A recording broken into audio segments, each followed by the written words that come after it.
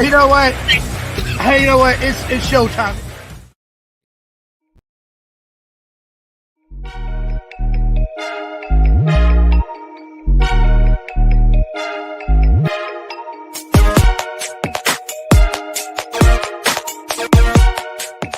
I don't know if you ever saw me when I first came on Jim's show. This is what I remember. Got here. Who's the Yarbrough? Who is this? Be the gay sticker butter guy. I'm not sure. I'm that guy, Jim. I'm that guy, Jim. I'm that guy. My YouTube channel is Johnny Yarbrough. Johnny Yarbrough. So there you go. I'm Johnny Yarbrough. I used to go around the world. I used to be a carnival person. I'm going to be there for you guys or being there for me today. I'm always going to notice that. I'm always going to be happy with that. I introduce now the champion, Gay Slaw. The crowd seems to overwhelmingly be in the favor of Gay Slaw. Go, eat that foot. Swallow it. I'm done. I'm done. Sloth has won it. Sloth has taken the title. Hey, you know what? It's showtime.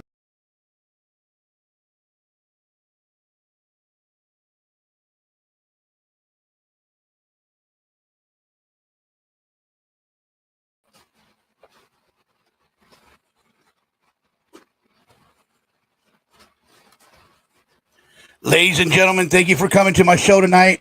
I just want to say hello to everybody in the chat room. We have some special guests tonight. But first of all, I'm going to just real briefly just get across what I have to say in the chat room. Be polite, be nice to one another. If you guys can hear me, can you please give me a 1 because I'm testing out my new microphone.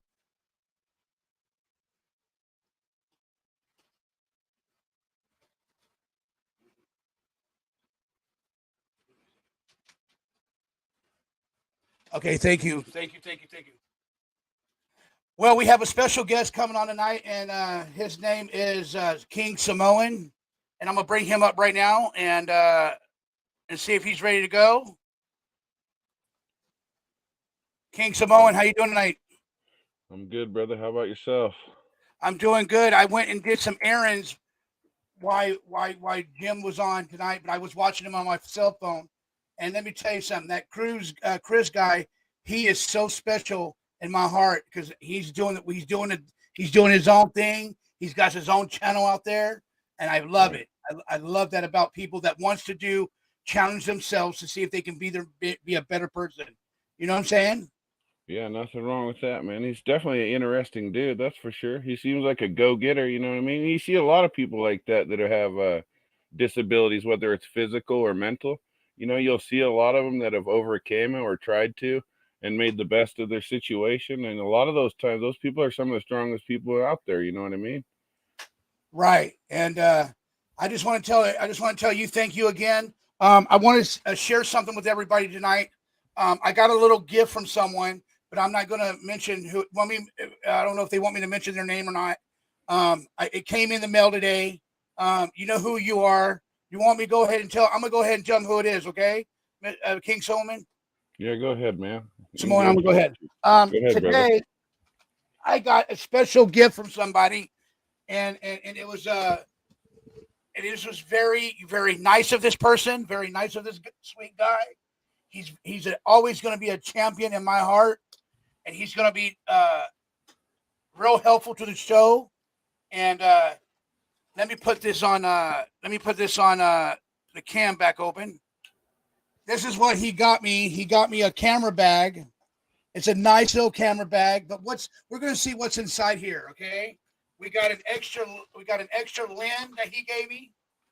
An extra lens he gave me. See those? That's extra lens for the camera. He got me a camera today. And let me pull it out the camera now.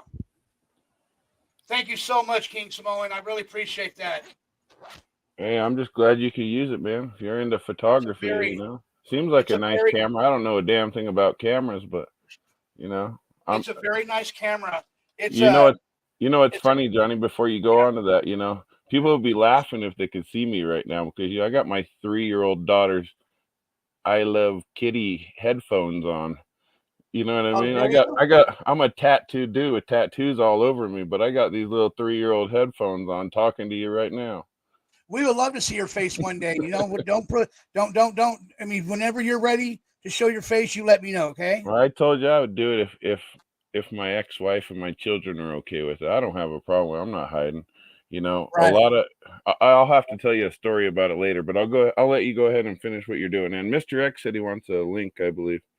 Oh, okay. I already sent it to him. I've already mailed it to him, but I'll go ahead and send it to him again. Let me hold on, guys, real quick. Okay, I gotta do this real quick. Thank you for being patient with me.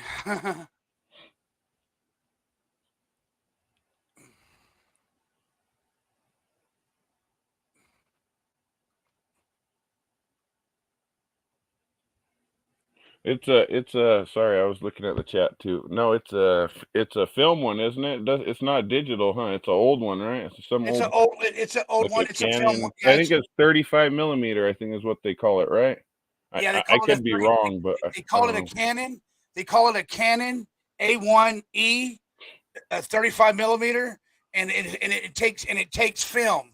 Jim, I sent you guys a link. So if you guys are ready, let me know. I'll be waiting for you guys. But there's the camera, and here, and it's really pretty. There it is, right there. Look how beautiful that is. I haven't. I got to get some batteries for it, and I got to get some film. And it looks so nice, guys. It's so beautiful, and I think I appreciate that. Here's Mr. X now, ladies and gentlemen. Let's welcome Mr. X. Mr. X, how you doing, sir? Good, I'm back. Good to see you back.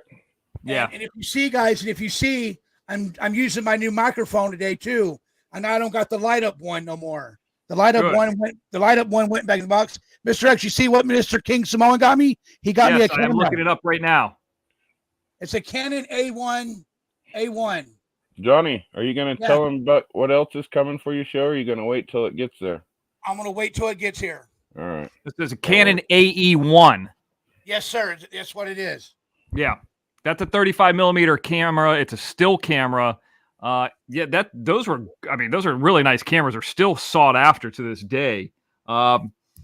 Shutter speed's really high. You could do high speed stuff on it, catch stuff. It's 50 millimeter lens, which comes with it. So I think you could swap that out.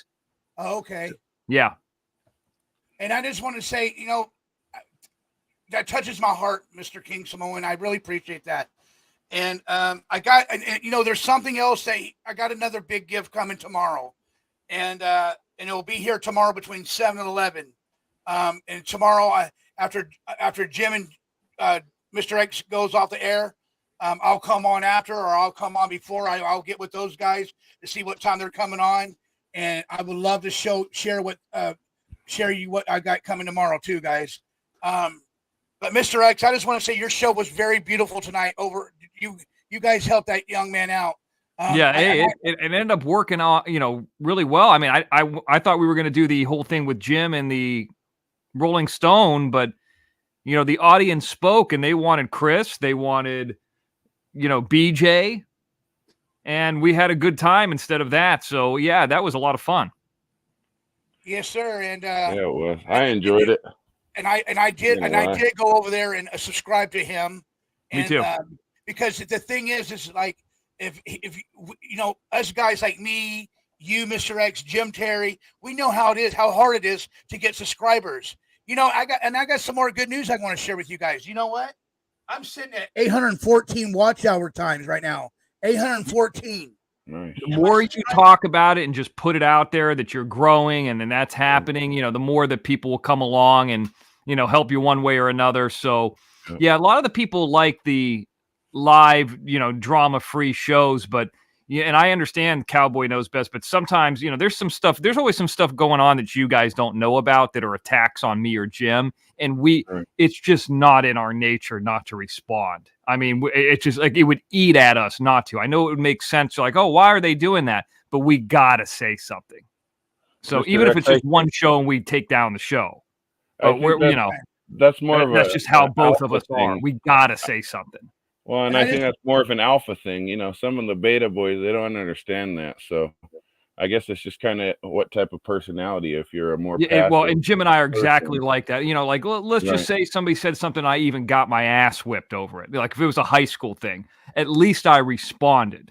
Like, Right. there's not one person in my life that I ever went back and said, "Oh, I wish I would have said something to that person," or "I wish I would have, like, said this," or or seen them later in life. I've always said something. Well, let Just, me ask you, did that come from your parents, how your parents taught you? Because that's how my parents taught me from a young kid. no. Both of my parents are extremely outspoken. Even though they're both successful, they're extremely outspoken, very well educated, and they educated us more with worldly travel than they did with book smarts, if that makes sense. No, I think that the parental thing is, you may maybe get some entrepreneurial ability. You maybe, learn how to speak a little bit better. I mean, at least how it is with my parents. But the thing I think, at least with Jim and I being in the same boat, is in the mid 1990s in Florida, at least the area we were in Florida, neither Jim or I were rich, but it was a rich high school, but I don't think anybody was poor either. You know what I mean? It's kind of like an upper middle class, but there was kids that were 16 driving brand new BMWs to school. So there was a lot of shit talking, playing basketball, playing sports, playing football. And I think it's the attitude, because Jim left his senior year and went to a school in Ohio, and it was a different thing. I left my senior year, went to a Christian school, and I took the school over. I became the homecoming king. So, like, one school was I think it's just an attitudinal thing that happened in public schools that just brought me out of my shell. I was a very shy person. So being in that 90s thing, it'd be like being in prison, and I got to defend myself. That high school was like a prison.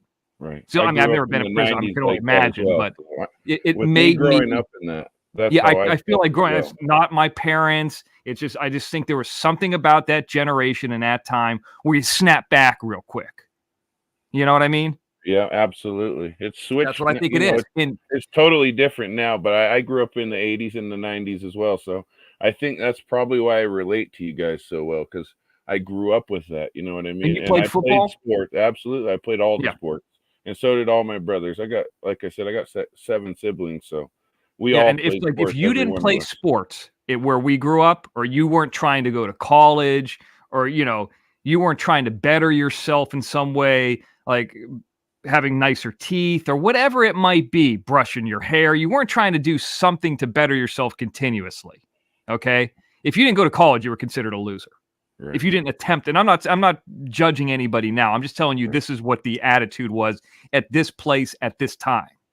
And if you weren't trying to be like, okay, hey, play college football, play pro football, that's even playing college football is a big deal. College basketball, I played college basketball. So that was always the attitude. And it's not about proving, it was about proving something to yourself. I want to be the best for me. And that's right, because when I was homeless at those 4 years, and I kept on hearing like people coming and talk to me, like people that come out to the streets and try to help people better themselves. And what made me change for me was because I said I want to better myself, not for other people, but for myself.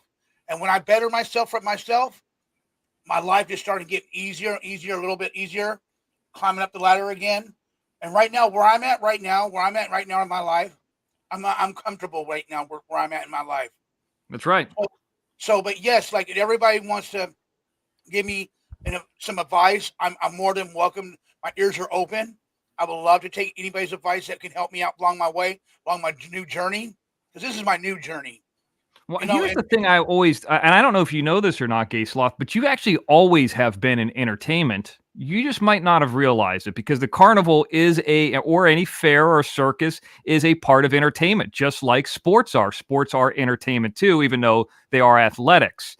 So the part of entertainment that I'm interested in is not necessarily getting attention. I always say, gimme, gimme, gimme, kind of as a joke, but kind of being able to see, they call it a work in wrestling, but seeing if I can tell a story and take people, and this isn't a manipulation thing, but like take them on a ride with storytelling. And I know Salty and people, you guys are writing scripts, but my attitude for example, the Jim Terry TV 2 opening was to see if I could jar people into it, wake them up. That's why I had that stadium lights shut out, and then pop them into a place they've never seen before and bring them in like Mr. X is underground. He's the kind of guy who's got shit buried. He's coming out. He's crazy. You know, the character. You know what I mean?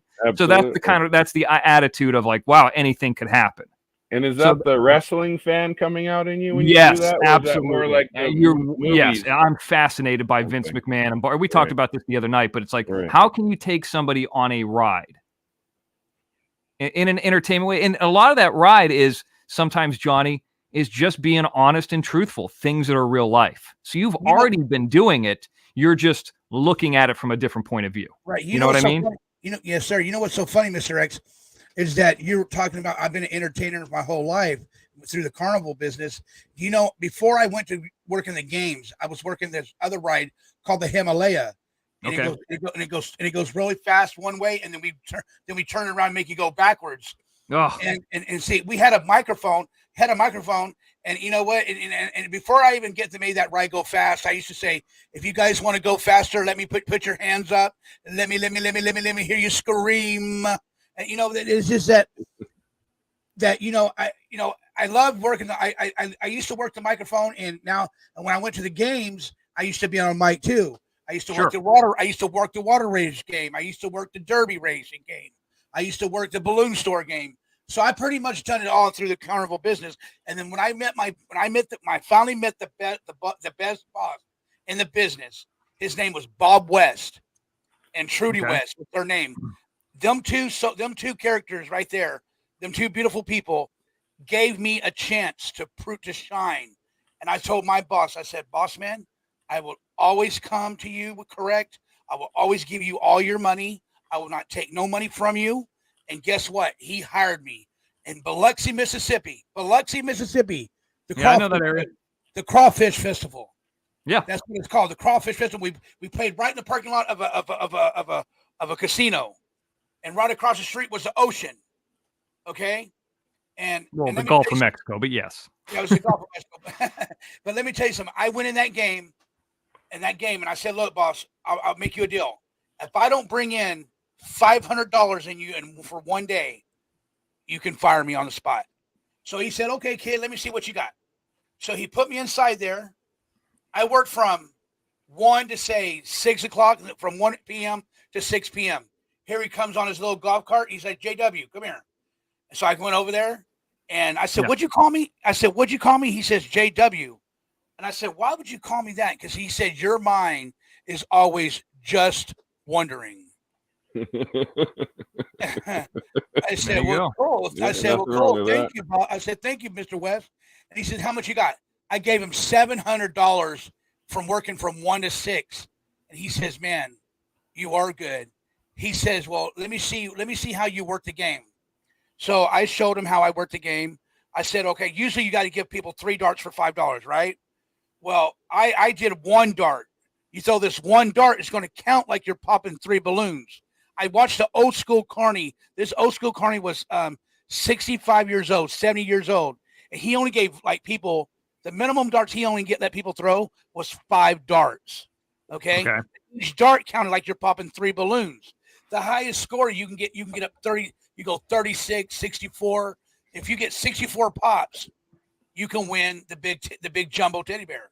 But yes, you're going to be spending $200 to $300 on a teddy bear. Hell no. That's for the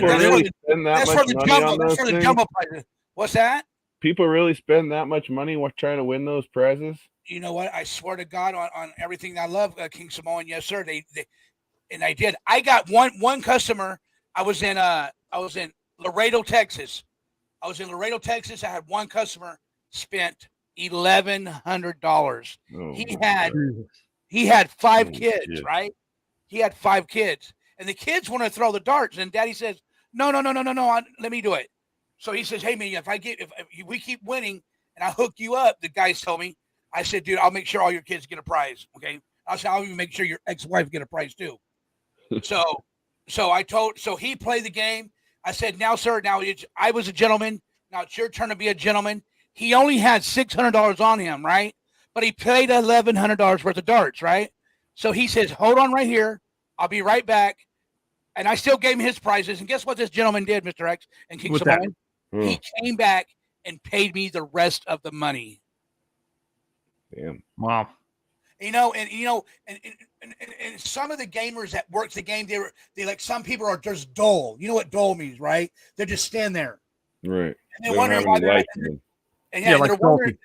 yeah, Right. they're wondering why they're not getting no money, right?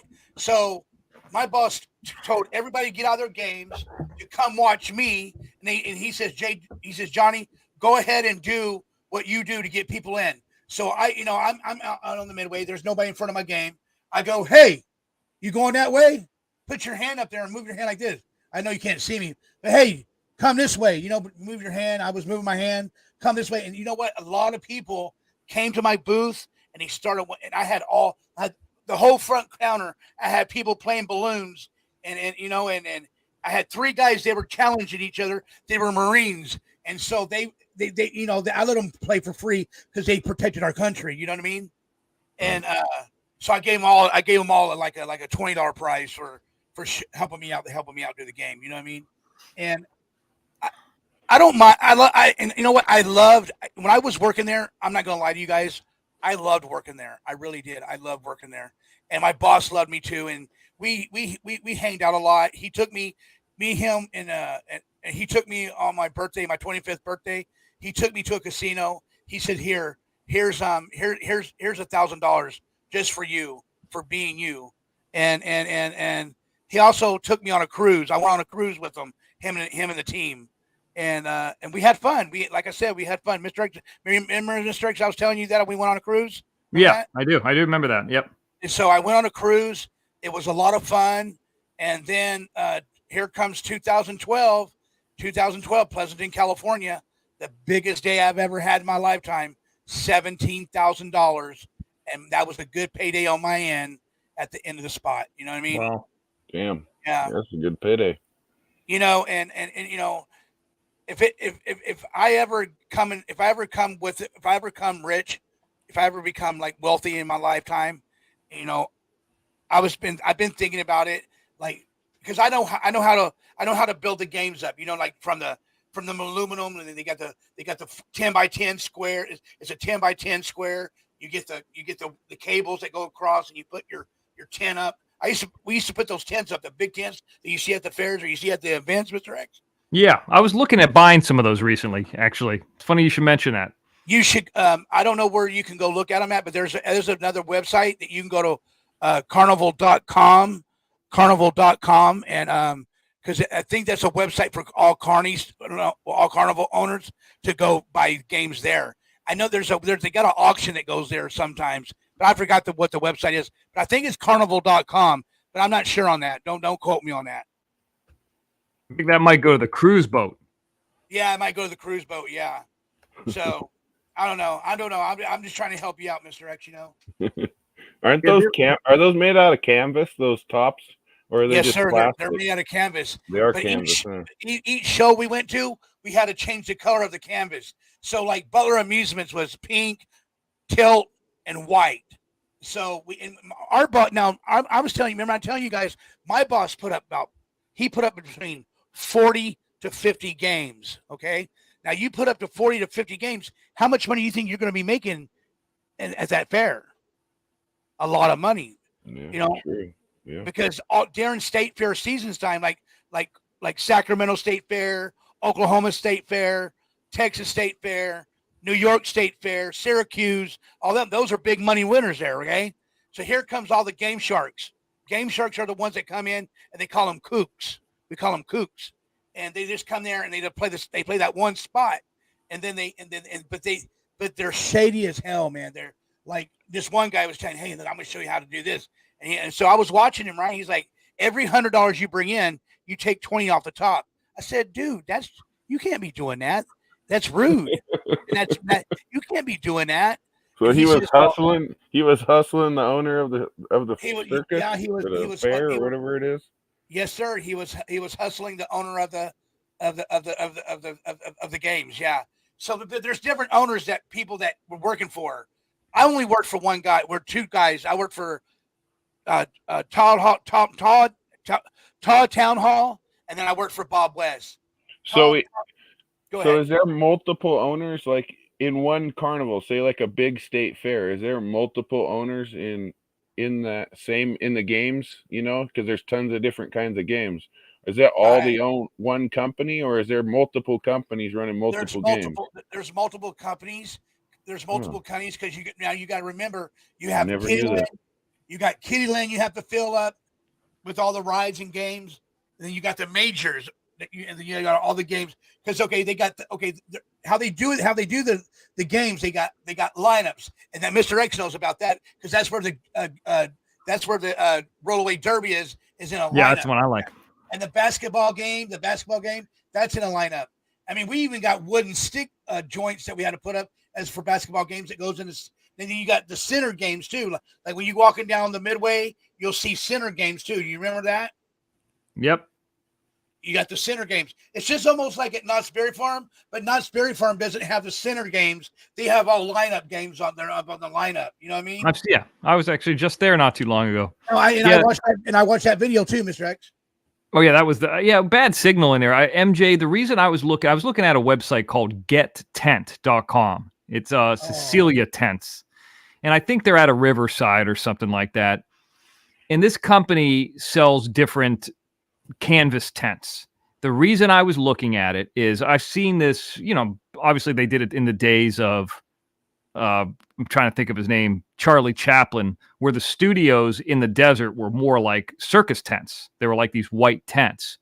And what I thought the best thing to do with my desert property instead of building out there, because any degenerate can go out to the Antelope Valley and just break in and destroy the place, was to have 2 shipping containers. And on each side of the shipping containers, almost kind of like a truss that goes over it. It's like a canopy that connects. They have them. So it almost looks like this upside down U that connects each side. So you go into it, and that's almost like this breezeway between the 2 shipping containers. Then the shipping containers open into the middle on the inside. So people can go into the inside, and then you could pack everything up like a circus, break those shipping containers down, and be gone. And unless somebody breaks into a shipping container, there's nothing there. That's how I was going to do it. Yeah, Daniela, Johnny Yarbrough, would you ever just sell big prizes to people for a certain amount of money, or did you make them play to win the game? We get them. I did both because some people didn't want to throw the darts because they don't like the darts because the darts are very sharp. They're not plastic. They're aluminum. So not aluminum, but they're steel, and the darts are very sharp, and so they don't want to throw them. And said, okay, so somebody wants to win a $20 prize, and they don't want to throw the dart. I charge them $20. The best thing at the fair right now that's going on for people is the funnel cake. I love funnel cake. How about you guys? You love funnel cake? And Sheila, I don't know the answer to that question. I don't. I've never heard of a strawberry festival. There's one in Plant City in Florida, but I'm sure there's one out here in California or LA somewhere, but I'm not sure. Mr. X, you said Plant City? Yes. Oh my God, dude! I worked that fair too. I worked Plant City. You know where Strawberry Festival is what it's called. You know where Miami-Dade is? Of course, yeah. Miami-Dade. Now that fair right there. Oh my God, that's a fair. How about Florida State Fair? You ever worked that? It's right next to Tampa. Yep, and I worked there. I worked at Florida State Fair, and I worked at, remember, okay, in Miami, in the wintertime, it's called Santa's. You ever heard of that? No, because that's like 5 hours away. I mean, that's far. I mean, Vegas is closer to LA than Miami is from Clearwater, just recently, Orange County had over the wintertime. It was, I think it was not last year, but the year before. This was at the Inacova. They had a Santa thing that you can go in there, but they had the rides there, they had the games there, and I was going to go in there and try to work it, but I didn't want to feel like dealing with it right there and there at the time. You know what I mean? But I thought about going back. Yeah, but I'm telling you, I mean, right now I'm feeling good about myself. I just love telling the carnival stories. You know what I mean? And I'm thinking about what you said too, Mr. X. Go down to the pier and talk to those guys down there, see how we can play the game down there and show them how to win.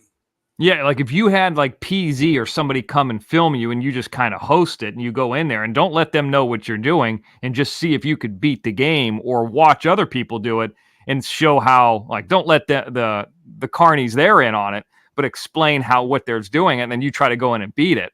I think that'd be interesting. I definitely would watch that. I would Yeah. watch that. That would be interesting. Yeah, every, like, I never did the pier. I never did the pier games. Never went on that carnival where the carnival's at on the pier. I never been to one of those. So I'm gonna go. That one's awesome. I'm probably gonna go check it out and see what PZ talks about it. Hey, how'd you like that? How'd you like that thing he sent you, Mr. X? What did he send me? I don't remember. He sent you the thing. I forgot what it's called too. Oh, about the DeLorean thing. Yes, I read that. Yeah, I did read. Okay, God, I get so many emails. Yeah. And by the way, Sheila, Southern California, Anaheim. I lived in Anaheim in 2004, 2005. I don't remember it, so I just don't. But yeah, I read it. It's interesting stuff. I mean, they I forget it. I think it was maybe it was King Samoan who mentioned DeLorean and the whole Utah connection. But yeah, it was in that article. I read about it. So yeah. See, he did own a shop there, right? Yep. Yeah, I remember seeing it as a kid because, as a kid, one of my best friends in California moved to Utah. His parents did. They're Vietnam refugees, well, half Vietnamese, half Chinese, and he was my best friend growing up as a kid in California.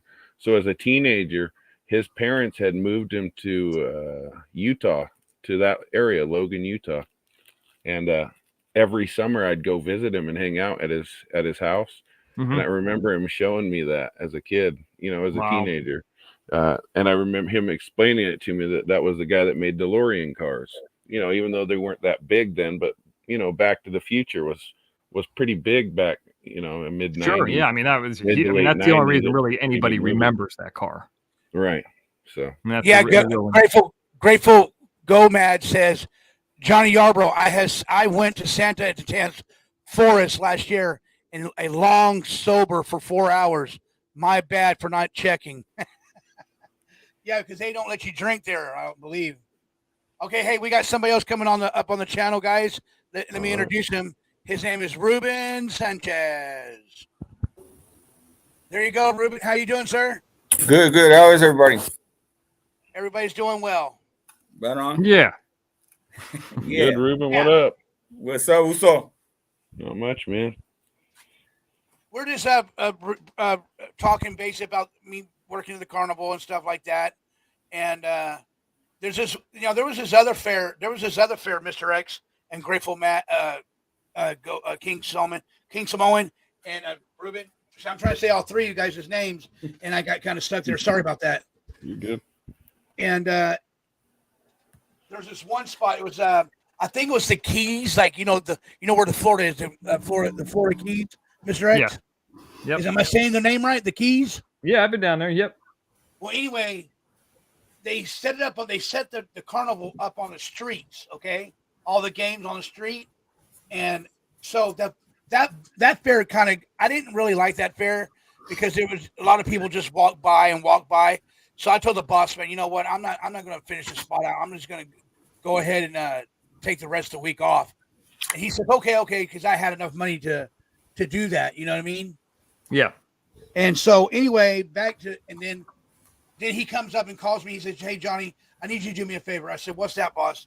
He says, this other guy in the game ain't cutting it. He ain't bringing no money in here.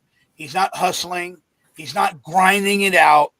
He said, will you do me a favor and I will give you, and this is where I earned my 30%. He says, you go inside that game. I'll give you 30% of the game, whatever you bring in, and I'll give you, and then at the end of the spot, whatever the total joint made, whatever the total amount of the game made, he'll give me another 10% on top of that. So I went ahead and finished the spot out for him. And I grossed him like, by myself, I grossed him like $5,000. It was like a 4-day spot. So I grossed him about $5,000 and got 30% of that and then 10% of whatever the joint made. Damn, there's some big money in that carny shit, huh? Damn, yeah, I didn't realize how much money was into that. A lot of stuff. A lot of it's cash, right? Cash only. Because, like I was telling Johnny the other night, I was at the Carson City Fair in Nevada with my ex-wife and all my kids. And it was last year, actually, when the stabbings happened there. and it was literally maybe 15, 20 feet from me when it happened, and my kids and all there. I think multiple people got stabbed. Actually, it was a gang thing that was going on, and yeah, the police, you know, because the police roam all over in those fairs. But I didn't realize how much cash, because they would make you like use your card or cash into the machine, but the guys in the games would only take cash. They wouldn't accept like the tickets that the rides did. So every game that was in there, they would only ask for money, you know, dollars. I wasn't able to use tickets on it like the rides, if that makes sense. Yeah, so I would imagine it's pretty much all cash only in that business, huh? Is anybody doing taxes there? What do you mean taxes? Like W-1099? Yeah, like I mean, if the guy hands you $7,000 at the end of the show, I mean, it's not like you're gonna say, "Hey, you're gonna give me a 1099K." I mean, it's all cash. It's like a bartender. Yeah, that was a good thing about it. Everything was underneath the table. But now, these days, there's no more trying to hide how much cash you made in the carnival. Yeah, so you could be getting a food stamp card, an EBT card, and be having your cash from the carny thing. I mean, they would never know.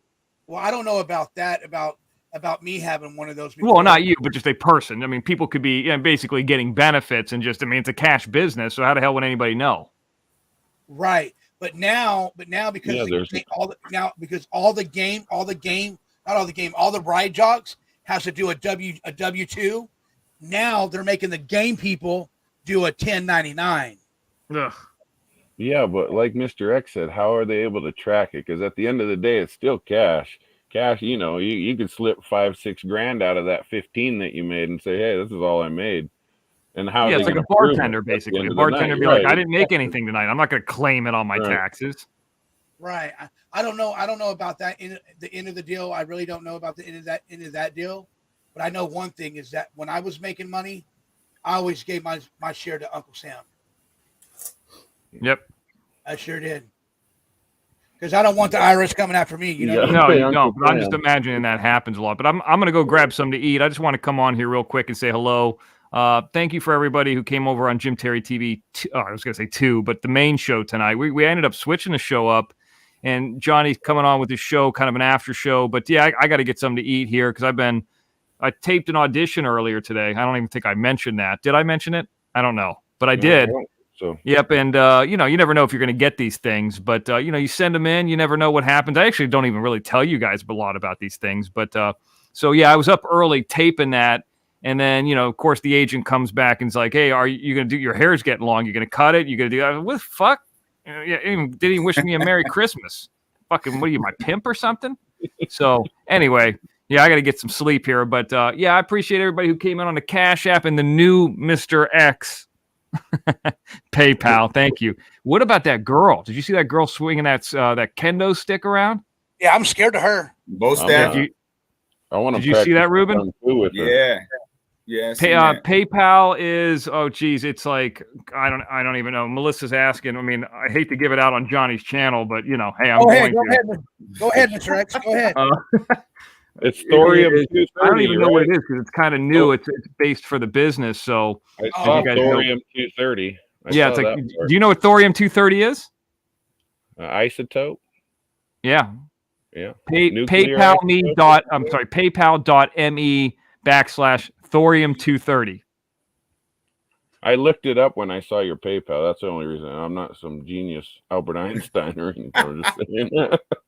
I was interested. Thorium 230 is one of the most radioactive and poisonous chemicals that are out there. It's a poison chemical that if like it would be by like nuclear like power plants, like what's it, Chernobyl. So it's like it's a poisonous thing that you do not want around you. I was watching this documentary. And it was, I think it was called like Nuclear Homefront, where they were putting waste into some park next to it. And everybody was getting sick and all that. And they're like, "Oh, there's poison everywhere. There's so much poison around here." And they dug into the ground. They're like, "Oh, it's Thorium 230." And I was like, that's a perfect name for a company. And that's where it came from. So it's a poison. Yeah, it's like PayPal.me /Thorium 230. which is, kind of the overall company that kind of oversees everything from the books to the Jim Terry TV. It's kind of like the Warner Brothers of it. So we ended up doing it that way. So that's what it is. Mr. X, before you go, at the end of the day, like I was telling Johnny earlier on the phone, at the end of the day, whether people like it or not, this is a business. You know what I mean? You got to look at it as a business. Yeah, people don't. But people have been asking me for that because a lot of the people that don't have the Cash Apps, they're overseas and they have the PayPal, and they said, they wanted me to do the Venmo. They've talked about Zelle. They've talked about, all these different platforms. And I'm like, I just got the Cash App in November. For a long time, I just told Jim everything you get, that they give it to me, just put it in the show. And I was like, well, I'll put it in the show because I don't want to keep, dealing with this back and forth. And, so it's just easier for me to get it. So that's how it happened. That's it.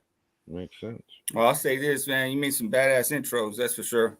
Yeah, and well, thank you. I appreciate that. Yeah, and that went to that. A lot of that went to that intro, and I get great discounts on hotels, but things cost money. Gas is expensive these days. I go to the dollar store every time I go to the dollar store. I end up spending $30, and it's a dollar store. Go figure. Right. Fuck, everything's getting expensive. Ty Corbin's in the house, though. By the way, Ty Corbin, we never heard from Belle Aviv. Never heard any kind of thing back. Big shock. All right, I'm out of here. Be safe. All right, Mr. X. Thank you, Mr. X. Thank you, Mr. X. X out. Thank you, Mr. X. He's out of here. Well, guys, I want to say something for the chat room. I want to say thank you, Blue Diamond, for coming in, singing the cat, a.k.a. Cowboys Know Best, Ty Corbin, Purple Pexy, Nancy, De-Icer Dave, and most definitely Melissa Moniz. Thank you for coming. And Mr. King Samoan, thank you for coming. There's a lot of other people in the chat room. Thank you for coming. MJ, thank you for coming. Reuben Sanchez, thank you for coming back. That really means a lot to me. So anyway, guys, we're just talking tonight about wild stories with my special guest. And I told my story, so I'm gonna pick a 1, 2, 3, and it's Reuben, your turn.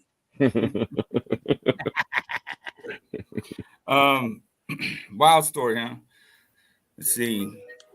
Let me ask you, Reuben, about us. Okay, I'll wait for the phone call first. Thank you, sir. Yeah. Tennessee Gambler, how you doing?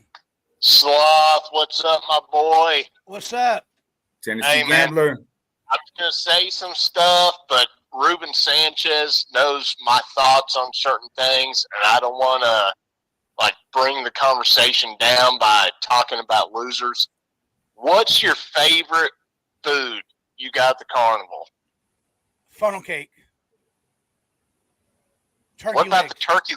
Turkey there legs. you go. Turkey legs. Turkey legs. Right. With Tabasco sauce. Dude, how do they make those? Okay, the turkey legs, how they make those turkey legs, they're raw when they first get them. They take some those bricks where the bricklayers lay the mud on those big ass blocks, the big center blocks. They put they make like a chinemy out of there, like a chinemy, like a fort, like one side wall, then a back wall, and then another side wall, and then they use some people use hot rocks from the fire, or some people uses wood so they can have like the wood back in the woods taste, the wood taste. I don't know how to explain it, but yeah, so they use the smoke taste like mesquite wood. Like a smoke taste, Yep. Yeah. Reuben, what's your favorite? Churros. There you go. What about you, King Samoan? I'm a West Coast guy, so I gotta say, honestly, the elote. You can't beat the Mexican corn, man. I'm telling you, that's my favorite. This might not be a thing over there on the East Coast or any of that area, but you go on the West Coast, man, California, you go to the fairs anywhere around there, you'll find the elote, man, walking around. I can guarantee it. What's your favorite kind, Tennessee Gambler? Tennessee Gambler? Yeah, my favorite food's the turkey leg. The turkey leg. What? Turkey leg. Do you put anything on top of the turkey leg? Is there a? I keep hearing myself behind it. Oh, you do? It's just my microphone. Can you guys hear him? I can Yeah, I hear hear him. him. Yeah, we hear you loud and clear, Tennessee Gambler. Okay, because I'm hearing like it sounds like 30 seconds behind me through my phone. Oh, really? Hey, let me hang up real quick and call right back. Okay, go ahead, Chris. Go ahead, Tennessee Gambler. Man. All right, man. That was Tennessee Gambler. Tennessee Amber, good dude. Yeah, he's a good dude. That was Tennessee Gambler. What I was? And, See, I can hear an echo. I think it's on you, Johnny. It's on me. Yeah. I Yeah, might I have think to. so. I might. Hey, you know what's going to happen? I'm going to have to switch Restart it? my. Oh, there he is. Let me try it again. Hello, Tennessee Gambler. You're back. Man. How's Okay, that now, sounds guys? Is that better? Yeah. I was just hearing myself. It was like a 30-second delay. I was hearing myself through the phone. I don't know if I did something screwed it up or not. But hey, another thing. Did you ever do anything like in Sanford, Florida? No. See, I was going to school in Orlando, and this was like mid to late 90s. And in Sanford, they've got the world's largest indoor flea market. And every year, like they had rides and all that stuff. You go in there. It was cool as hell because you could get like a 24-ounce beer back in the late 90s, and it was like $3 for a 24-ounce beer in a cup. But every summer, they would have like 3 carnival places come through there.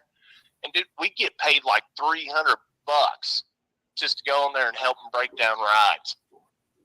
Huh? Really? Yeah, I mean, you could go in, like, you talk to somebody, and they'd be like, dude, we're getting ready to bust out of here at 6 o'clock. We need 30, 40 people to help us bust down rides, break all this stuff down. And they just pay you cash. I mean, hell, we were broke college students, so we'd do everything we could at the time. Right.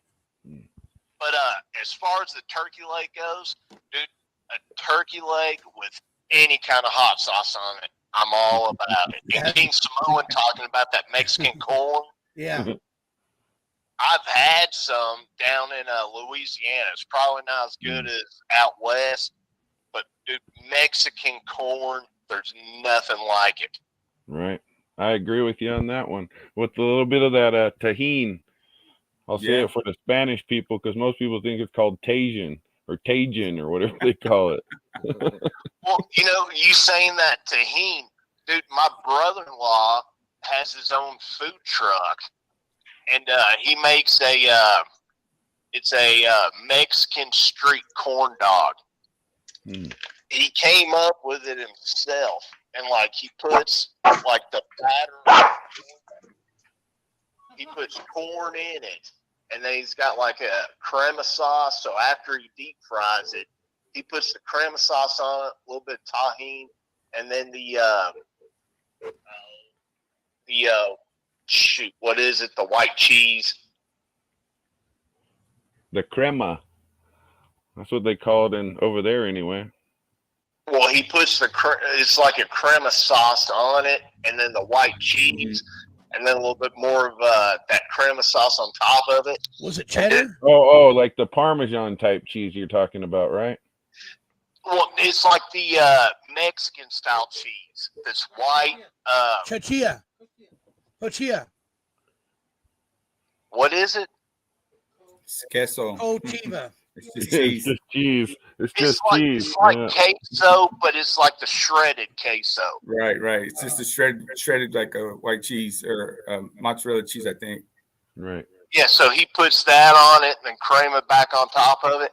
And dude, he swears up and down that like anywhere he goes, man, he sells out on that stuff all the time. Wow. So Yeah, that, well, sounds good. right, Dana Nicole probably knows. You know, the Mexicans still have the little push ice cream boxes and stuff. Right. You know what I mean? Yep. Up here they got the. I'm fruits. here. Yes, I heard you. I'm late for the party. Sorry. Sorry, You're so okay. was I. You're never late. She probably sees them all the time in her neighborhood, honestly, Yeah, or at she's least got in to. her area. Right. Have you In the guys ever summertime. seen? Have you guys ever seen those guys that have the little like frozen thing on the front of their bicycles before, and then that you can go there and take the lid off there, and you can get the ice cream out of there. That they're riding a bicycle, but they have the big old cooler out in front of their bicycle. Yeah, but most of the With a time bell. it's the elote guy that has all Right. that stuff that I've seen. He usually has a cooler with like snow cones and ice cream. Yeah. And then and on the other side he has elotes on it, you know, and you know, like other Mexican candies or wherever they come from. I don't know, Yeah, but you know, yeah. like cookies Hey, and snacks, because a lot of the Mexican dudes, they're into those little snacks and like those candies and cookies and shit. So I used to eat them all the time with them, and they're pretty good actually. Hey, Tennessee Gambler, do you like corn dogs? Dude, man, I love them. If you get a corn dog and you put mustard on it, or you know, or even some mayonnaise, oh man, it tastes so good. Well, man, that's what I was going to say. My brother-in-law quit a corporate job and opened up his own food truck. And he does Korean corn dogs. Have y'all ever had those? I haven't had one. No. Oh, dude. Korean. Those Korean corn dogs, they are flying like crazy. I mean, he had, by the time he got his truck done this year, he had like 6 months. And, dude, everywhere he went, those Korean corn dogs are flying. And, I mean, that's what he specializes in. And he completely, like, went from one part, like, in his life, completely quit, went to making Korean corn dogs. And, dude, his business is going like crazy on those Korean corn dogs. Wow. Can't hear him. Yeah. It's you hear now? unreal. Yeah. I've never had a Korean corn dog before that I could think of. Not that I know of, Yeah, anyway. look them up. Instead of using, what's that thick batter, like cornmeal mix, Yeah, cornmeal. Yeah. corn dogs, they use like a rice flour, and it's super crunchy. I mean, it puts like that cornmeal mix to shame. That rice flour comes out real light and super crunchy. Hey guys, let me give you the of 2022 the best carnival food you will ever taste in your lifetime. Go to the store, get some cream cheese, get some dill pickles, and pastrami. Dude, I know what you're talking about. That is the best food ever. The best food ever. And let me tell you something. I went to the store. I saw this guy on YouTube. He was going around the different carnivals and having tasting the best foods ever. The fair. He went and tasted all the famous fair foods, and he said he picked that one being the number one of the year. And let me tell you something. Was it the guy that wears the red bandana? Yep. I know exactly who you're talking about. The best food review show ever. Yeah. Hey, when I saw that, we went out and tried it.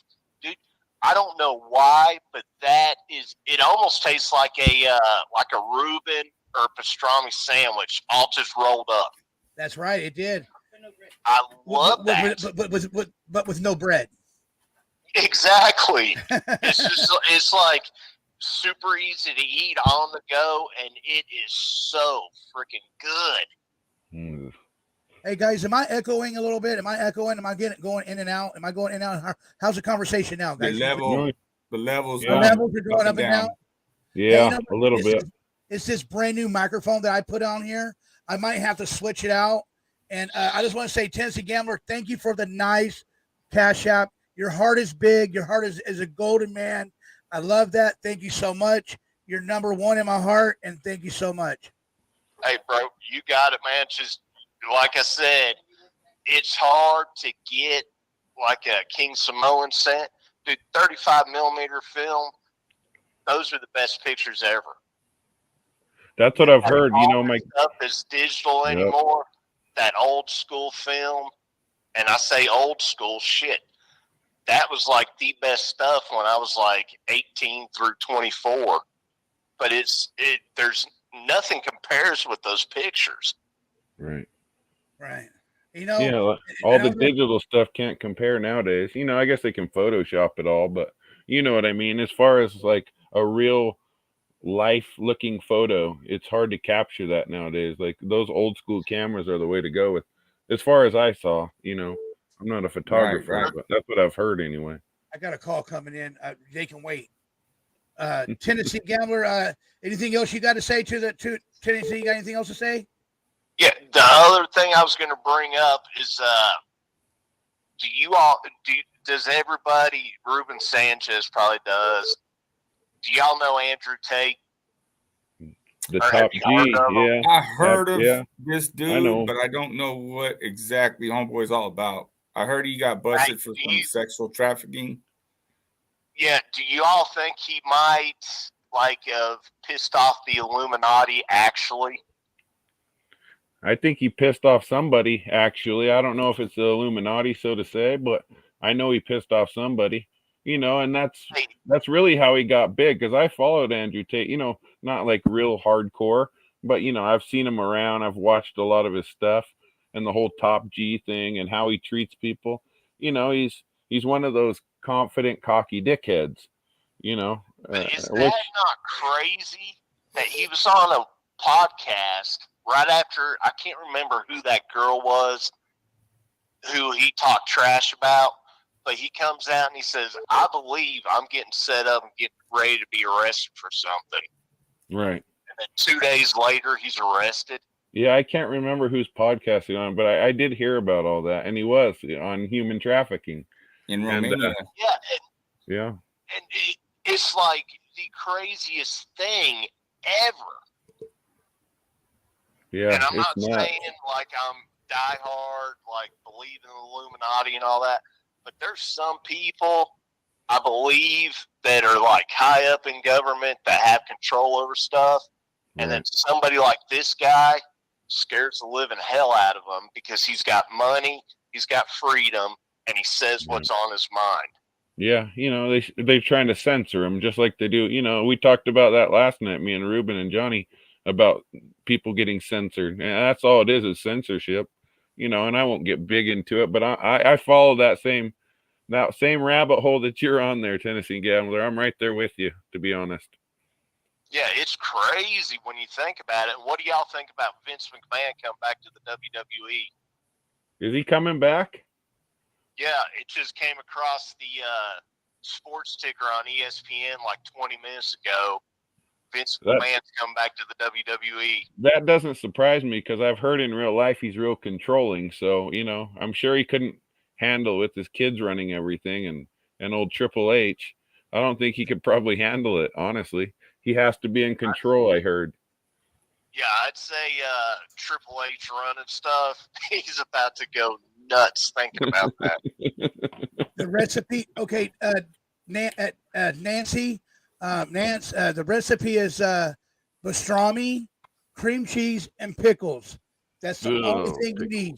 How you make it is you get the pastrami, you take your cream. You know what? I'm probably gonna have to do a show about that. Show you how to make those. Dude, Sloth, that would be even better than the Rice Krispie treats. Yeah, you think so, guys? Yeah, absolutely. Do it. You need to do that next. Okay, I sure will. That's what I would do. And I can't believe you saw the exact same thing I did and love it. But now I love that guy. The best show. I'm sorry. I'm not gonna do it. Hey, right now we got who else is calling in? Hey, I'll let you all go, man. Sloth, King Smo, and Reuben. Nothing but love, brother. And Danielle. East Coast to the West Coast. Love y'all. And Dana's here too. Steph. All right, Mr. Tennessee Gambler. Thank you so much. I love you, bro. Hey man, love East Coast to the West Coast, bro. That's right. You're gonna have to come up on my panel. You're gonna have to come up on my panel one day. Hey, just holler at me, send me the link, bro. I told you I'd do it. Okay, I need an email or something like that. You know, you got my number. You can text me. I sent you my email. Oh, you did? I'll check the message again, okay? Yeah, just check it and let me know, man. I'll be up there for you. Okay, thank you. Yeah, that'd be dope. All right, man, bro. Love y'all. I love you too. Yep, peace. Peace. He's out of here. What happened to Dana Nicole? She keeps going in and out on us. She keeps on bailing out on us, man. Nice. Bailing out. Hey, you She's know, got that Montello internet, huh? yeah, Go in and out in the hood. hey, you know what, guys? I'm Since just kidding. last night we did 3.5 hours last night. It brought me up to 814 hours of watch time. I've been following the equalizer thing, man. After he said that, like just leave the computer on and just let it roll. It did it all night. I don't know how to do that, man. I'm serious. Playlist. Yeah. Like, I got a playlist, but I haven't been putting my videos on a play all my videos on a playlist. You know what I mean? So you need to do that on your channel. You go do the playlist of all your lives. That way, somebody can just click on that. Oh, okay. I'm gonna have to do that. I'm gonna have to figure that out. King Samoan, do you want me to go ahead and tell the masses and everybody else what I'm getting tomorrow? Yeah, you can do that. That's right, Ty. Whatever you want. Okay. I'm holding the phone up. We still have a phone call. Tomorrow, I'm gonna be getting a new microphone arm for my other mic because I'm gonna have another microphone. You know what I mean? And I'm also gonna have I'm getting what? Go ahead, Samoan. Go ahead and help me out here. What was that digital camera called again? I have no clue. Here, let me go up here. Let me go get it. All right. Get it real quick. It's some sort of live streaming YouTube camera for Johnny. Right on. Like the one he can carry around and stuff too. You know what I mean? So he can go down over there to the pier and do a show about because I really want to see him do that shit, trying to beat them Carney games.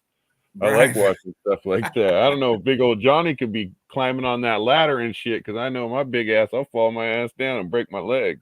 Put on that rope ladder?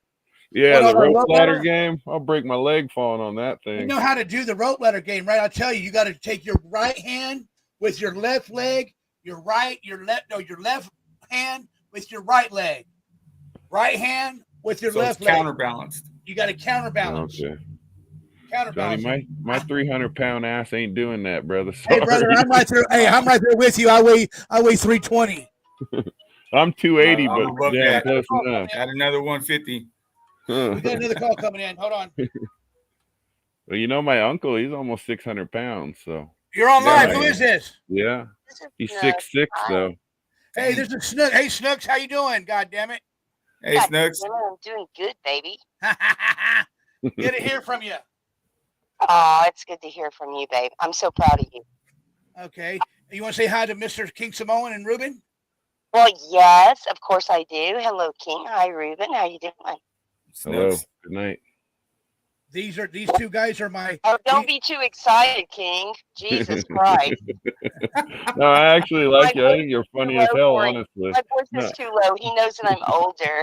Only nice the girls talk like that. Yeah, I can't help it. I do go for the younger ones. Hey, Nan, hey, King Samoan. Nan says in the chat, 300 pounds plus are snuggle bears. Right. I'm not a snuggle bear, just FYI. She was talking about us. Well, I'm Samoan, so you got to remember I'm 6'4", so I'm not short. I'm big. You're 6'4"? I don't. Yeah, I don't have like a big belly or anything. But I don't know. I guess. He's Samoan. Yeah, it's just in my blood. I guess we're big boned. I have a big belly. Big boned, huh? I have a big belly. You're not Samoan, Hey, though. Nothing wrong with that, though, man. Oh, there goes another call. Nevada's coming in. I gotta wait till this call's done. Okay. But I like Snooks. I think she's funny. I think she's funny. Snooks, do you want to come on the panel, Snooks? Well, yeah, that would be great. Because I've got two short, funny stories. One's kind of a gross story, and one's really freaking embarrassing. All right, I'll send the link in the chat room. Okay. Okay, baby. Bye. All right, bye. Here goes another call coming in. Oh, they hang up. All right. But anyway, I want to get back to what I was saying. Let me put this in the stream. Let me put the link in there real quick, Mr. King Samoan and Reuben. Hold on, guys. You're good. While you're doing that, I wanted to ask Reuben anyway about, do you still ride your hog around all the time, right? Around the streets? Yeah. Yeah, that's dope, yeah, most man. definitely. Is it a bagger? Huh? Is it a bagger? Yeah, it's a Road King. Hell yeah, that's the way to go, man. One of the guys I used to work with, he was the one of the VPs of the chapters or in the state of Nevada with the booze fighters. Oh, is that We got right? a phone call coming Uh-huh. in. Some cool ass dudes, them booze fighters. Hello, who is this? Yeah, you got some, some good people in some Oh. MC clubs. on your show, buddy. Hey, Ty Corbin, how are you tonight, sir? I'm Mr. tired. Ty I just got Corbin. back from Salt Lake this afternoon, and I fell asleep, woke up, and saw your show was on. Okay, you doing okay tonight? Yeah, just a little tired. I'm headed back to Orem tomorrow or the next day. I'm going to give Salty a taste of his own medicine for everybody. I'm going to follow him around with the camera.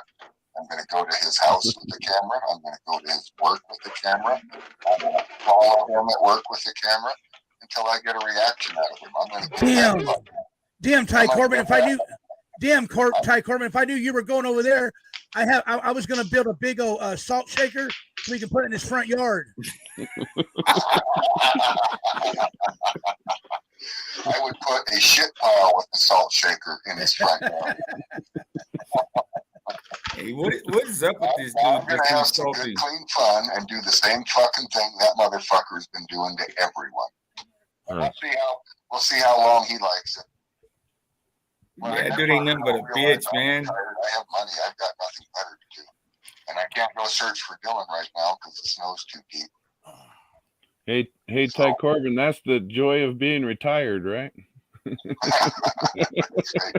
Right. I like that hat of yours. Hey, Snooks, I'm trying to, excuse me, guys, real quick. Most Mexicans got one. Snooks, I'm trying to bring you up, but your screen is like in front of my screen is in front of your face, so I can't really type on the thing to bring you up. You know what I mean? So I don't know. Yeah, I figured it out last night, but that's last night. You know what I mean? So Ty, that's last night, right? Yeah. I'm trying to. Weren't we still on here when Ty Corbin got up this morning? Yeah, we were. Yeah. That's what I told him. Guys, when I got up to get ready last night, you were on, so I said, "Fuck it." Got into your chat. Hey, but you know what? That means we're not. You know, that means we're not all tweakers either. No. right. So you guys put that to rest. I can promise you, I've never tried that shit. I have no desire Me to. either, man. No. I'm done with that shit. My thing is weed. I've never even tried meth, and if weed don't work, I'll fucking drink whiskey. Right. I'm a There you redneck go. like that, so. Yeah. Shit, I thought I was bad. I'm addicted to cherry Pepsi. Snooks, excuse me, real quick, Ty Corbin. Snooks, you are now on the panel. Thank you. I just want to listen to Ty. I love him. Okay, go ahead, Ty. Ty's a good dude. Right. Yeah, so that's the plan. I'm going to head to Orem. I'm going to find a motel there, and I'll probably spend about $300 on motels. I think they're about $50 a night down there. And I'm going to stay a good 6 days, and I'm going to see how long he can take what he dishes out. Just be careful. Just be careful, Ty Corbin. Just be careful. Hey. I'm allowed to pack a gun in that state. You're allowed to pack a gun in Utah, concealed without a permit. Really? Is that right? Yeah, you can. And besides that, gay sloth, I'm 60 years old. I can handle myself. Trust I know me, you man. can. I know you can.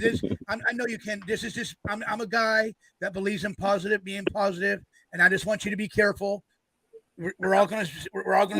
You got to remember though, Johnny. Ty grew up in a different era than us. You know, he grew up in, like he said, in Alaska, and up in there, it's survival of the fittest. In that, you know, you can only bite at a dog's leg before the dog bites back. You know what I'm saying? Right. And I just want to. He grew up in that era of believing that, and it's obvious from the beginning. You know, because I followed that whole story from the beginning, and. You know, I don't want to get involved in all the drama, but Ty's one of the guys that's never changed his story. He's always answered pretty much every fucking thing somebody's asked him. He's always came up on panel, no matter what panel it was, even including Salty's, and said, you know, the same shit over and over and over. And people ask him the same shit over and over and over, and it's never changed, ever. You know, if somebody was lying, they would have slipped up by now. I'm sorry. You know, some of these other characters, their stories have changed who knows how many fucking times by now. You know, it's kind of interesting because I always want to know what's Salty getting out of this whole thing, because obviously he says he's not in it for the money. I don't understand what else is there. You know what I mean? I call bullshit on that. You know, right. You know, my man Ty has agreed to take a lie detector. My thing is, Ty Corbin, is that every time you came on, like King was saying, you came on these different panels, and every word that you've been saying, it's been the same damn words that you've been saying. I believe in you, bro. I believe that you're an honest man. You don't have to prove to nobody else that you're not a liar. I think you're a truthful man. You know what I mean? I think you're being an honest guy. I think you're an honest guy, and I love you for that. Sloth. And another thing is, Round's case has never been money. It has never been money. Right. Ty, I'm sorry. You guys have something. I know what it's like to have a child that's missing. And it wasn't my child, but it was a child I helped raise for about 6 years. And how can I put this? It is the most disheartening thing you could ever go through in your whole life, to have somebody missing that you love and care for and not knowing where they're at. We went through that for about 4 days. And the person was found deceased, and the people that did it went to prison. But I know what Justin and Candace feel like now. I'm not going to sit here and badmouth Candace. I don't like some of the things she's done, but I'm still going to look for her child. Right. And I'd have to say that I'm a little bit angry at a lot of the people in my community for not helping. Look, who cares what she said? Everybody in Montello claims that Dylan Rounds was one of us. Well, get your fucking asses out there and go look for him if that's the case. Right. Ty has been consistently consistent in this whole thing. The only thing that I just wanted to share with Ty before I don't get to say this, because I feel led to tell you this, Ty. The only thing that I'm really concerned about is if you do something because of your passion, Phyllis is left. It could cost you money. It could cost you to be away from her. You just have to think it all out. Is he really worth it? Seriously, is he worth it? Well, here's what's been going on. Okay. He's been picking on a lot of people. And there's a lot of people that don't have the ability to go confront him. And I'm going to do it for him. Am I going to beat him up or anything? No, unless he lays hands on me. And I'll make sure that everything's videoed. So if he wants to cry to the cops, I can show them exactly what I've been doing. And if the cops do come confront me, I'm going to tell them it's state law in Utah that he's not allowed to knowingly go on a public platform and tell lies and deceiving things about people that aren't true, that can hurt their character or their way of life. And he's already done that to me. And he's done it to a lot of people out there on YouTube that didn't agree with what he was doing. Right. So I'm going to go there. I'm going to follow him around. I'm going to film him at work. I'm going to film his house. I'm going to film him working until he gets tired of it. And then I'll let him call the cops. And when the cops come, I'll show him exactly what he's been doing, and we'll see what happens. There won't be any violence or anything like that, you guys. I'm not looking to go kick his ass. How hard could that be? Not hard for you. Yeah, so what we'll do tell is you what, hats off to you, Ty. medicine. We'll give him a taste of his own medicine and see how long he holds out. We love you, Ty. Hey, Ty, Reuben's got something to ask you. Sure, Reuben. I give my hats off to you, Ty. You know what I mean? You're stand-up dude, you know. Like everybody said, you've been nothing. You know, your story hasn't changed. And even when you were wrong, you were willing to admit that you were wrong. You know, and if I'm wrong about something, Reuben, as soon as I find out, I try to let everyone know I fucked up. I was wrong. And I've been wrong about a few things. There's no doubts about that. And that's what I've noticed, you know. And then there was that time with, I think it was on Jim's channel, when Kurt, Ellen, and you were on there, and you were willing to have, you know, for the moment, squash whatever bullshit you guys had between each other, just to ask each other a bunch of questions. And Kurt I wouldn't have gotten anywhere going after him. I was trying to get answers out of him. So stay as polite as you can, right? Hey, Ty Corbin, did you hear what Jim said today on his show about what was he about, PZ? That his bosses called to find out. That Salty's boss called to find out the date he meant to meet Ty because they want to know if he was working that day. Oh yeah, he was working that day. They called him to find out. Yeah, they called him to find out. They're going to check the movie out. They're going to check the movie out too. Yeah, he said I'm at work. He said I'm at work. I don't get off till 5. Till 5, right? Exactly. Yeah, he said that on that video. So, well, you know, will do anything. They might not. I don't really want someone to lose their job. But Yeah, I remember that. You said that.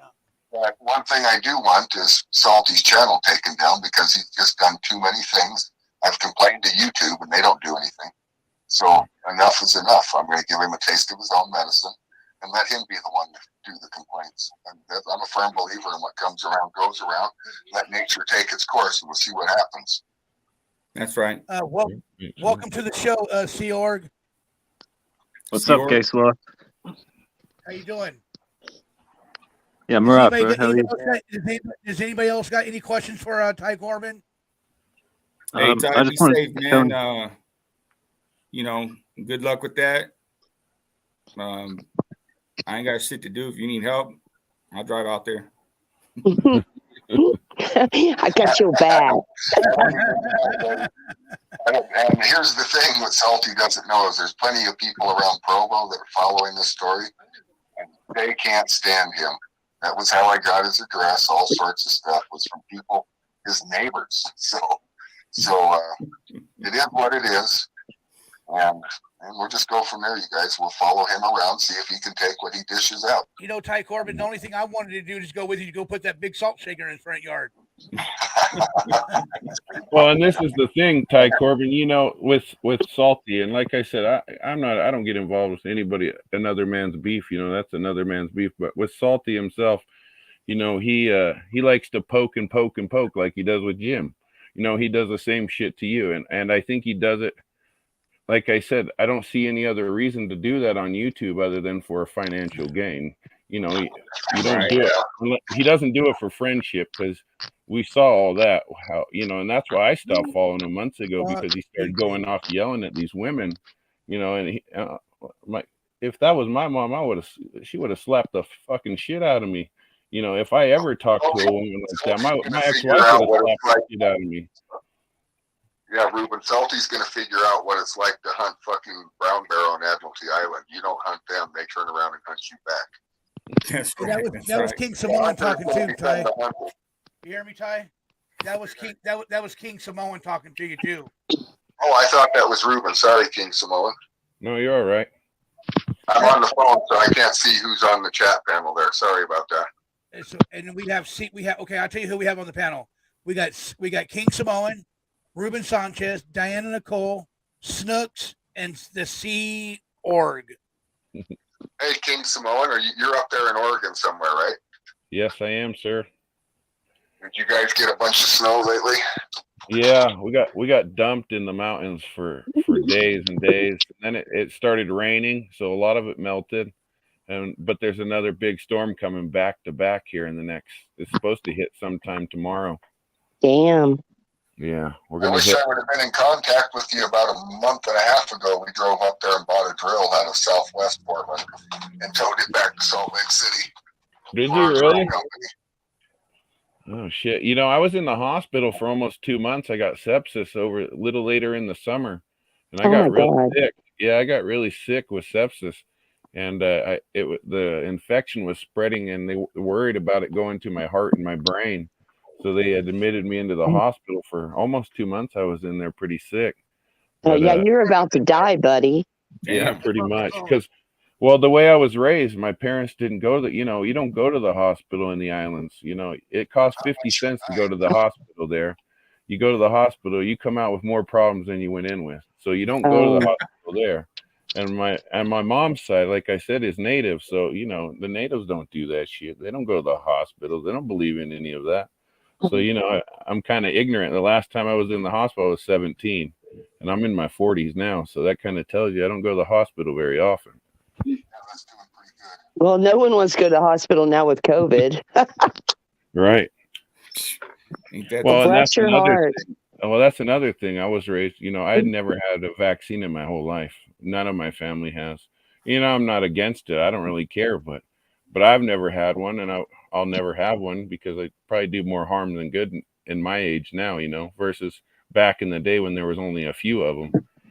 nowadays I heard there's 30 or 40 vaccines. So I don't know, man. It's a little scary.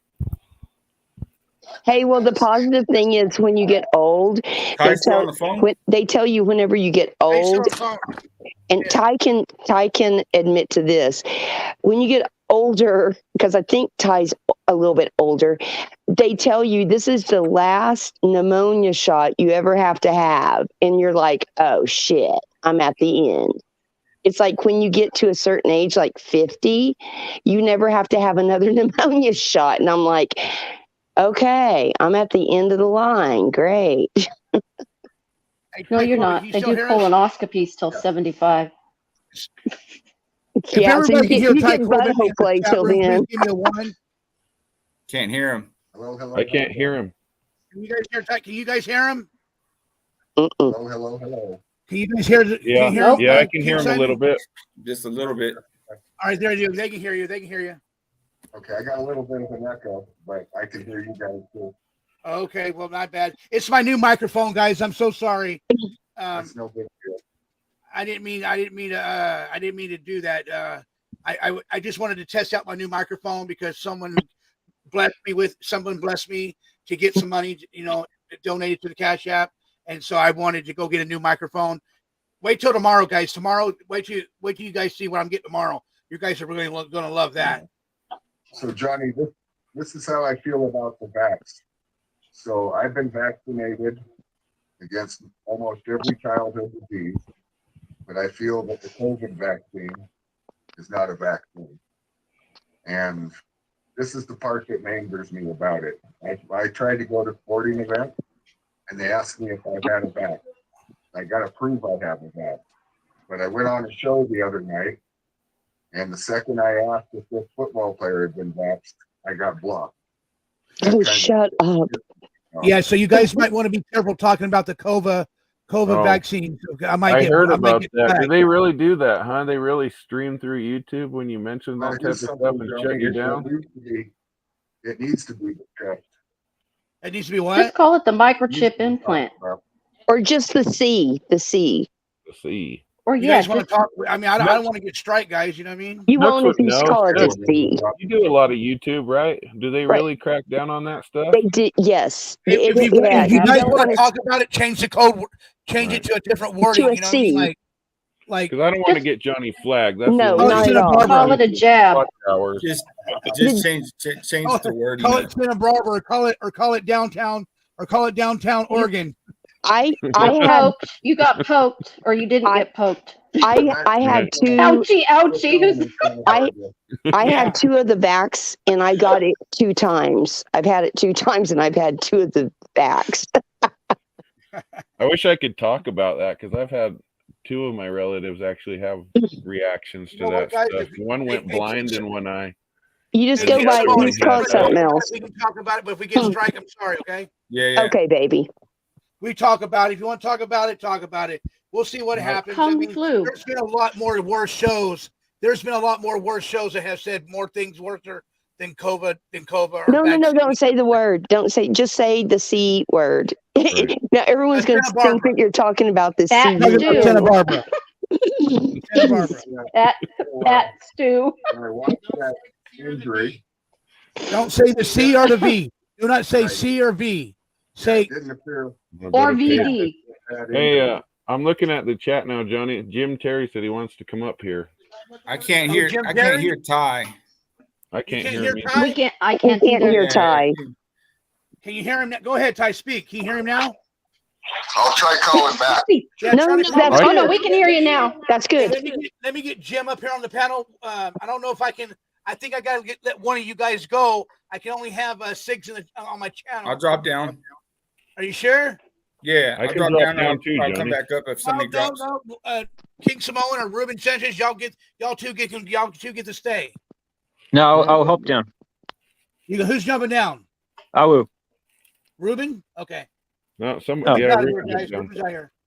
Ty Corbin, you gonna call me back? Give me like 5 minutes, okay, Ty? How does it sound now? I don't hear an echo. How about now? Can you hear an echo now? Weak. We can. Your is still weak. It's my microphone. Can you hear him, King? Can you hear him? How about now? How about now? No. Hello, hello. Yeah. Yes, yes. Okay. Okay, well, I'll put my face closer to the phone. Okay, I gotta send Jim Terry the link. If Jim Terry talks about my dirty butthole, Well, that's You know he's Bring going it up. to. You know he's going to. 'Cause you hey, just brought I it have up. my butthole is bedazzled. It is so freaking clean. He needs to leave it alone. That's When did you wash it last? bejeweled. It's jeweled. It's bedazzled. Can you Seord, hear him, Kai? Yo, Yeah, I can hear. you're pretty well traveled across the globe, huh? how do you know that? Yeah, I don't know. I can just tell by the way you talk. I was in Air Force, Brad, as a child. Yeah. Yeah, I've been a few places. I figured. My favorite was Iceland. Never been. I heard it was interesting. I heard it's nice there, though. Really nice. Beautiful. Yeah, give me 1 second, Ty. Jim, if you're in the chat room, I went ahead and sent you that. I went and sent you the link, Jim, through your email. All right, guys, We got to get Johnny more money so that he can get a bigger panel.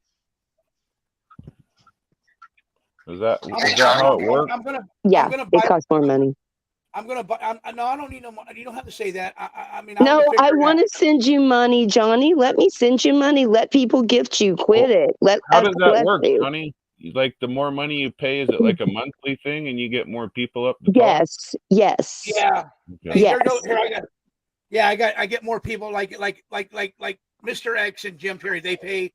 I think they pay like $50, and they get like 10 people up on their. They get up to 10 people up on their thing. Gotcha. Let us bless you, Johnny. You've blessed us. We will bless you. Okay. Okay. Okay. Well, especially if you plan on doing more shows like this with letting people up, you know what I mean? The more the merrier, I think. But everybody's got you know what? story. And it helps with. And it helps with the time going past by. It helps with more people speaking. But I don't like kicking nobody off the panel. You know, because Reuben is a big supporter over here. And, you know, there's a lot of big supporters over here, and I don't like doing that. And Jim and Mr. X always have a spot. Jim and Mr. X, I will always have a spot on my panel, no matter what. You know, guys, you know. And King Samoan is another one that has a spot automatically. Well, all you guys will have one eventually. There you go. Jim Terry, how you doing, sir? What's going on?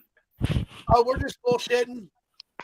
So I guess I heard bits and pieces of it. I guess you guys were talking a little bit about Salty. I didn't hear any of his show, but I did know our numbers crushed him tonight. We went on 10 minutes before him, and we stayed stronger. He had about 20 minutes there where he had about 10 to 15 people more than we did.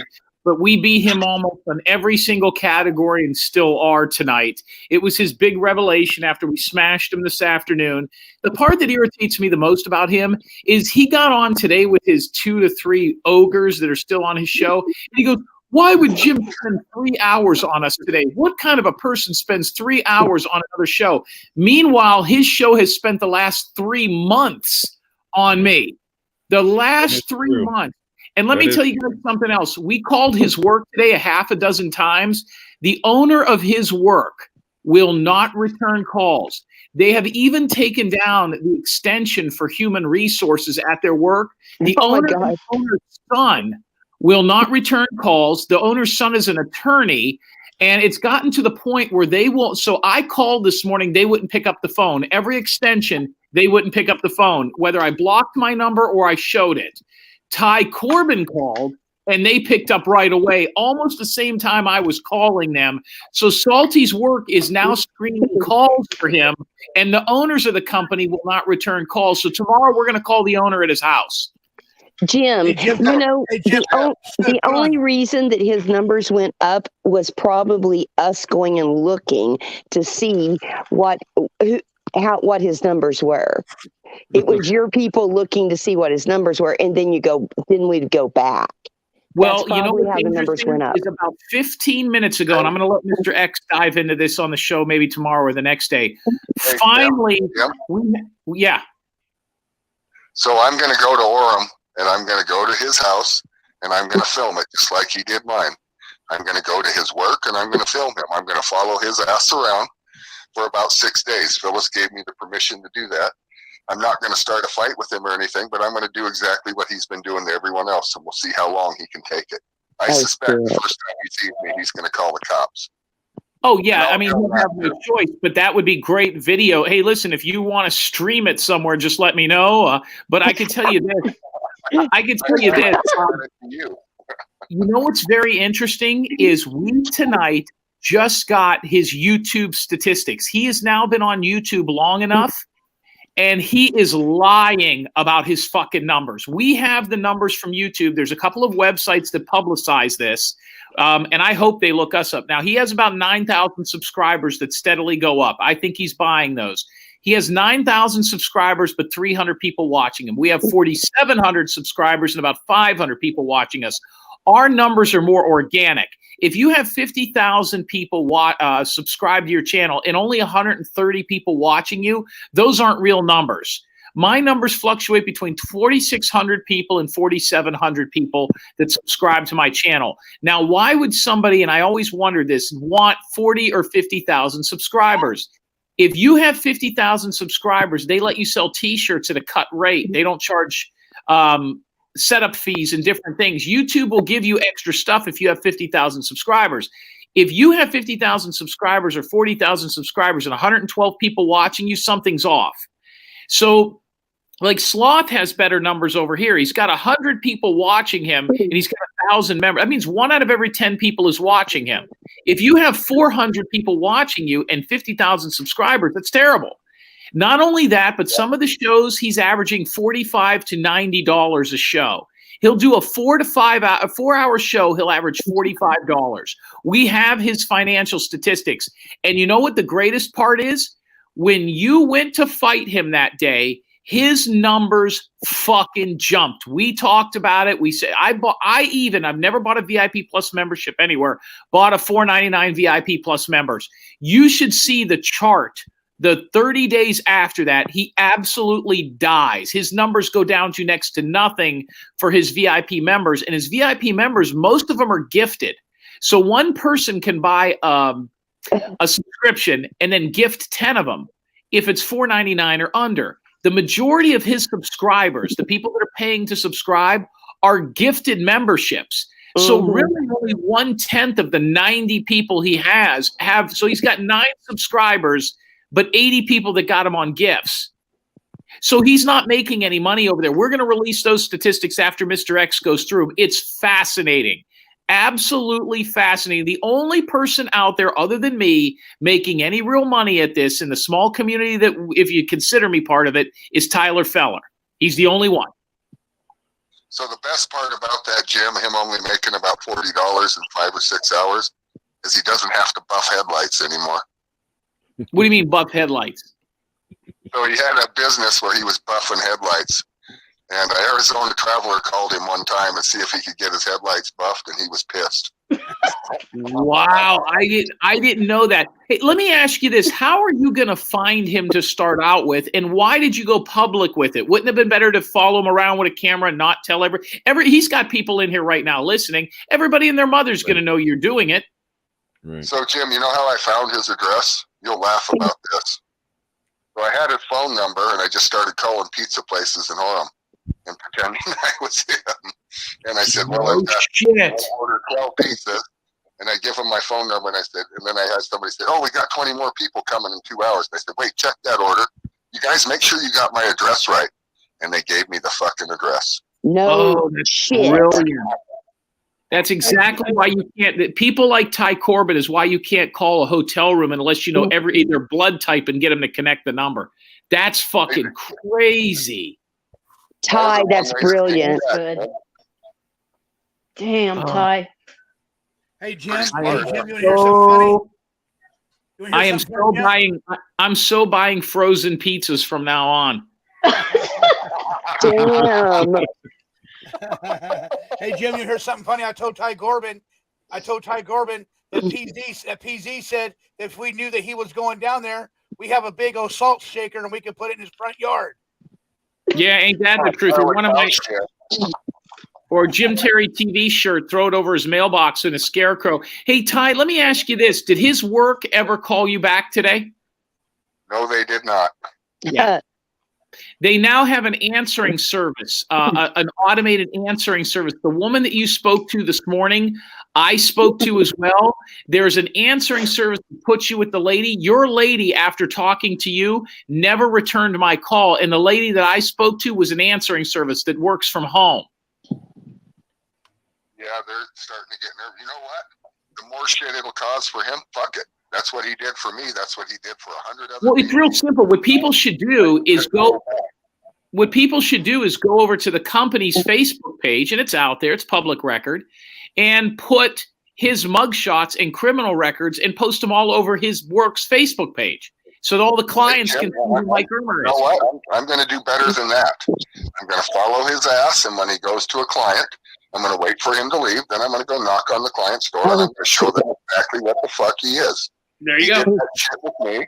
He's called people that I know. He's called my parents. He's called the U of U Health Services. And you know what comes around goes around. I'm going to give him a taste of his own medicine. I'm not going to beat him up or nothing like that unless he tries to assault me.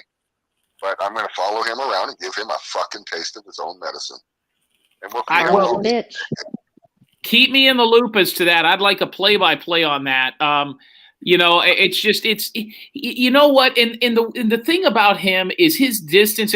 You know, the chances are if he ever got out of the car and you were out of the car, and let's say you were face to face to him at a 7-Eleven, he would probably kiss your ass. See, he's that guy. Ty, come on, man. I'm at work. I didn't mean anything by it. You know, I never really had an issue with you. See, he learned that in prison. That's the only thing he probably learned in prison. Yeah, I'm sure he took his fair share of ass kickings and dick in the butt when he was in prison. Now you're talking about a gay sloth on a Thursday night.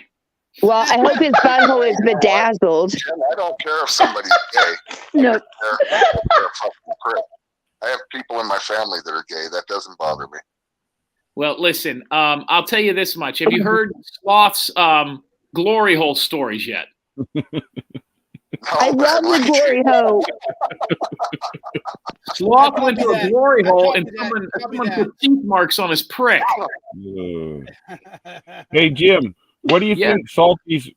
What do you think Salty's whole purpose is then? Because he says It's very simple. Money. It's very not money. So what is it? It's very simple. Salty's whole thing is pro Wadsworth's. Now, they haven't been on his show as much lately. Because the only people he attacks are me and Ty Corbin, the only people that are anti-Wadsworth's to any sort of a large degree. He argues and fights with everybody, but they don't stay on the subject long. We've never budged, and he's never been able to take us down. The crazy part about this is I told Mr. X the other day, and I'll share my numbers with you. On Tuesday night when we debuted the T-shirts, we made $1,700 in super stickers and super chats. In one night, 3 hours, I made $1,700. Now, that's not counting the Cash Apps and the PayPals, and that's not counting what Mr. X brought in on his. So you got to figure that. And now we bid against each other and said, hey, you know, this person. And one guy bought the Jim Terry T-shirt, the very first one, for $440. Now, that's rare. We don't do that all the time. And as soon as it was I over, bought one and didn't even get a shirt. I'm kidding. So listen to this. So Mr. X goes like this. He goes, holy shit. He says, you're already on pace to double your numbers from last month. And I says, you wait, tomorrow is going to be fucking hell. And he says, why? I wake up in the morning and they're putting a cousin of mine's who has the last name information out there, whose house I spent a couple of weeks at and parked my truck at while I went to New Jersey and did a couple of interviews at 4 months ago. They're showing me in the paneling and doing like Columbo shit and saying, well, look, the paneling in the background is the same paneling as here. He must have been at this house. Yeah, I was at that house. I've been to fucking 50 family members' houses in the last 6 months. Sure, I have. For Thanksgiving and Christmas, I've talked about it. Not my resident. It's not my resident. Family. Yeah, that was their big revelation, that I was in Ohio at a relative's house. Big fucking deal. Then show up there and see if I'm there now. You know, and so the deal is this. So that was the first thing that happened. Then my father's business got called. Then they started up a Facebook page. And then people that I know got called at work. You know why? Because the success of it. So let's just forget about me. Mr. X's channel, monetized, 1,000, has money coming in. This channel, monetized. Well, not monetized. The watch hours aren't there. He's got 1,000 people. We had a guy call the show tonight that had cerebral palsy. Did you see him? Crippled Chris? I love him. That was so great. Guy. Okay, that guy's not handicapped at all. He's an actor. Oh, fuck you. I'm sorry. I'm sorry. I'm so No, I'm sorry. kidding. No, Jim, I was sleeping. I had to leave late last night, and we got there early this morning, and I got back this afternoon and fell asleep. Well, no, he's If really he got was an cerebral actor. palsy. He got the No, he's really got signs and cerebral everything palsy. up in the bathroom. Yeah, he lives in one of those houses and everything. But you know, so his channel got 1,000 people. We got Chop Sector TV. Michelle got money. We've helped people. And the bottom line is this: and listen, I've always been honest that it's a job. The amount of stress and aggravation that this shit has caused me, you better get paid for it. It's what I tell people all the time. If you're going to do this for fun, then it's do something else. Birdwatch, take up racquetball. This is not fun. It's fun for the first couple of weeks until you become a threat. So you asked a very good question. Salty's whole purpose for being on YouTube, because there is no other subject, is to 100% drive a narrative on YouTube to constantly have a channel that is against me and against Ty Corbin. Otherwise, Candace Cooley and why don't they have their own channel dedicated to Dylan Rounds? Why isn't anybody out there looking for that kid other than the people that live there? So you asked a very good question. He is a shill. He's out there for the Wadsworths. And I think it turned into something a little bit more after a while. Don't forget, we had a lady whose husband was a UFC cage fighter, and she was a cage fighter out of Oregon. She sent me stuff on him before Girl Ryan and Diva Puss pissed her off and she didn't come back on her show. She has proof that Salty Pancakes worked for Wadsworth Construction 13 years ago. Yep. 13 years ago. Hey, Jim, you have to realize also, just like with Dana, you know, how they attacked her. I mean, I really do believe that because, and I haven't shared this with you yet. After I went up on your panel, the girls that are in his chat went in and nominated me for some really bad awards. What were the awards?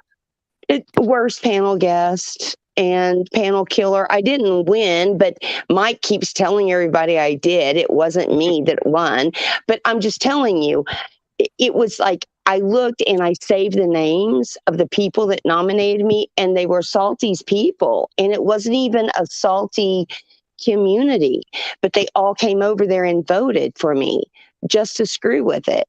So, I mean, you have to realize it's a trickle down effect. So he's trying to screw with your subs, with anyone that supports you, to run us off. It's not going to work. I don't even care. How can he go after all of Jim Terry's subs when he's watching the fucking show himself? He can say he's not, but I can guarantee you his ass is watching the show. Oh yeah, he's watching it.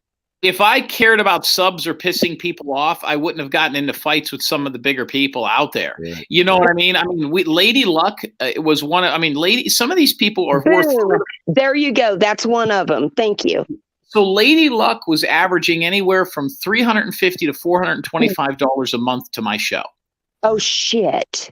Yeah, she was dropping hundreds all the time. Yep. That's why I was so mad not at Snooks, at Bella V's sister-in-law, because Desiree Parker's like, Jim, you know, that's my real name, and I don't want, and that's all out there, but I don't want these people fucking with me. So if they can systematically take me away from other shows, if they can systematically take this person and that person, but see, we're gaining new people. Our content constantly changes because we constantly have new people. I'm not going to rely on one or two people. What Salt does is he relies on 2 to 3 people to keep his show going with him, and then they break up and he's down for a week or two and has to start all over again. You see, we don't need anybody. We can get rid of Michelle tomorrow. How many people out here have 2 cerebral palsy guys? Not many. But what did you do to piss Lady Luck off? So here's what happened. Thank you. I told Miss T, who has 2 autistic babies, just got over breast cancer, that I would allow her to put up a Amazon wish list for diapers. She did it, and Lady Luck said it was bullshit. She, I guess, made a giant post, which to this minute I've still never seen, and basically said something like, it was during a weekend. I don't delete posts. Mr. X does all that, and whoever. It was on the forums. It wasn't in the chat room. Basically said, hey, the rest of us have had kids too with issues, and we never had to put an Amazon wish list up. We donate to Jim. This is a little much. I don't know what it was said, but it was something to that effect. The post got deleted. I know I didn't delete it. Mr. X says he did not, and Miss T says she did not. Those are the only 3 people that could do it. I think Miss T did it. But then again, if you say fuck or, the R word or molestation or the R word for molestation, YouTube could take it down. So we didn't take it down. And she said, I'm sick of this show. Ever since Mr. X got on it, it's terrible. It's all censored. He's censoring me because I want to make my comments about Miss T. I'm going to tell you another thing, too, that happens. And you could watch this in the chat. These women on these shows get extremely possessive and jealous. When I that noticed lady, that big time. When that lady came on, when that lady came on tonight and did the Bo staff, and she was getting attention, if you watch the chat room, some of the women in there got pissed and took their ball and went home. Oh, I thought she was. God, I loved it. I loved it. I loved every minute of it. Yeah. Okay. Where was Betty Hayward tonight? I don't know. She was on a date. I hope she was on a date getting laid. No, Betty Hayward was in the chat. She was in the beginning, and then she left. She got jealous. Oh. Yep. One more thing on that Miss T thing. Can I mention something? Sure. Hey, I want to tell my salty joke if everyone will listen, and it's very appropriate, and it works both ways. So, how do you know Salty's not gay? I don't know. Tell us. He's got nobody to call daddy except Kurt. I don't get it. God.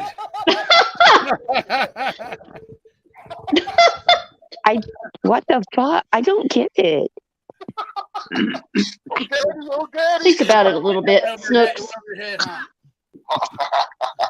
Hey, Gay Sloth, that's funny, right? Yeah, it's very funny. Because you didn't get it because you ain't gay.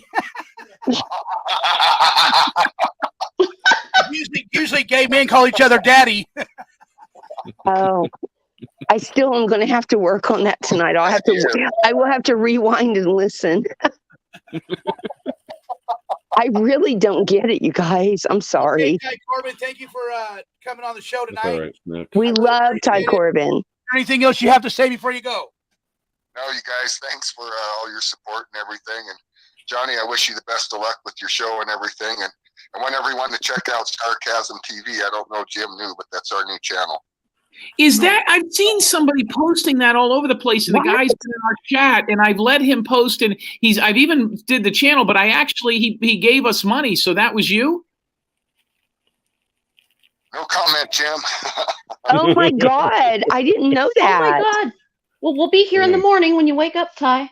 Yeah, the reason for Sarcasm TV, you guys, I'm going to outright say it now. I was introduced to YouTube by baptism by fire. I couldn't believe the shit Doug pulled. I couldn't believe the shit Salty had pulled, and others. So Sarcasm is my way of paying back those motherfuckers. Oh, and it's going to be nothing but spoof. It'll be all comedy, and if they can't take it, tough shit. Hats off to you, buddy. Hell yes. Hell yeah. So I'll go ahead and get off, Johnny. Jim, have a good evening, buddy. Give Phyllis a hug. Give Phyllis a hug. Okay. Yes, please, Ty. Good night. Good night. Ladies and gentlemen, that was Ty Corbin. And he had a lot to say, but it was a good call. Hey, Jim, how you doing tonight, though, buddy? I'm hanging in there, man. Just living in this land of fucking haters. But right? What's that? I said, I know, right? All these haters are trying to come against all the good people like yourself and Mr. X. Even all your subscribers. They're trying to come after even the channels that are branching off of you. You know what I mean? And I really can't believe that. You know what I mean? And I just don't know. I don't know how do you protect yourself if something happens? If something happens like that, if they come attack your channel like that, how you do? There's really nothing you can do. For 3 months, we didn't argue or fight back. Today we did. Tomorrow will be interesting. But I can just tell you this: it's not really how you attack back. It's whether what they're doing is worth it. If you're making $30 to $50 a month doing this, then it's not worth it. You know what I mean? And I hate to keep making it sound. There's only two things in numbers that really matter in YouTube. It's the hours you put in and the money you make doing it. And that's not. I'm not trying to be a dick because I appreciate the people that support us like you couldn't fucking believe. But I'm telling you, what it takes away from you and how it changes your life is just incredible. I haven't been to sleep before 3 o'clock in the morning East Coast time. I can't tell you in how long. And Jim and Mr. X are freaking, I'm not even kidding you, marketing and branding geniuses. They really are. I'm not even kidding. It has been amazing to watch them and what they're doing and how they're doing it. It is amazing to me. I'm not kissing ass. I'm telling the truth. Well, yeah, I just want to say that twirling MILF tonight was something else. That was like. I was waiting for him to. Hey, listen, Sea Org. I was waiting for her to stick the thing between her boobies and do something nasty for Jim. She licked it. I mean, she was almost there. I was like, oh my God, what is he going to get her to do next? Oh my God. We could have got her. We could have got her. Well, with her, Jim Carrey's the only person on YouTube that could get a 30-year-old MILF to go out in the garage and dance around with the goddamn stick. And she was adorable. She was adorable. Oh, I agree. I'm not going to lie. I was obsessed with it. I loved it. I'm not going to lie. And the funny part, too, was the cerebral palsy guy in the side just... I know. It was a whole show. I mean, I loved watching him. Well, he had a Woody. He did. The guy looked like he was drooling the whole time. All I could see was his eye. Just to put everything in perspective, the cerebral palsy guy drools no matter what. But it wasn't his mouth that was drooling. Let's just get that straight. Whatever. You guys want to know the best part of the whole joke? Because she was cute. You were into her, huh, Samoan? Absolutely. I love the white women. That's no joke. Right. What I put on there. Here's the end around punchline to the whole thing. That's a guy. Shut the fuck up. You're lying. No way. Yeah. Just real quick, guys. I just want to thank somebody in the chat room. Thank you, Von Day. Thank you for the $10 Cash App. Thank you so much. And Tennessee Gambler, thank you again for the $100 Cash App.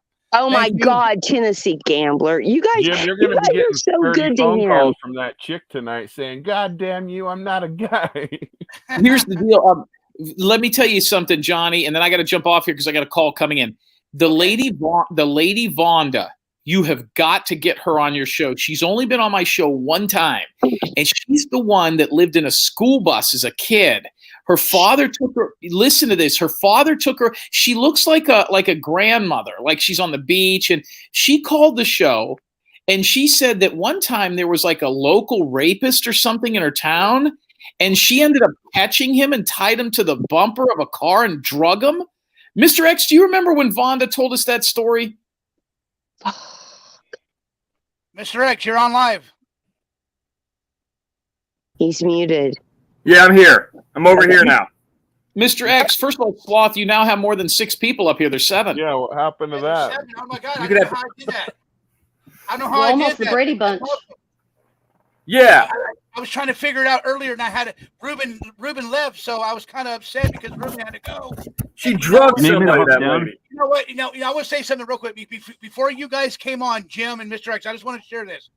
Before Jim, Terry, and Mr. X came on, we only had 57 people, okay? 57 people. We are now up to 83 people. Yeah. There you go. Yeah, there you go. Do you need me to hop down, Sloth?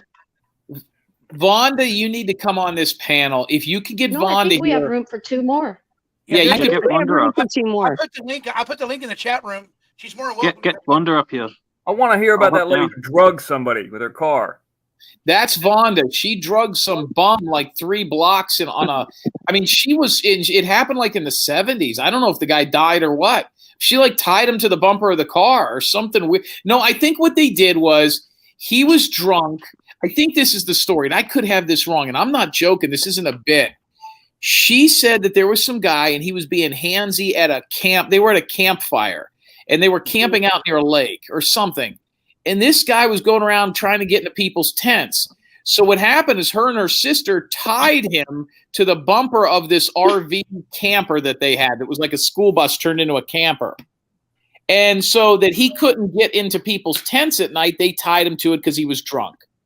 The next morning, her father got in the camper and drove off and didn't realize there was a guy tied to the bumper, I think is how that works. Oh, my God. Jesus Christ. Yeah. I guess it's got to be in Oklahoma or Arkansas. That's all I'm going to say. Vonda, wasn't that you? Maybe I've got the wrong person. Vonda, No, it's her. That you with the story? Yep. Is she from Oklahoma or is she from Arkansas or Missouri? Same thing. Yep. That was her. Vonda, can you call the show and tell the story? I would love. It was one of the best stories I've ever heard, but I might have it wrong.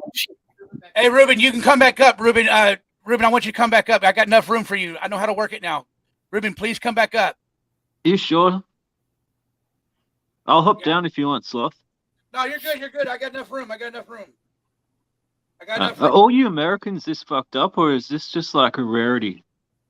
Well, no, we're not fucked up. I mean... Yeah, well, you seem normal, you guys, but everybody else dragging people behind a bus, like, what the fuck? It's a big country. Well, no, it's not that they're dragging them behind the bus that's the problem. It's that they did an activity that made them get tied up to be tied up on the back of the bus. But we do that in Australia. But we don't drive. Sorry? Georg, how'd you get involved in this whole thing? That's what I'd like to know. How the hell did a guy from Australia find out about Dylan Rounds in fucking Montello, Nevada? Well, my brother just had a baby, and I named it Dylan Rounds, and I was like Googling the name. I was Googling the name, and this like missing persons case came up. I'm like, holy shit, my baby's missing already. So like, found out. Let me explain something. Are you from Australia? Are you there in Australia now? Am I in Australia now? Yeah, are you from Australia or are you just in Australia? Where are you from? No. That means no. He paused. I was born here, and I've traveled a lot, but I'm here now. Why? You live there now. Okay. Australia has 25 million people in the whole country. New York has 27 million. There's more people in New York City than there is in the entire fucking continent down there. Isn't that nuts? Yeah, and the country is as big as yours. Right. The land. It's insane. I never knew that. I just looked it up. So if you take Philadelphia, Boston, Hartford, Connecticut, Providence, Rhode Island, there's more people. There's more. I mean, it's incredible. I can't believe. I didn't know it was that desolate there. It is. You could drive like 6 hours, and you literally, if you got out of the car or you were alone, like you would die. You won't be able to walk back to civilization. Wow. Like we only live around the country in the ocean, like near the ocean is where all the populated areas are, and there's one like real hick area in the middle of the fucking country where the Aboriginals live. Yeah, that's the cannibals. Yeah, they eat people. Yep. See? We named one of our dogs Crazy Cora after, what was that show that Tom Selleck, the movie about the Aborigines, and he had a wife named Crazy Cora. Oh, it's called you're old. We're talking about Tom Selleck. Anybody's talking about Tom Not Selleck? Tom Selleck. What, 60s? Fuck you. Fuck you. Fuck you the long way, baby. No lube. No lube. Just bend over. No, I only watched it like 2 years ago. Yeah, my husband made me watch it. It was crazy. Quigley Down Under, yes. It was one, I really didn't think I would like it, but yeah, there was Crazy Cora. So anyway, we had a rescue dog that was crazy as fuck that we got. And so we called her Crazy Cora. And Anyway, that's how she got her name, was from that movie. And I love that movie. It was about Aborigines and everything. I loved it. You need to watch Wolf Creek. Wolf Creek? Yeah, it's about a bunch of hitchhikers, and what's the best way to describe it? Like, imagine driving out in the middle of the desert in Australia, and you come across a Wadsworth with a huge ass knife, and he just like slices up hitchhikers. A Wadsworth? Like the movie The Hitcher with Rutger Hauer? No, did you say a Wadsworth? Yeah, I said a Wadsworth. What's wrong with that? No, I was trying to make for sure that I heard it right. Okay. You Wadsworth Shill Snooks. Do what? Are you? Why are you sticking up for them?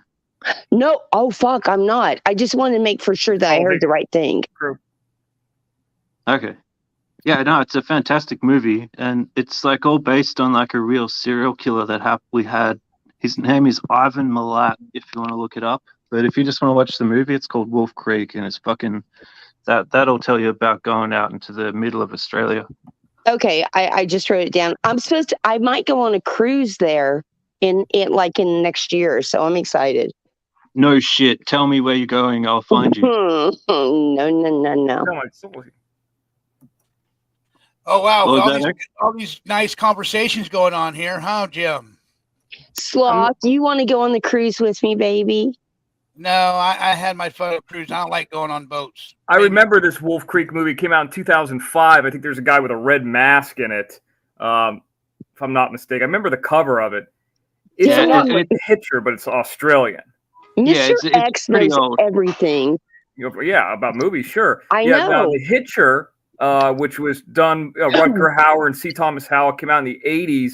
The town that was shot at, it was Amboy. It's actually San Bernardino, off the 40 and Route 66. I rented out that town in 2005 for $1,000. The Hitcher? Yeah, the town of Amboy, California, where that one guy who was blasting that rocket, the flat earther guy, he had a documentary. Right. He was blowing it off from Amboy, California, and he died. Did you hear about that documentary? No, but I will go watch it. He made a self-made fucking spaceship, and he was blowing it off from the back of Amboy, California. And he eventually died. Fucking idiot. But he was trying to prove the Earth was flat. Hey, Seor, somebody's got a question for you. Yeah, well, go for it. Go ahead, hey, Reuben. Seor, this is Reuben Sanchez. Hey, Reuben. You know about that dude Chopper? Yeah, Chopper Reed. Yeah, why don't you explain to the panel and the people in the chat about Chopper? Like his history, or just a little bit about him? About who he was and yeah, a little bit of his history. Okay, so he's like a real. Actually, you know that guy in your chat, Jim Terry, called Kevin V, and he's got this real crazy thumbnail. Yes. And I think you said, if that guy ever comes to America, I want him to be my bodyguard. Yes. He looks exactly like that. I think that might even be a picture of Chopper. If not, they look identical. He got famous back in like the 80s and 90s when Australia was real rough and like there was heaps of guns around. And he was like a famous hitman. And if you want to find out more about him, go onto YouTube and search for a news interview, Chopper Reed. And he actually does Russian roulette on the reporter without even asking. He just puts it to her face and pulls the trigger, and she's just like, what? Wow. Like, this dude is mental. You got to check him out. There's somebody in the chat room saying that something bad happened to Betty Howard tonight. I hope not. No, Betty. I just was reading that. Betty Hayward. I'm sorry, not Betty Howard. Betty Hayward. That's got to be trolling.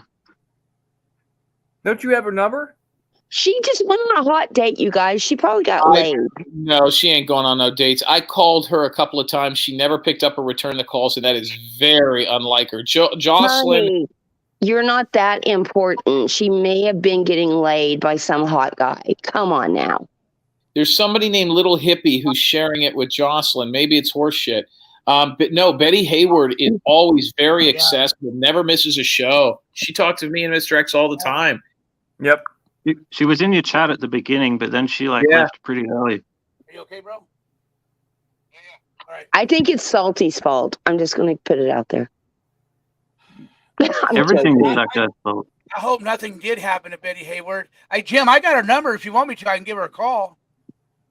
Yes, Call you her. You want me to call her? Want me to call her? Yeah, call her. See what's going on? Hey, Reuben, can I call you right back, Reuben? Okay. Let me call her right back, Reuben. What was the name? Wolf what? Wolf Creek. Yeah, okay, that's Wolf right. Creek. I'm trying to write this down. It's like the only movie in Australia other than like Mad Max. And then the hit. What the hit? The Hitcher. Direct. Have you heard of Idle Hands? Yeah, horrible. Awful. Here we go. Come on.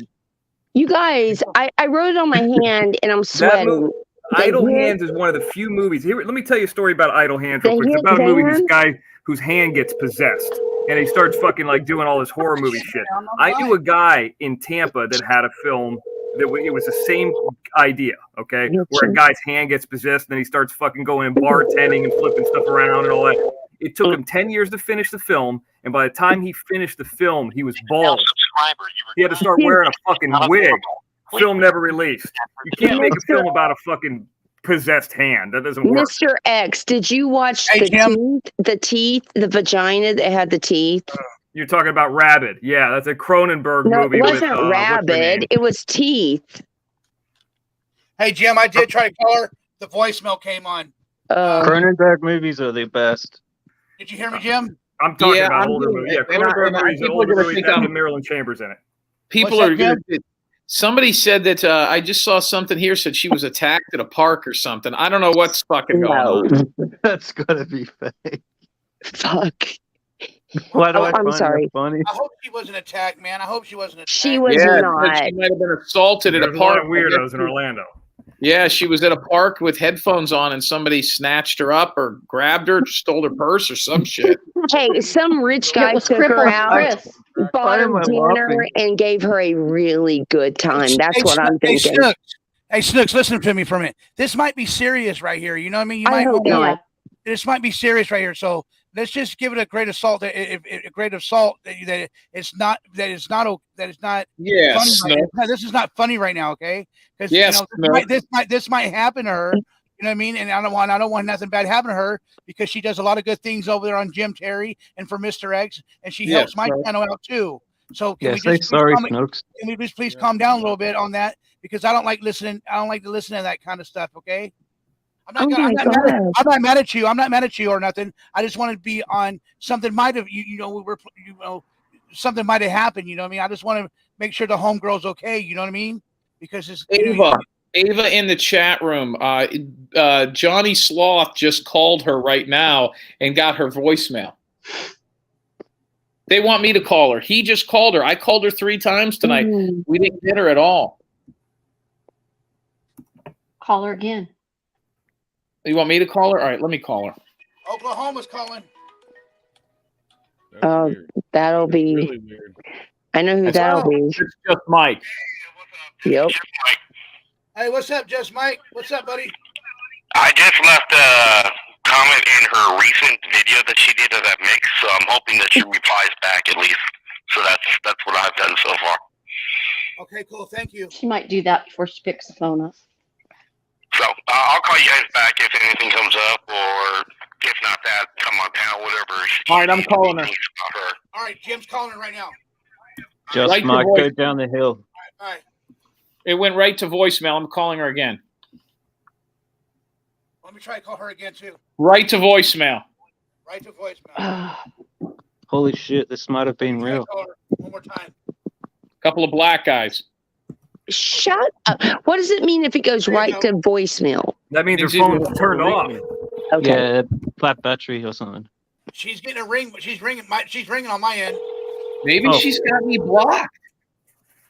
See, she got jealous tonight with that other girl. No, she didn't. See, you guys jump on me, but you don't jump on Jim. I'm being serious. I'm the one that brought this up. I was the one that said something might happen to me. Subscriber you were trying to reach is not available. Please leave your message after the tone. Eddie Hayward, if you're out there, please give us a call. We're all concerned about you. Please give us a call. Have Johnny All right, give you my then. number. All right, then. Well, there you go. It says here she's on a ventilator.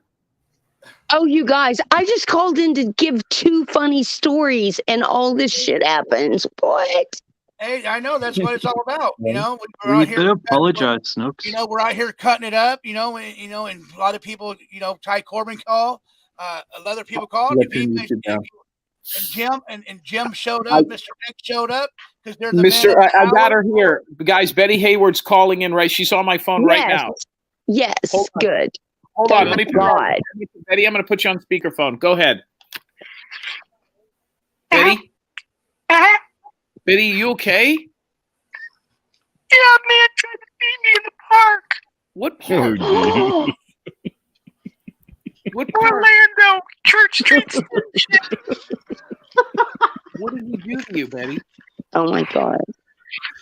I got a Jim Terry TV shirt, and he wore it off my back, so he ripped my clothes off. He tried You to guys stop. shirt off your body? Yes. Stop laughing, Snooks. Hey, pal, Jim. Cash App, Mr. X sign, Mr. X TV. So he wants. So when he was ripping the shirt from you because he wanted, he said something about Mr. X's Cash App. What is Mr. X's Cash App? $sign, Mr. X TV. All right, Betty. Will you heal up? I'm sorry. Was it a white guy or a black guy? Hispanic. Oh, that's the worst kind. All right, I'll let you go. Betty's gone. All right, Reuben Sanchez. Oh my God. I hate Jim. I hate Jim. I guess she's okay. Hey, Chanel said, BS, Jim. A lot of sick people out there. Yeah, Mr. X. You believe that? Mr. X, God damn. That wasn't me. Prove it. How could you?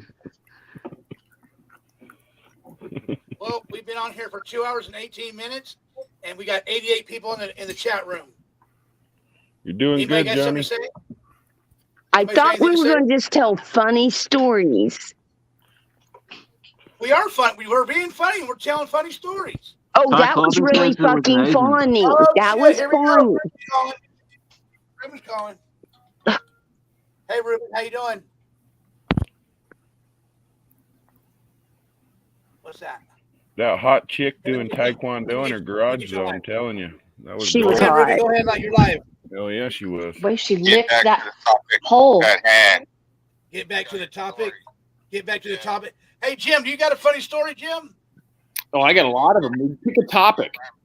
The topic is talking about wild stories with special guests. Okay, how about getting pulled over by the cops on a lawnmower? Have you ever had that happen? No. There you go, Dana. And then I want to go next. Let Dana go and then me, because Jim always gets to tell everything. No, go ahead. I'm listening. Okay, Dana, go. Well, so this was several years ago. Yeah, I'm listening. Okay, you're listening? Okay. So we had a lawnmower, and I lived out in the country in eastern Washington, and they had a one of those little trailers hooked to the back of the lawnmower. Well, we were all out at the fire pit, having a good time, having a few drinks. So a lady gets on the lawnmower, and 3 of us pile in the back of the trailer, and then another guy gets and he straddles the top of the lawnmower facing backwards. Middle of the night, hauling ass out, in the middle of nowhere. All of a sudden, what is that? All of a sudden, we come out of the cut onto this like private road, and we see the lights, and the cop pulls us over. Before he even comes up to us, he calls for backup. Then he asked us all for our driver's license on the lawnmower.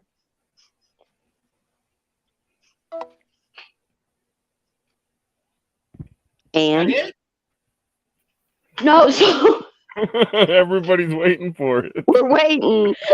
Where's the punchline? So nothing. We got pulled over by the cop. So now we had jungle juice in our cups. So we had fruit in our laps, It's not like you had meth. Wait. Jim left the mystery. What's jungle juice in America? Because that means something different in Australia, I think. What is Well, jungle I don't know. juice? Just use your imagination and think of it King what you Samoan, want. excuse me, guys. Hey, King Samoan, can you take over? I gotta go to the bathroom. Can you take over for me, King Samoan? You're good, buddy. Go ahead. All right, cool. Thank you. What are you drinking? Coca-Cola and French fries and a hamburger? Yeah, it's a burger. Dan and Nicole, admit it. You got sidetracked by Sea Org's food, huh? I did. She got It's like, wait a sidetracked minute. by I'm telling a Sea story Org. about fruit and jungle juice rolling off my nose. So anyway, bottom line is, he asked us for our driver's license. The lady on the front of the mower, we don't carry our license with us when we're on the mower. He was going to haul us all into jail, and we talked him into letting us go. But it was pretty funny. That is funny. Okay, I've got two. I've got one really short one, and then one that it's a little bit longer, but I will make it really short. The first one, both of them are. That's what she said. I just need to clear something up. Is jungle juice amyl nitrate? I don't know even what that It's a fucking bunch of means. alcohol mixed in with Okay, fruit. because in Australia, some jungle fruit juice punch. is amyl. I don't know. Amyl is what gay guys like sniff before they have anal sex. Oh. That's not what we had in our cups. Yeah, it sounds a bit different to me. Oh. Okay. You might know well, more about that than I do. Gay sloth would know about it. Okay. So we go to the carnival, right? My husband and I go to the carnival, and we waited for these, like they had these cinnamon rolls. We waited for 45 minutes. We get up, and when you get up to the, I think I heard this one. no, you didn't hear this. I think so. What the Go ahead. fuck? Have I told it already? Anyway, you I get think up. I swear I did, but that's okay. Maybe I Does it did. have something to do with the booger? Yes, and he wipes it God on. Yeah. Damn it! Stop! See, Don't Smith, tell it's them. that They Tom may not Selleck know it. memory you Okay, got. but I know, right? So anyway, we're up there. We waited like 45 minutes in this line to get these like cinnamon rolls. We're really, really, really excited about them. And my husband looks up, and the guy that's making these cinnamon rolls, it's been working all day long. He looks up. He's got this big freaking green booger hanging out of his nose. My husband was trying to be nice, and he just, I mean, we were like 19 at the time. He points to his nose, and the guy thanked him, and he wiped it on his arm, and then he threw the dough over his arm. Nasty. And then yeah. And so we had waited 45 minutes. I said, well, our cinnamon rolls were made before that. They didn't cook. I'm saying go for it, because I was like having a fatty fetish right then. I was wanting those cinnamon rolls. They were so good. My husband goes, fuck that. He ain't getting none of that shit. And I got Did it. he charge you extra though? Hell no, he was back in the line. He was back. I mean, he didn't have, I couldn't go at the front and go, the guy had a booger hanging out of his nose. I mean, I wasn't going to do that. But anyway, we bought them for $20, this little box of them. I ate them. My husband didn't. And because I knew the booger was way back. It was way back. It was like 3 people back. So anyway, that was that one. How do you know that there wasn't a booger? I don't know, but I didn't see it. That was my deal. Now, did I enjoy those cinnamon rolls like I would have? Nope, sure didn't. Did we ever go back? Nope, sure didn't. But I still had waited 45 minutes. I was going to eat those. Now, did I look through my cinnamon roll to see if there was a booger? Yes, I did. Yes, I did. Man, 45 minutes for a booger roll. I know. Okay. And then I have one other one, and I'll make it really fast because I don't want to be a panel killer. The other one was, we went on a and it's all Carnival related. We went on a Carnival cruise. Dana, tell me if I told you this one already. And on the Carnival cruise, the first night they had like these couples come up. There was one couple that came into, there was like 1,000 people in the auditorium. It was like a cruise ship that had 4,500. there was 1,000 people in there, and they picked 3 couples. We were one of them. We were the old couple, right? That had been married the longest time. And then there was a young couple and then a medium couple. And it didn't matter how old you were. It was just how long you had been married, right? So it was kind of like the newlywed club. Dana, did you already hear this? Nope, I'm listening. Okay, I'm good. listening. Okay, because it's kind of fucking funny. Just And I letting see you know. Johnny's cat there too, Bug. Yeah, Bug's here, everybody. She just want to stop in and say hi to everybody. She's Meow. She's Bug, listen. I'm going to talk about my vagina, Bug. So hang on. Meow. All right, let her finish her story real quick. Yeah, I'll do it really fast. I'm going to do it real fast. So Quick, what? Quick. Okay, so they ask us questions. One of the questions was, where is the craziest place you ever had sex? It was the newlywed game, kind of like, except for people that were married. And my husband, while I was in the backstage. Newlyweds are married, aren't they? Yeah, but I mean, it was a marriage game. Sorry. Anyway, so they said, he said, Was this at a swingers bar? No, it was on a cruise. So he said, it's on a swingers cruise. No, Yeah, it with wasn't. upside down pineapples. No, but anyway, so he said in our truck seat, and so I get up there and I go, it was in Possum Kingdom, and so this was outside of Galveston that we loaded up. People started clapping when I said Possum Kingdom, and I go, what the hell? I mean, I was on stage. I go, what the hell? It's not Possum Kingdom, the lake. It was Possum Kingdom. We called it Possum Kingdom. It was between our storage building and the fence in our backyard. That's our Possum Kingdom.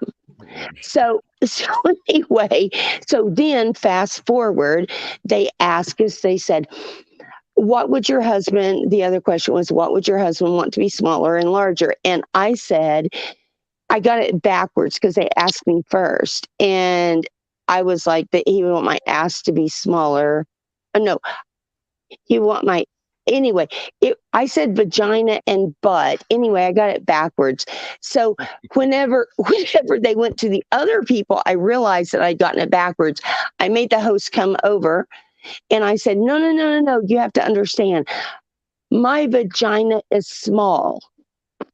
I mean, there was 1,000 people in there. I'm like, no, my vagina is small. I know this one.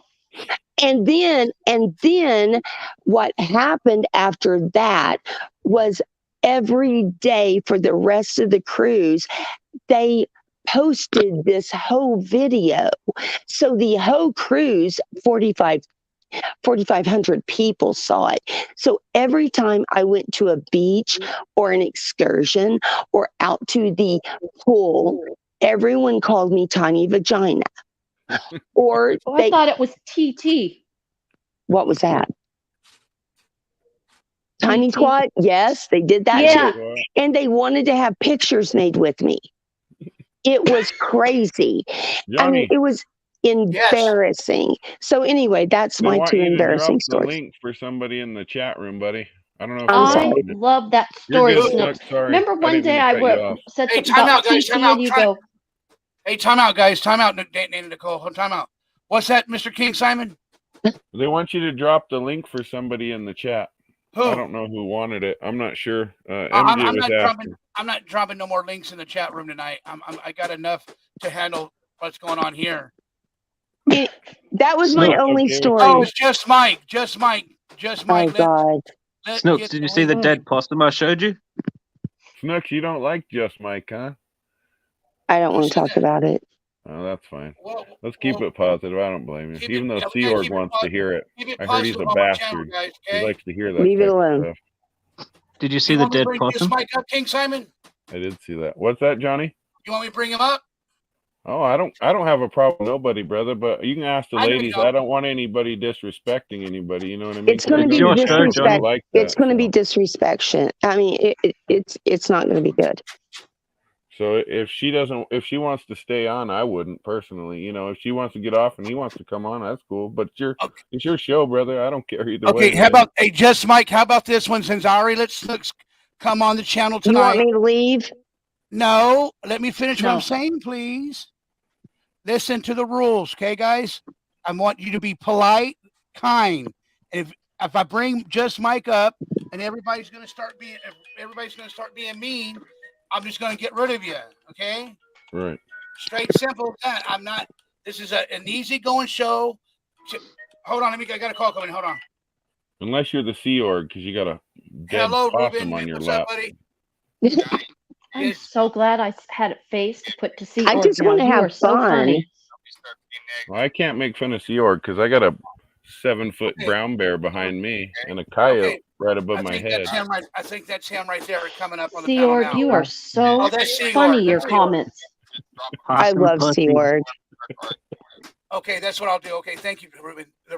Thank you, Reuben. Okay, Hey, can I guys. tell my funny story? Okay, hold on, Yes. guys. Time out, please. You're next, Sea Org. You're next, okay?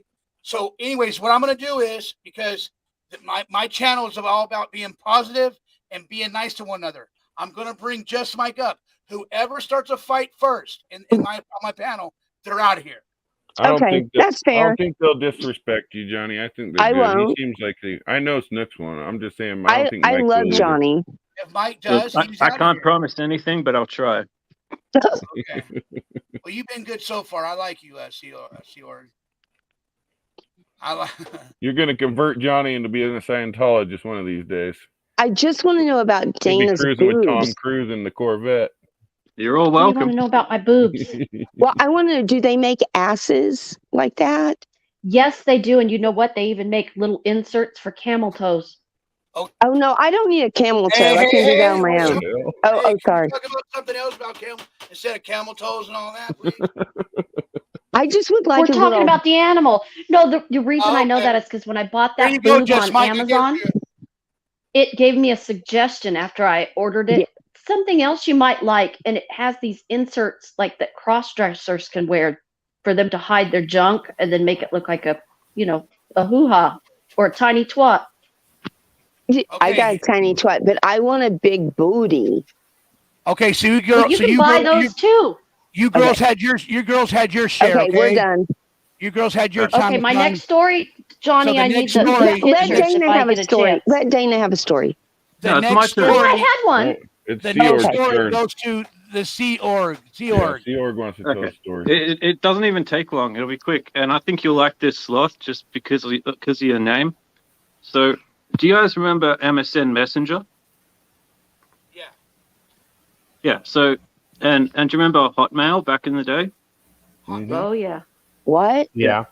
So we just got the internet when I was like a real young kid, and my brother had like all these friends on MSN Messenger, and I'm like watching him chat away, and I'm like, fuck, that looks so fun. I want to do that. So I go to hotmail.com, and all this like dicks show up and like anal sex, and turns out I spelt like HOTMALE.com instead of males. And so like I'm like 5 years old and just looking at gay porn, and I'm just shocked. I'm like, what? And my mom comes into the room and she's like, what are you doing? I'm like, I'm trying to get Hotmail. And she's like, what? And she didn't understand what Hotmail was either, so she thought I said Hotmails. So like gay porn just keeps spreading up on each, pop-up porn. It's like boom, anal, boom, dick, boom, anal. And it's just like gay porn everywhere. My mom is just wondering, what the fuck? You're not allowed on the There's internet. warrants around out for 10 your years. arrest for.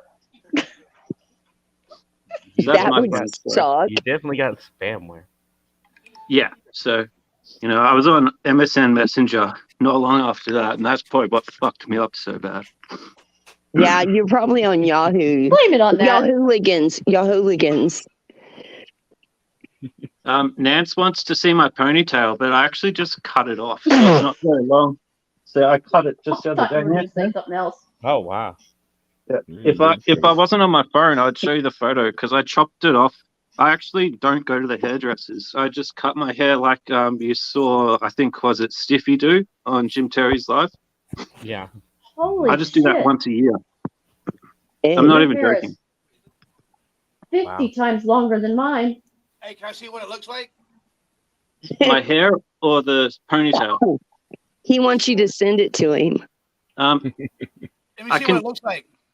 put your email in the back chat, and because I sent Robbie the photos. I'm like, hey, show Jim Terry this. You can't This show is them a on here joke. live?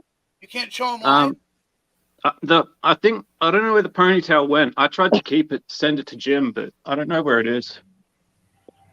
Okay. It went on his head on his live yesterday. Oh, he had it on. You had it on yesterday? No. No, Jim I've had got it on his photos. head. Yeah, show me the photos. That'd be great. Yeah, I'll email them to you. You lost your ponytail? What the hell? No. I don't want to put my. I don't want to put my. I don't want to put my email in the chat room in the back chat. Put it in the back chat. No, I don't want to do that because we got so many people in the back chat right now. There's only 6 of us, and I could care less. And Dana How do I doesn't get care. the photos? It doesn't matter. I know, baby. I know. I understand. So, Okay, I how got a about quick this? story. How about Donnie, this? do How you about have the this, photos? Seorg? If you have Cash App, send me a Cash App $1, and I'll get in. And I'll send There you go. Now listen to me. Listen to me. Listen to me. Send me your email. They don't and I'll have Cash App in Australia, Johnny. I don't Are you in think, do they? Australia? You're in Australia? Yeah, Oh, they don't okay. have that stuff over there. Yeah, he has You no have a accent. phone number. You have a phone number. You can text me in the back chat, and then I'll do it that way. If you give me your credit card number and the back 2 digits, I'll be able to send it to you. With the 3-digit number, security On the number. back, right? Cheers, guys. And your zip code. And your zip code. Yeah, cheers, buddy. Cheers. Anytime that Yeah. you want to be, anytime anybody, this panel is growing tonight. This panel is lit up tonight, and this is the first time. And you can see, I've been practicing how to bring people up, how to do everything. You're and, doing a great job. and you know what? And you guys are helping me make my channel grow. Every single one of you that is over here on my panel tonight, thanks to Jim Terry, thanks to Mr. X, Mrs. T, all of you guys. What was that? That's my roommate. He dropped something, but I think he was trying to cheers me too.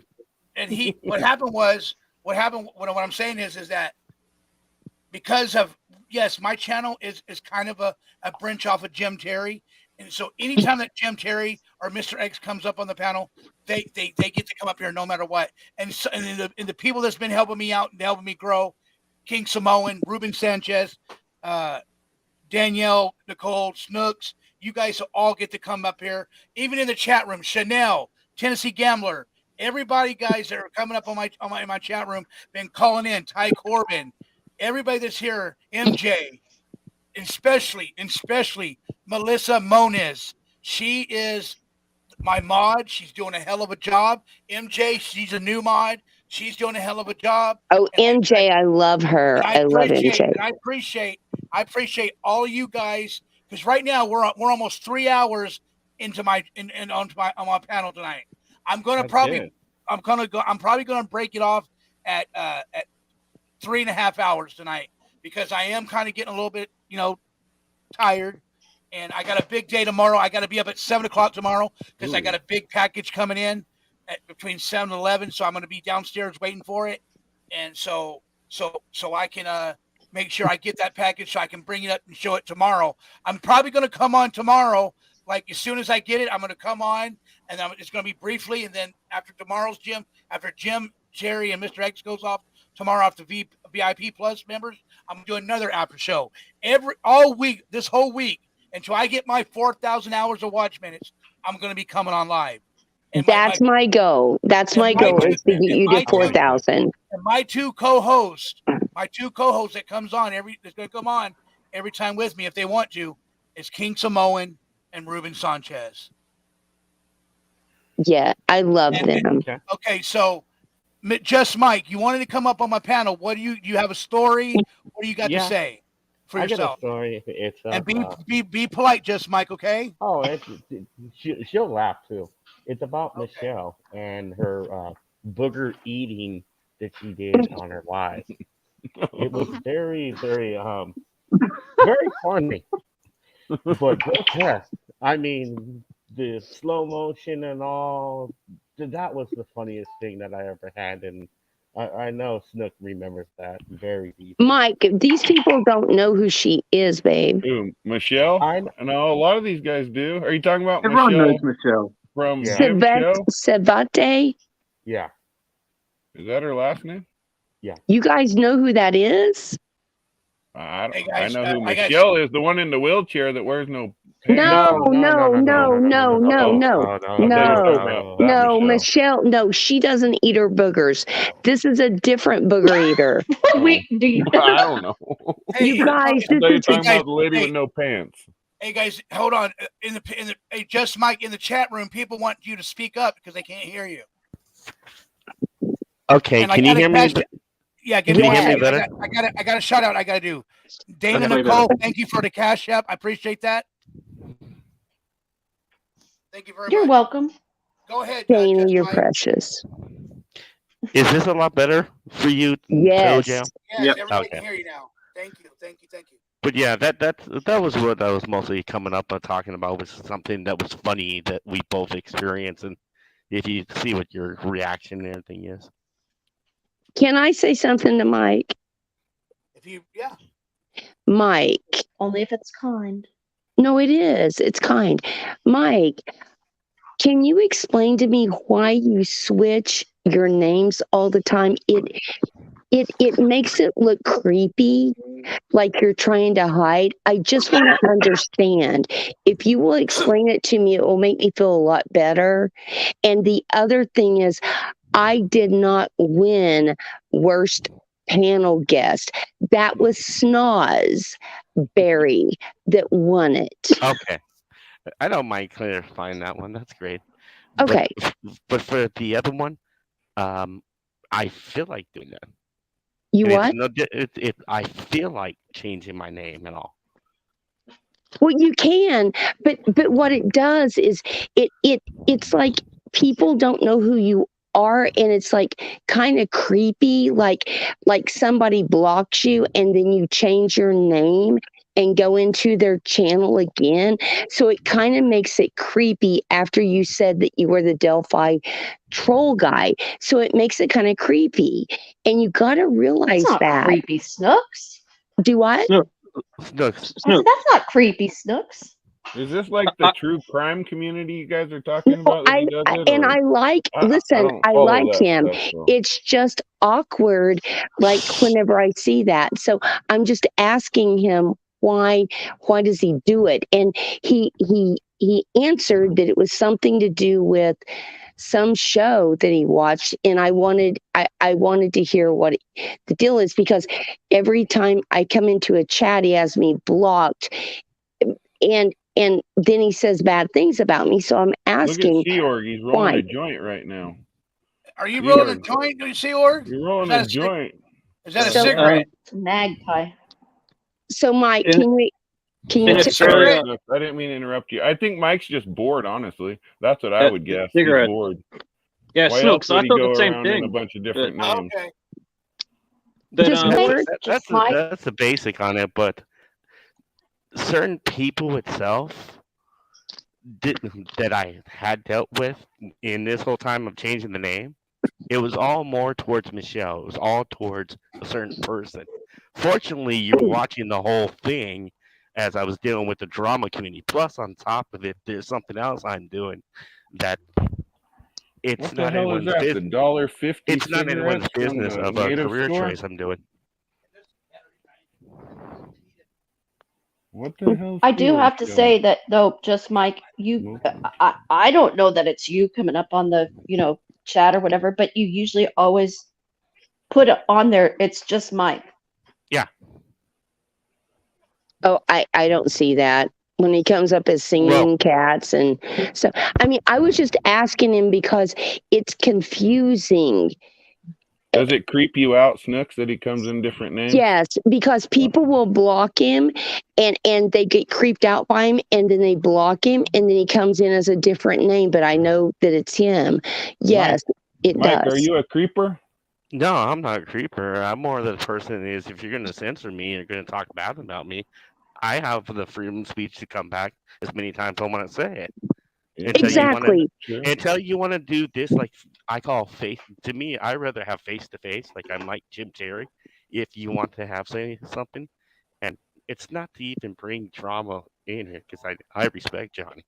My whole thing is when I went up on channel, going up against him, Jim had it as an open panel. Nobody called in. Nobody complained. So I looked at it as, why is everyone complaining now? Well, my deal was when you block me and you go into other channels and you trash me and say really bad things about me, and I can't respond because I can't see what you're writing. That's why I had a problem with it. So, I mean, I'm glad that we're getting to air it out. And Johnny, I'm sorry, but I mean, maybe it'll work out. Maybe we can work this out. But It's not a problem. I've never had a problem with you. That's what I'm looking then why would you block me and then say bad things about me The and where I blocking couldn't part see it? is, I looked at was you were following Bella V, you were following Salty, and that's most of the people I was blocking.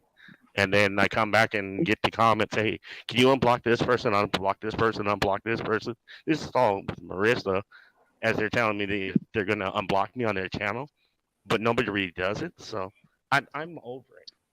So We probably need to like get on the side and talk together privately.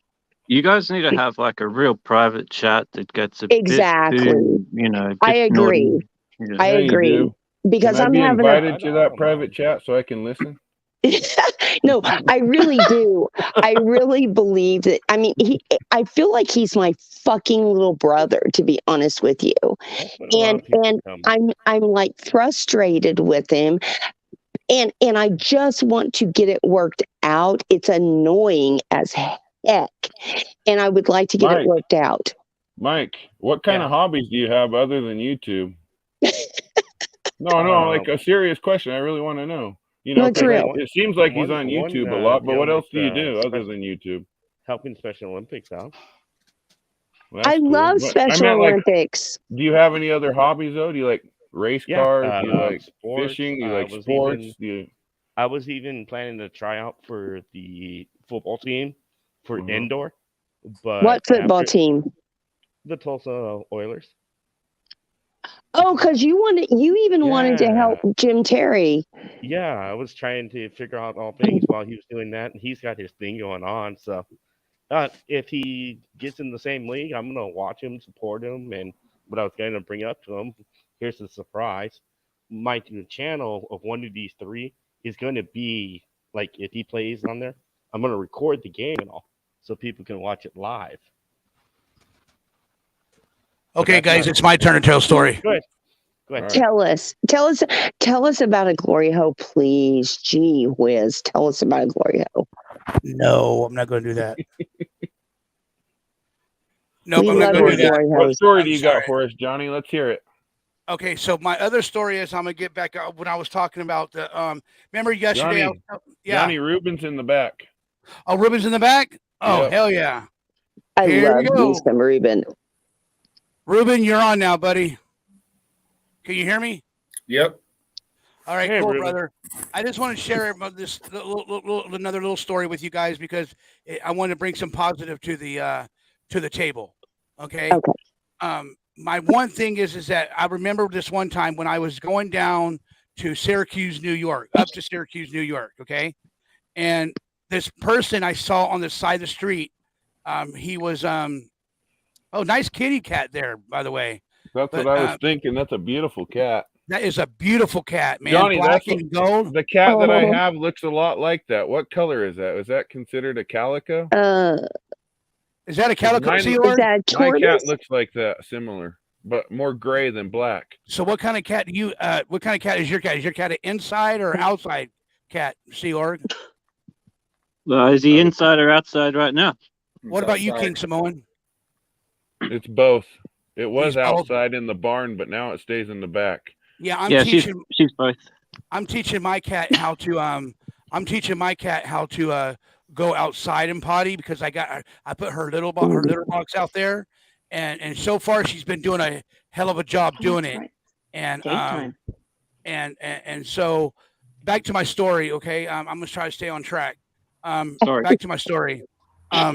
So we were going up to Syracuse, New York, and then we got out at this gas station, and I saw this this guy, his wife, and two little kids, and it was raining that day. Okay, and the Lord, when I was, back then following the Lord told me, I still follow him. Don't get it messed up. I still follow the Lord because he's my higher power. And so what happened was I saw them, and my heart was just touched. So I went there, and I said, "Is there anything I can help you guys with?"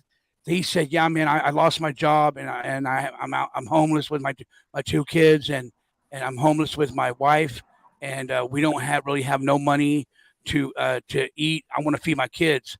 I said, "Well, hey, I'm going to go in here to McDonald's right now. So do you want to go to? You want me to take you inside of McDonald's?" And so I took him inside of McDonald's with me because he said yes, and I gave him something to eat, and I gave him something to eat. I bought him something to eat. I bought the two kids a Happy Meal, each 2 Happy Meals. And we just got paid from the last spot. And so, and then after, and I said, "Hey, dude, can I talk to you by yourself and have the kids just go sit down and eat, and your wife goes down?"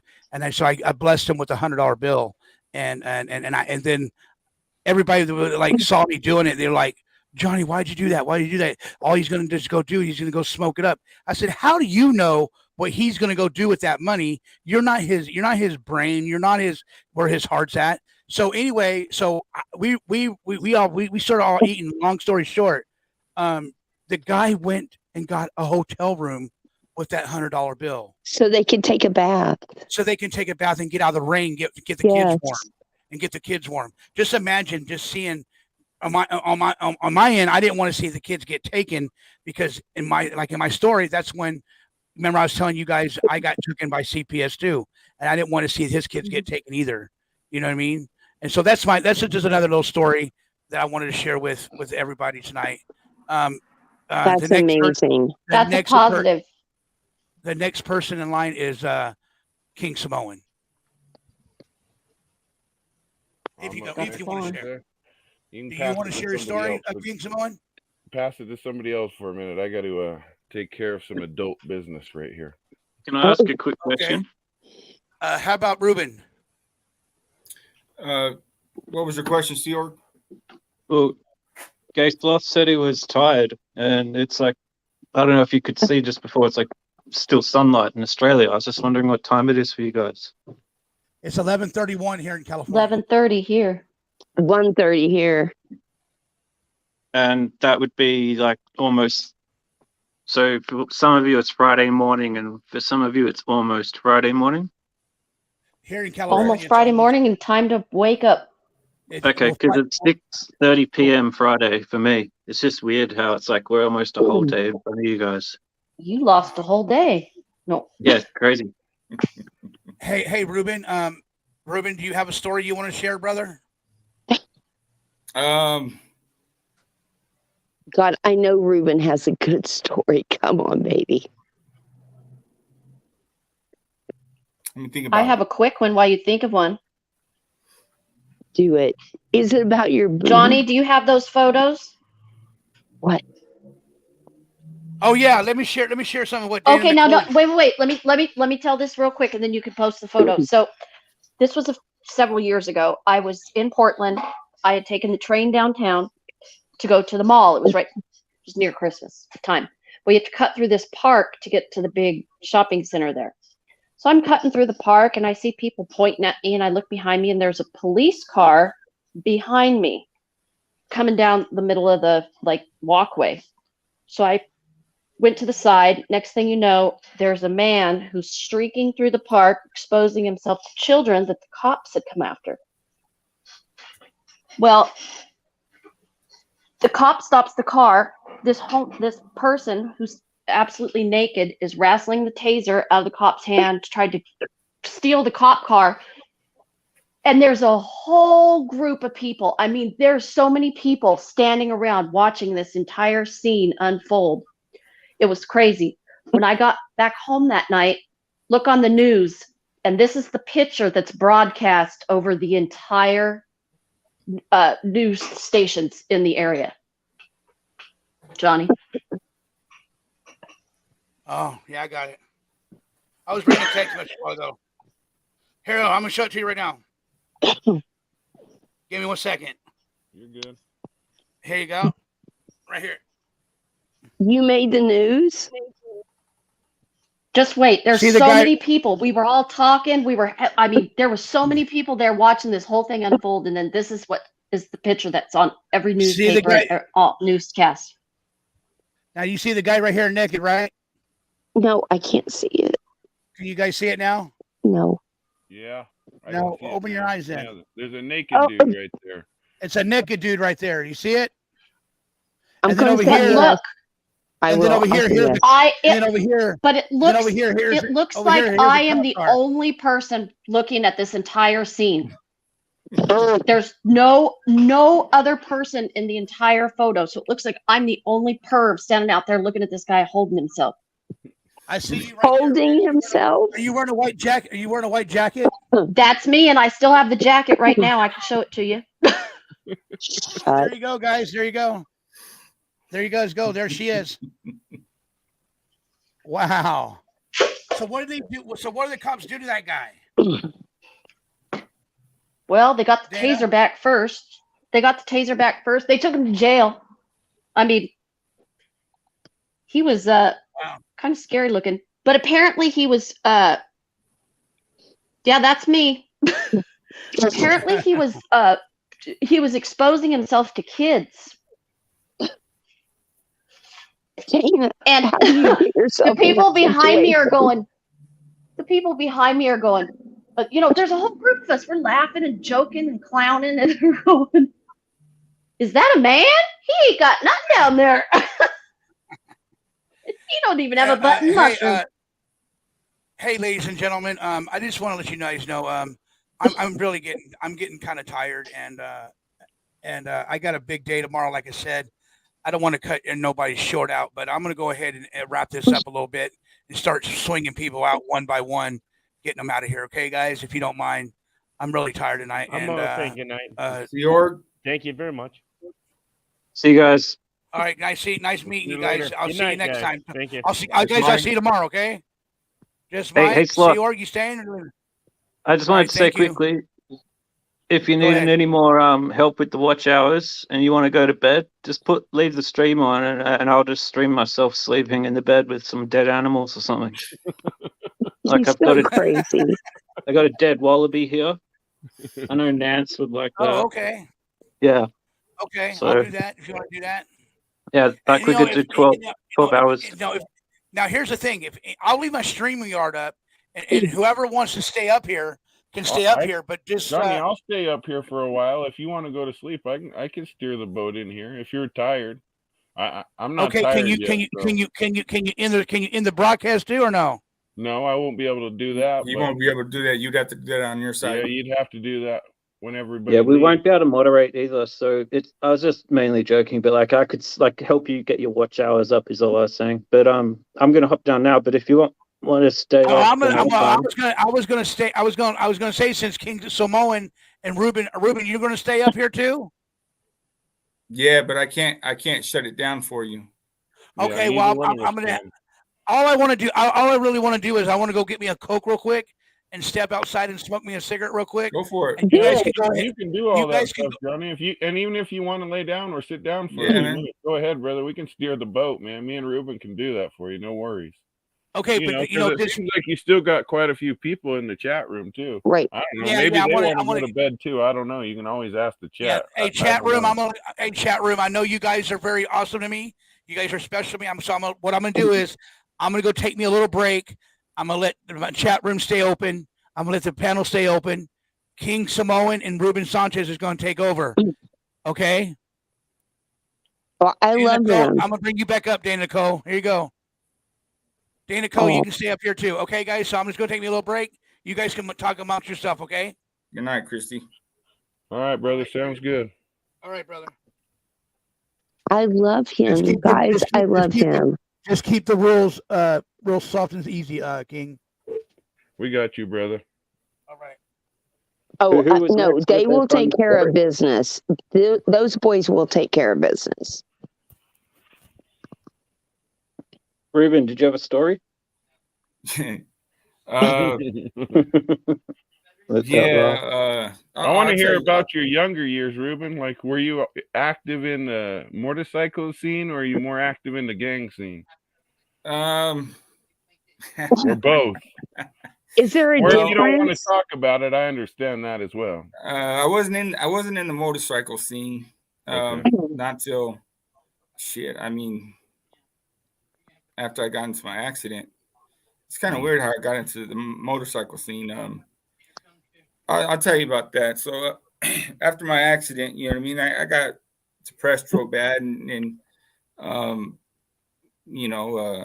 trying to figure out my limitations and stuff like that, and knowing that I have limitations now.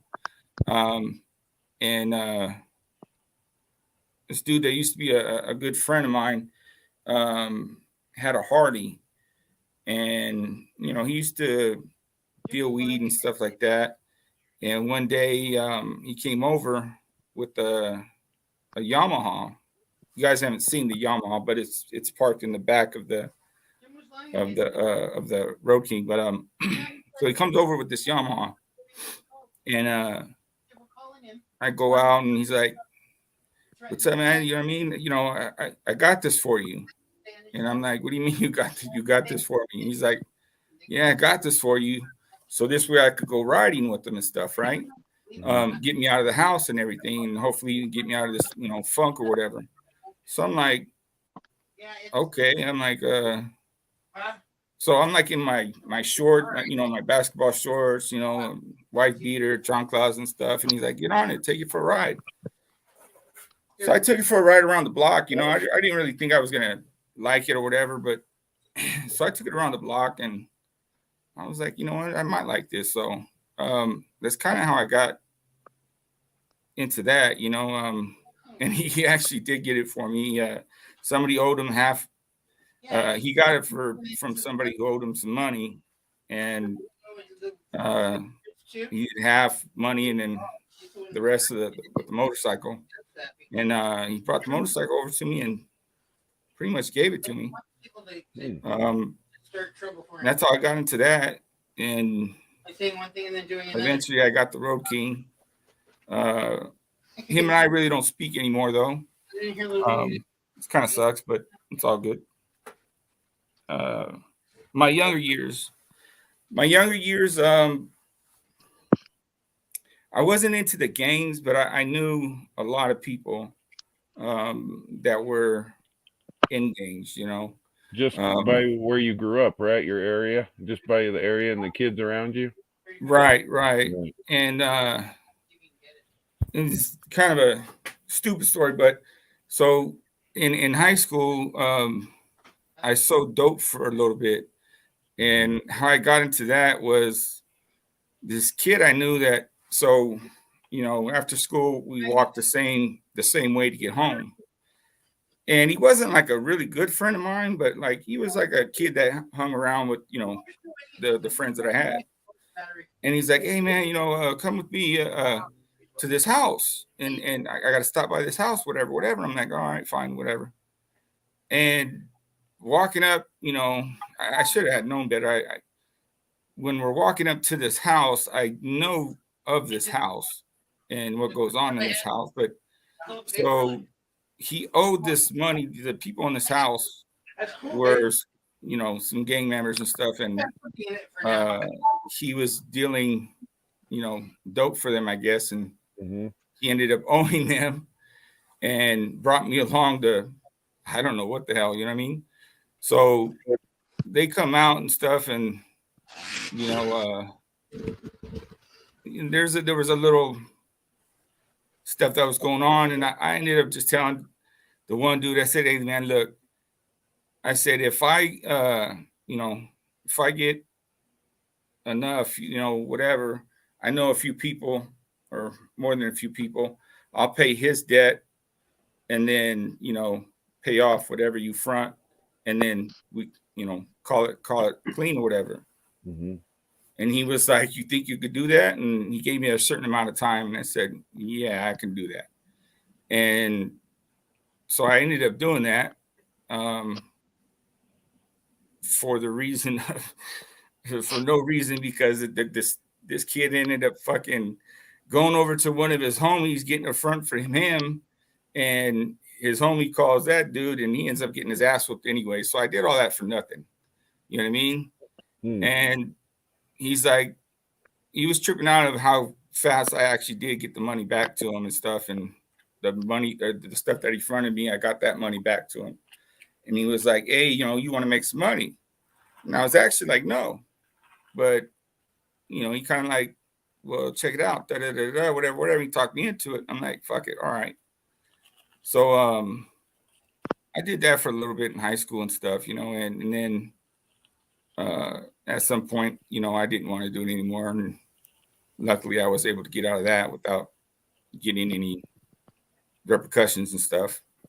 I saw somebody in the chat, Eddie, asked what area were you from? Do you want to tell that or no? No, I'm not going to tell. I figured you didn't want to. Yeah, I wouldn't say that. I would say the California area, right? Right. Yeah. I'll just say the Southern California area. Okay, Southern SoCal, yeah. So there you go, Eddie. Close enough. Southern California. Yeah. But dude ended up being a cool dude, you know what I mean? But I did see a lot of bad shit happen. A lot of people get fucked up. And this is, you know, it's funny. The stupid thing is the stupid things that people make up. Okay, so like I was able to do what I was able to do, and I'm a teenager, right? Like I can go and you know other teenagers that do these drugs or whatever, sell it to them, get the money, and take it back to homeboy, right? And I'm debt free. You know, I don't owe him nothing. But people, you know, like that Biggie, I think it's a Biggie, don't get high on your own supply. Well, these people always do that. You know what I mean? It's like, well, why are you going to do that? And then come back to homeboy and be like, oh, well, this is all I have. And then want like another front. So you're just building more debt on top of debt on top of, you know what I mean? And they just dig themselves into really, really bad spots. And the shit that they come up with, you know, like the reasonings and this and that. And it's like, really? Like, come on. These people aren't stupid, you know? Right. I saw that they just picked up what's his name's son again. You know, the cartel dude. El Chapo? Yeah, El Chapo's son. I saw that they just picked him up again, huh? Arrested him because I saw the first time where they tried right, when they tried to arrest him, the cartel went crazy. Yeah, and they blew up everybody. And I saw they were showing that footage again the same way they did back then a few years back. But it sounds like he might actually come to America this time. What do you think? I don't know.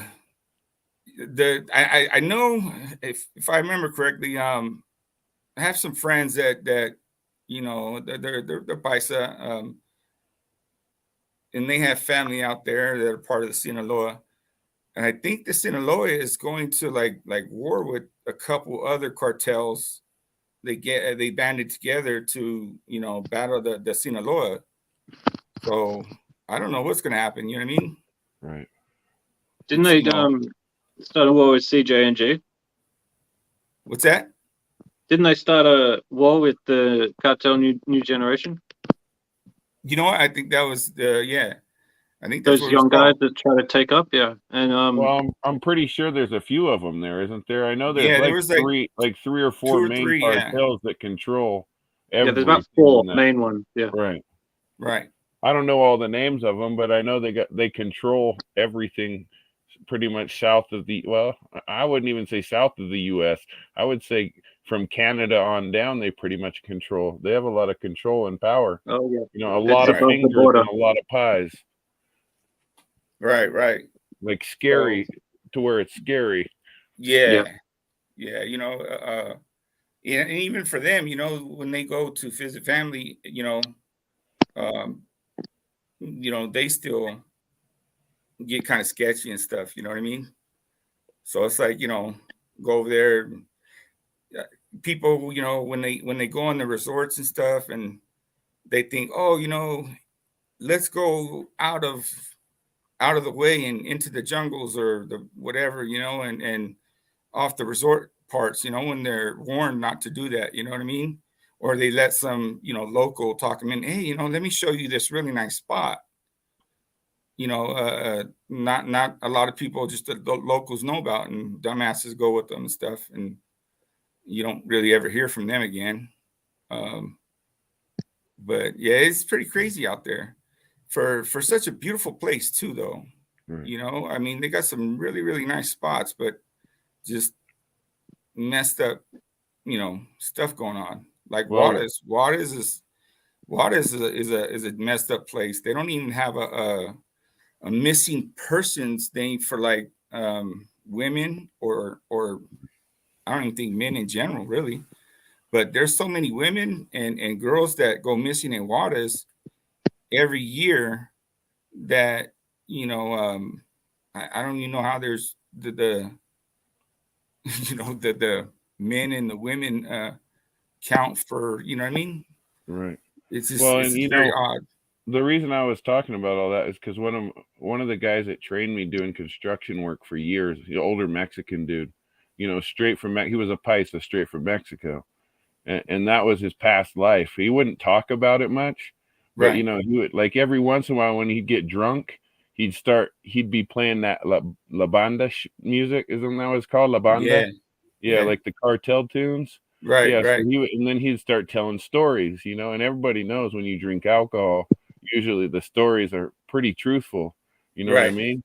And he would get drunk, and I actually ended up living with him for a few years. Me and him became really close, good buddies, and we did construction together for years. So we ended up living together as roommates. A bunch of us did, me and 4 other Mexican dudes, and because we traveled together all across the U.S. doing construction. So he would Right. get drunk. Yeah, he would get drunk and play that La Banda shit. And, you know, and he had all the cartel tattoos and all that shit all over him, you know, like the Rooster and the Grim Reaper. And he would get drunk and he'd start telling us stories about how back in Mexico, what he would do. And, you know, and he was part of that life. And it was, I'm not going to say it on here because I don't want to get Johnny struck, but, Right. you know, Right. he was really in that life, and he would tell us these stories, man. And he pretty much said after the first few times, it became like a game to him. Like it wasn't real, like a video game almost, he would say. You know what I mean? Right. Like after so many times he would put in work for the cartel members, he said if he didn't do it, they would go after him and his whole family. More or less, they wipe you out. That's very true. So Yeah, they kind of like it. You know, the first time it always messes them up, but after a while, like you said, like it kind of becomes a video game. They sort of like disassociate from it, and it doesn't really seem like they're in reality until the shit hits the fan or something. Right. But I didn't want to butt in, but I just noticed that Cruiser Chris was in the chat from Jim Terry's stream. Oh, the guy in the wheelchair. That dude's cool, man. Yeah, everyone say Character. shout outs and hello to Cruiser Chris World Yeah, Network what's up, and give him a Cruiser Chris? subscribe. Yeah. How you doing, Chris? I thought that Seorg, was are you? cool. You seem like you're a people watcher. Is that why you come to YouTube, or is it just solely entertainment? Ooh, it's a good question. Bit of both, man. When I'm outside, or when, not often. Are you on but, lockdown there still? Nah, man. Oh. But I'm not vaccinated, so I got it pretty tough. Right. Oh, I'm sure over there, yeah. Yeah, I love watching people. So like if I'm ever out just in the city, I just will like spend another couple of hours even after what I've been there to do. Like say I had to go there to do or drop someone off, like I'll just sit there and watch everything going on. And yeah, YouTube is a bit like that. But man, some channels are just pure entertainment, like what we were watching before with that twirling MILF. That was like fucking right. That was classic. That was good. I agree. I think we started a new religion. Right.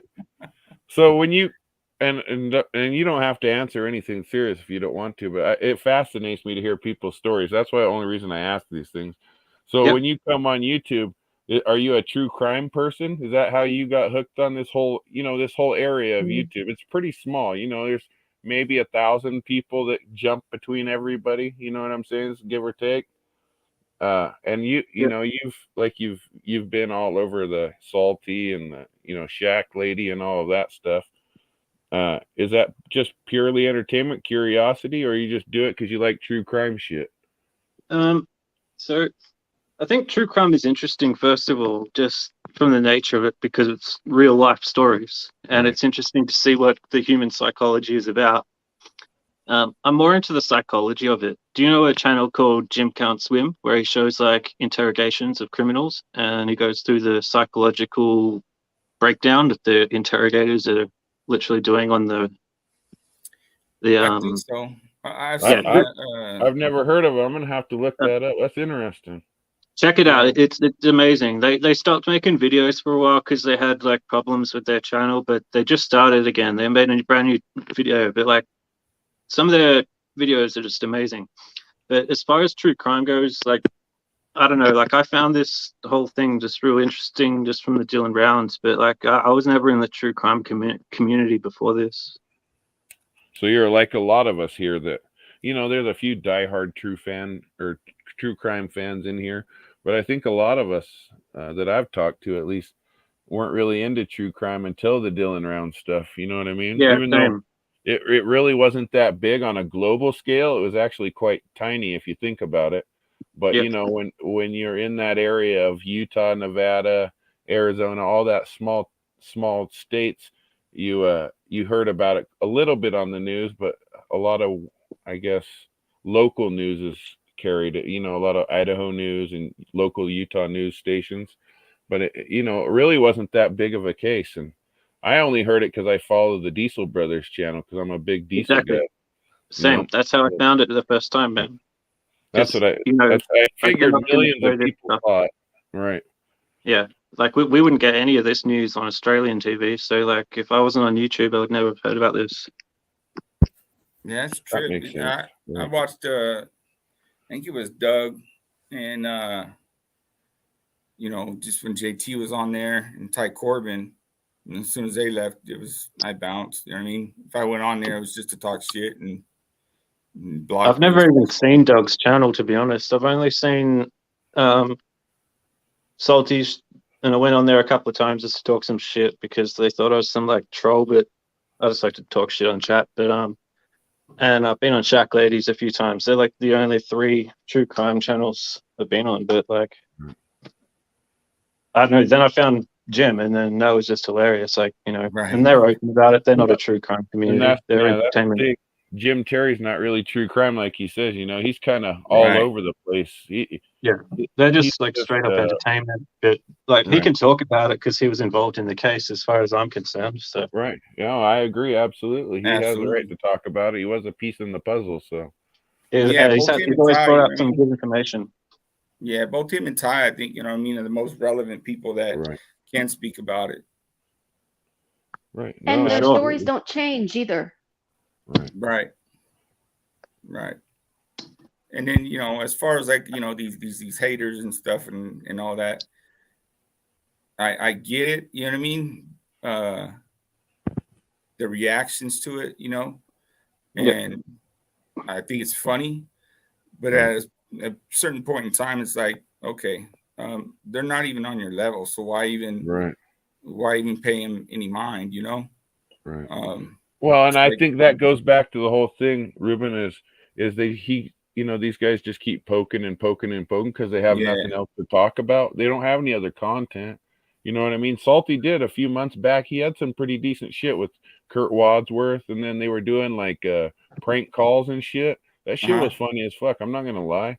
I was watching, I was laughing my ass off, but when he started disrespecting the women that were supporting him on his channel all the time, and some of the women are probably in this chat room, honestly.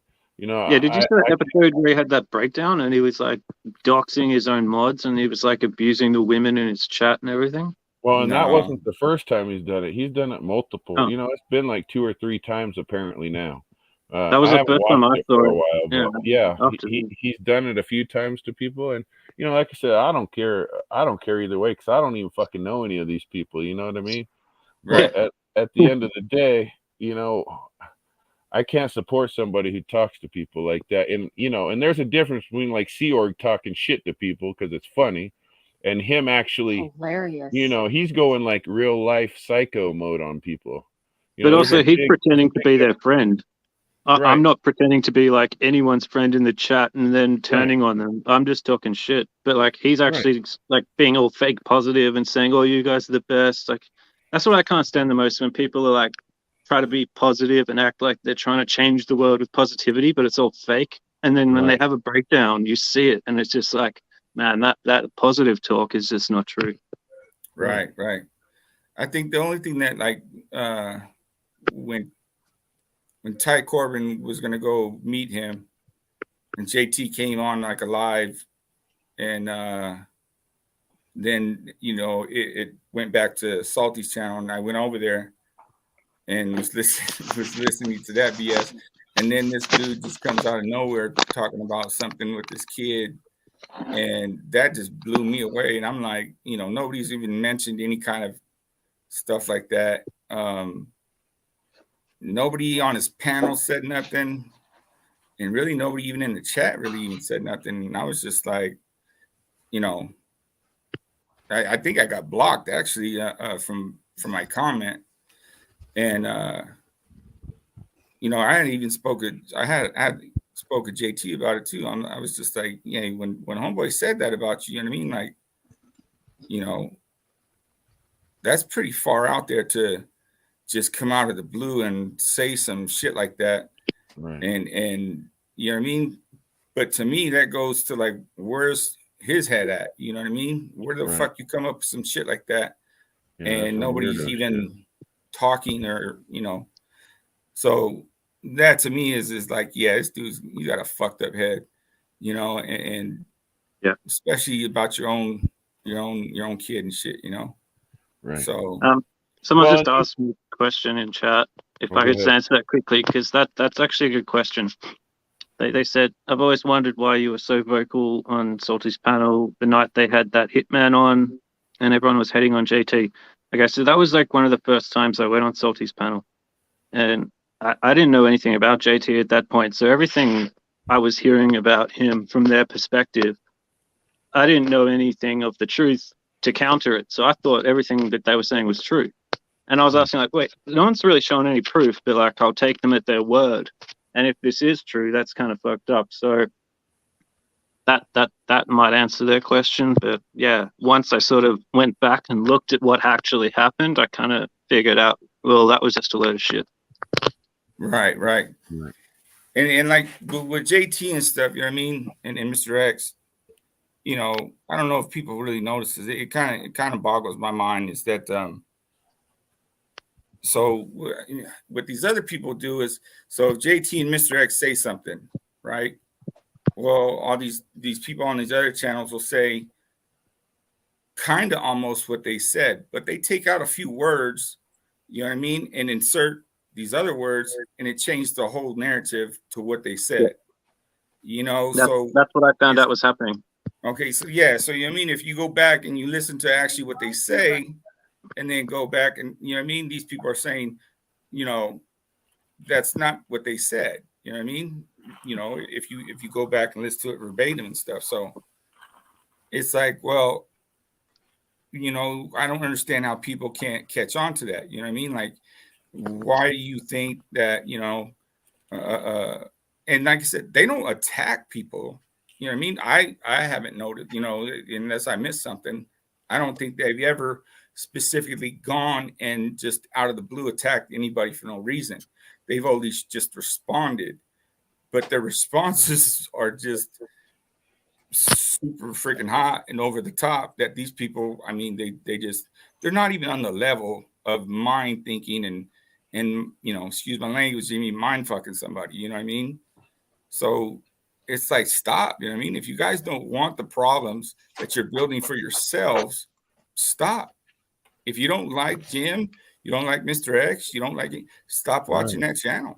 Right, you just I move think they on. enjoy You know it, what to I be mean? honest. Turn it off. It's not that difficult if you think about Right. it. Just ignore it. It would go away. But Yeah. See, I what's don't the think thing, you can though, Jim? because you just keep poking and poking. Like I said, it And he creates has no drama, which problem creates calling people viewers, out. which creates content, more money. Because in my eyes, that's all YouTube is. I see it as a people's way of making money or a business to somebody. That's all YouTube is in my eyes. It's social, and I get all that aspect of it. But I'm a fucking businessman at the end of the day. I'll be honest. And I do come on here to enjoy myself and to hear other people's stories. But at the end of the day, I'm all about making that dollar for one reason, because it supports my family. You know what I Right. mean? And my friends. And I consider Johnny a good friend, and he'll tell you all the shit I've been helping him out with, and I do that because, like I said, once you're an USO, man, you're always an USO. You know what I mean? You're part of the family, and if I can help somebody else become successful, because that's what a real businessman will help his friends and family become successful, no matter how many times they try and fuck you over. Because believe me, my family's done it, and so have my friends.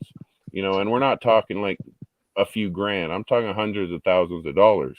Right. I've had people take from me. Hey, go ahead. Go ahead. I just want to say something real quick. No, go ahead, Johnny. I'm just watching the chat. Melissa Moynes, you did a hell of a job tonight. I know you got to be up early in the morning. If you want to go ahead and fall asleep, go ahead. I'm here watching the chat, and we also got a couple other people watching the chat. If you want to go to sleep, it's okay. Go ahead. You know what I mean? We understand. I don't want nobody staying up past their bedtime. You know what I mean? So if you got to go to bed, you got to go to bed. Amen, sister. I appreciate everything you've done for me and doing for the chat and doing for the guys on the panel. Thank you, Melissa Moynes. Thank you, Melissa. Thank you, Melissa. Everybody give her a shout out, guys. Everybody give her a shout out.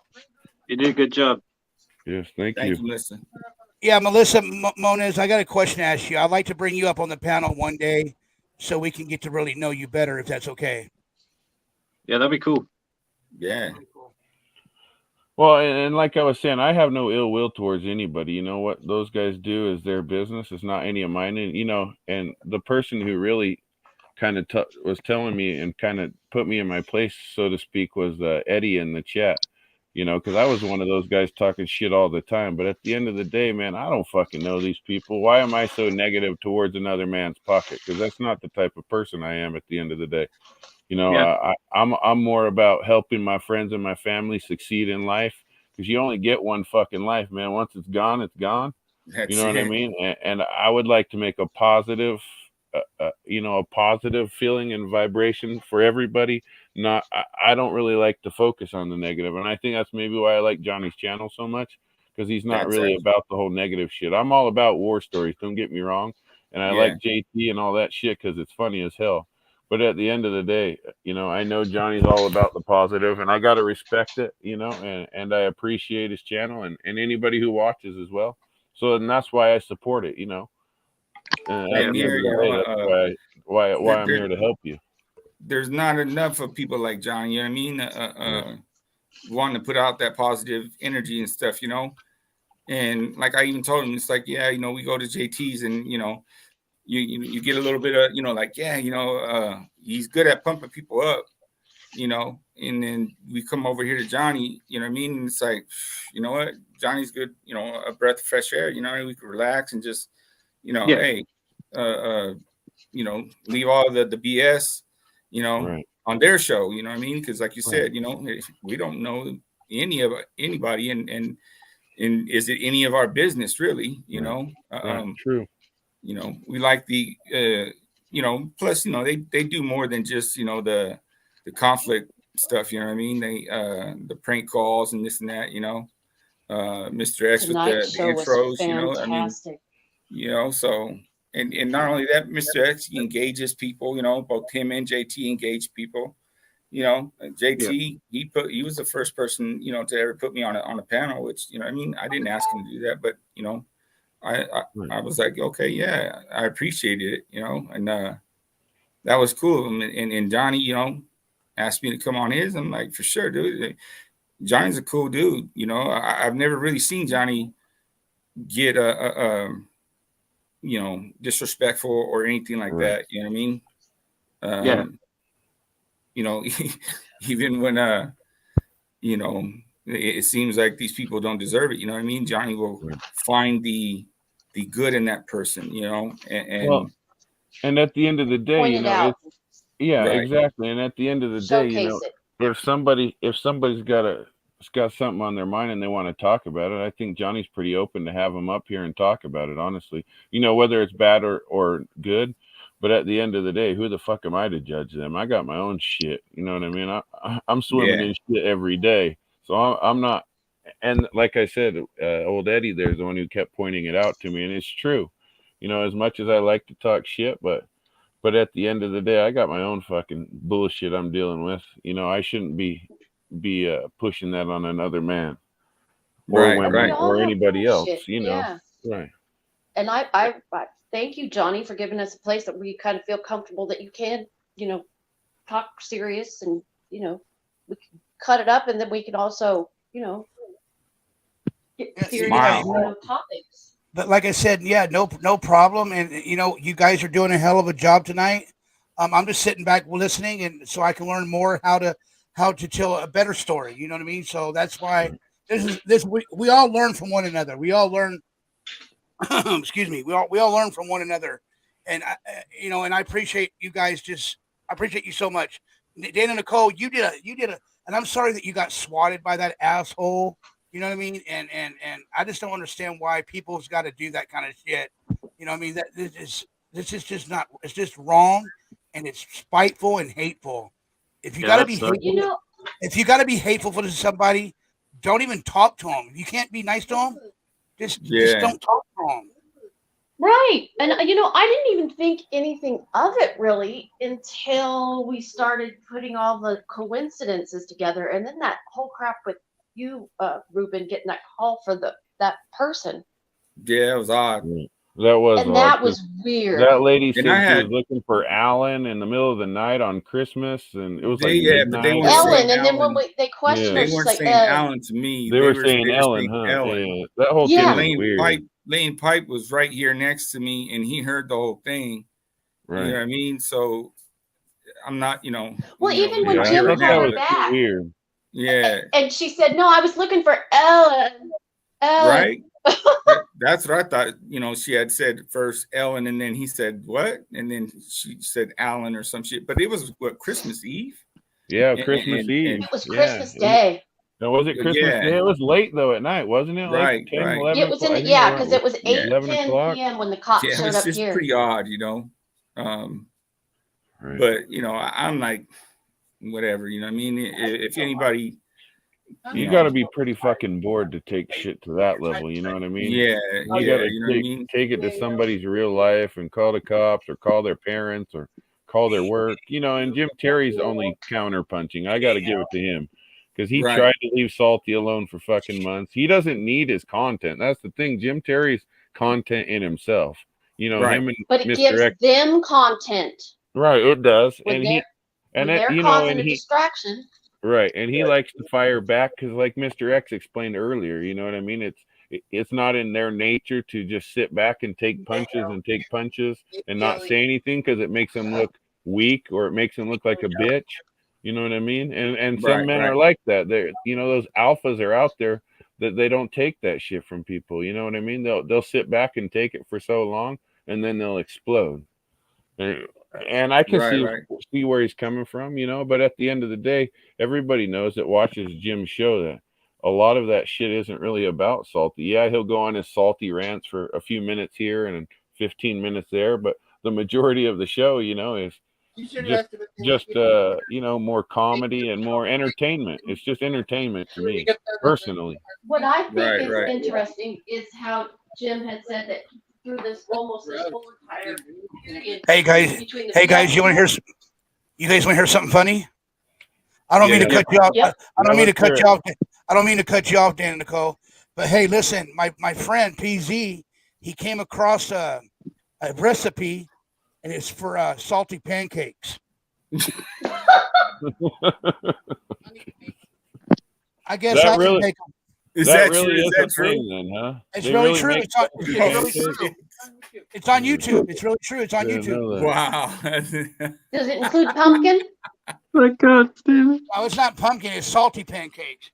That's a fucking trip. It's layers of bread. It's layers of bread with different shit in it, like mayonnaise, jalapenos, pickles, tell us what it is, salt, and I'll make butter. it. We could show it up here. I think me and PZ will do it one day, and we'll bring it up on the panel. You should do like a special cooking stream and make it live. So find something else to go with it. You'll be able to do What's the that. side dish? Right. Hey, Johnny will be able to do that soon, huh, Johnny? Hey, yes, sir. Hey, CR, did you miss my Rice Krispie treat one that I did? Do you mean earlier today or? No, last week I did a show on making a Christmas snack called Rice Krispie treats. You can learn that off of YouTube too. In 2 No, I minutes, missed that. you can make Rice Krispie treats in 2 minutes. Is that still up? Yeah, it's in my videos. You can go check it out. I'll go down and watch it. Oh, wait a minute. No, that's right. I had to delete it because Chris Dix told me to delete the channel. Oh, yeah, that is the one that he told you. know, The one where you that's- were that's making your another Rice thing. Krispies. Damn it, Chris Now, see, Dix. like when it comes to things like that, like that triggers me. You know what I mean? Like I don't like people like that. You know, and Chris Dix really triggered you, huh, Ruben? Like the way he Yeah. I acts think one of and the the worst way he things about sucks- him, though, like how is he he sucks threw up. his child into the thing as if, Yeah. you know, it was all He used about to his get the child. sympathy. I'm just not used to Toxic like shit. you know, like that kind of that mind state. You know what I mean? And Right. sometimes I have to realize I'm on a screen. You know, like I'm a fucking yell at a screen and shit. You know what I mean? And Right. it you know, why am I? I but- think it's because he's so sensitive and weak. You know, he's in a bad place, in a bad spot in his life. Obviously, he's hating. Yeah, you know, but that he his don't need to come father on, passed away, but right. come over to Johnny's spot and be like, Right. oh man, take it down, blah blah blah blah, whatever, Well, whatever. I think he You know? thought Johnny would just back down, and yeah, technically Johnny did because he didn't know any better about deleting the whole video shit. I would have done the same thing because I wouldn't have wanted got a strike if this is what I wanted to do full time as a legit channel. And why So would I would've lie? done that too? And why would I lie about that anyway? Why would I lie Right. about something like that? He Well, and literally you told- lost a lot of watch hours when you did it. Yeah, you know I know, what and I lost 2.5. I lost like almost 3 hours. Of that. Yeah. And now I'm getting them all back. You know, right now we're on 3 hours and 37 minutes. That's awesome. Yeah, and I think I called the And if I'm not second mistaken- time I called Johnny when Chris had called him. You know what I mean? I said, Yeah, he called me yesterday. Let me talk to him. And I He- guess you know what, yeah, Ruben? He heard you. Hey, Ruben, he heard you, and that's when he told me that. Oh, you just fucked up. Now I'm going to drop the bomb on you. I was like, what bomb, fool? You better be careful what you say. Right. Because you know what? Johnny went Long Beach on him right there, huh, Johnny? You went Long Beach on him. Yeah. right. You know, you can't say you know, the B word on YouTube, like the bomb word, you know what I mean? Right. You can't use that. You can't use that word, period. You know what I mean? And because he'll get somebody striking. He said it right on he said it really loud where everybody can hear it, because I was still on Jim's panel when Reuben was calling in, and Reuben he heard Reuben, and Reuben, that's when he hung up the phone. He hung up the phone. You know, and that's who Reuben, and that's who called you the snitch, not Jim. Hey, Johnny, if you're planning on staying on for a while, you should bring that guy up, that Cruiser Chris guy, the one in the wheelchair, the cerebral palsy guy. I like that Oh, dude. there That he was on is. Jim's show. Is he still in the Yeah, he's in the chat right now. He would He's be a in the cool chat right person now. to have on panel. Okay, let me funny. Hey, well, the link Man, is the link. Chris, What the a link. trooper. Hey, Right.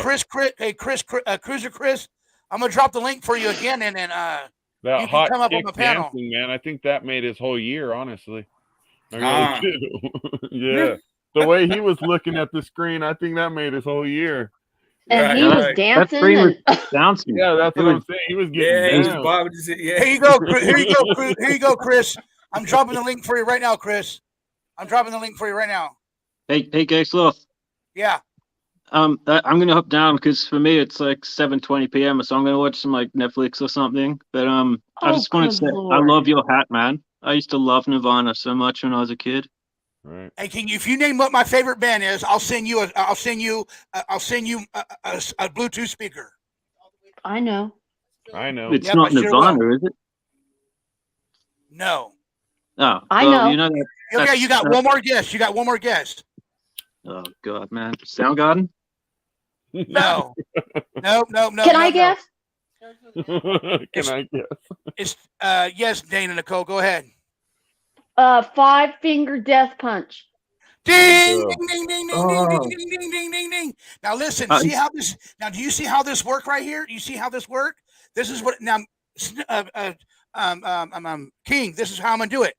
Whoever wants to come up on the panel, okay? Uh-huh. Dana Nicole, you need to email since you got I got your number. Now you got to text me. You won. You get the Bluetooth speaker. I'm gonna send you a Bluetooth speaker for guessing it right, and you'll get a Bluetooth speaker. And see, that's what I want to do. That's what I want to do right there. Is do a music trivia, do it like that, and then we bring people on the panel, and see who can get. See who can guess. But Reuben, except for Mr. X can't play. That fucker got to be a judge or something. Seriously, dude. That fucker will probably go back from like the 1920s still film all the way up to the new ones. Well, hey, look at that film that was in Hollywood one time. Hey, Seorg, I like it. Whoop our ass. Hey, Seorg, listen to this, Seorg. There'll be another time for you. There'll be another time for you to do this, since you were a good sport. I don't know if I got your phone. Do I got your phone number? He's in Australia, Johnny. Huh? Yeah, I've tried to call into gyms a few times, even though I have international calling, but it just it won't work. What'd you say, King? He's in Australia. Oh, okay. So how much do you think it will cost me to send something like that for him over there? It's not worth it, man. The shipping will be worth more than it's like the actual item. You know what? You're a good friend of mine, so I'm going to see what I can do for you, okay, Seorg? I'm going to see what I can do for you, okay? You got give it to someone else that is in America. It'll be way cheaper for you, bro. Okay, well, it is. Huh?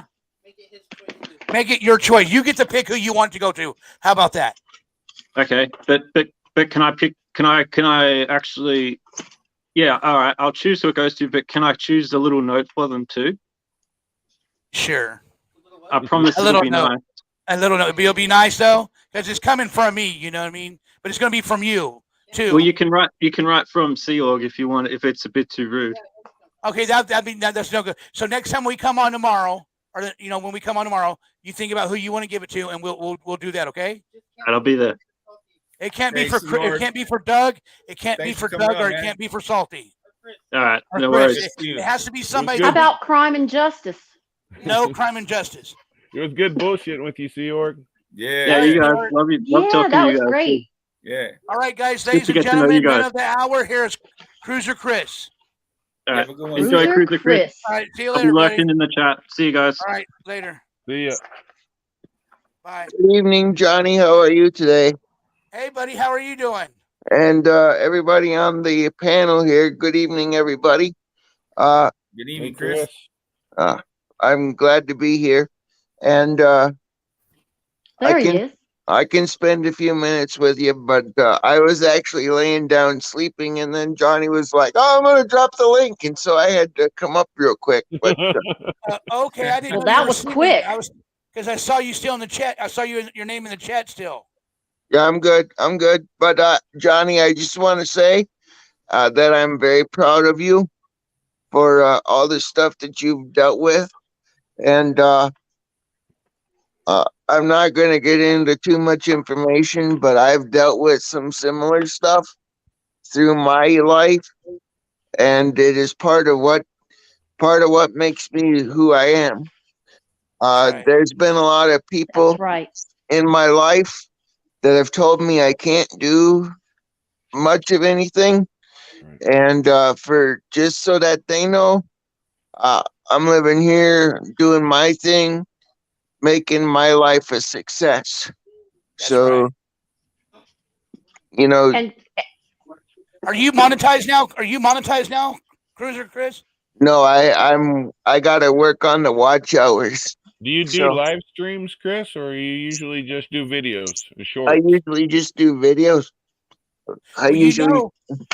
Cruiser Chris, if you get 10 million views in 90 days, you get monetized that way also. Yeah, for like short videos or something. Yeah, something like that. I do live stream and I do shorts. I do all cat videos. I've seen your cats. I think I see a pre-show coming up. Right. Yeah, you should do some more live streams, Chris. I think people would be interested in your life. You know, you got an interesting life, obviously, and with you, with your cerebral palsy. Sorry, go ahead, Johnny. Go ahead. Mr. X says watch hours are tough. Now, if I'm not mistaken, all these hours that I'm illuminating right now, like say if I've got 3 hours and 45 minutes, will they give those to me, or were they only cut it off at 2 hours? I think you'd have to ask somebody who knows. I don't know about all that, John. I'm not a YouTube guy, so Yeah, I have no idea.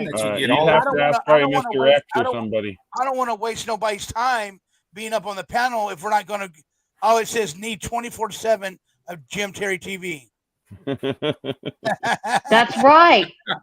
That is right. We Jim need Terry 24 TV hours. with Sloth. Jim Terry Jim and Terry TV with Cripple Mr. Chris. X and Right. Jim Terry. And that's Mr. the X, you thing- want to? Mr. Johnny, X, you that's want to the come up on thing, the too. panel? Mr. X, you want to Boy, come that back would up? piss them off. Yeah.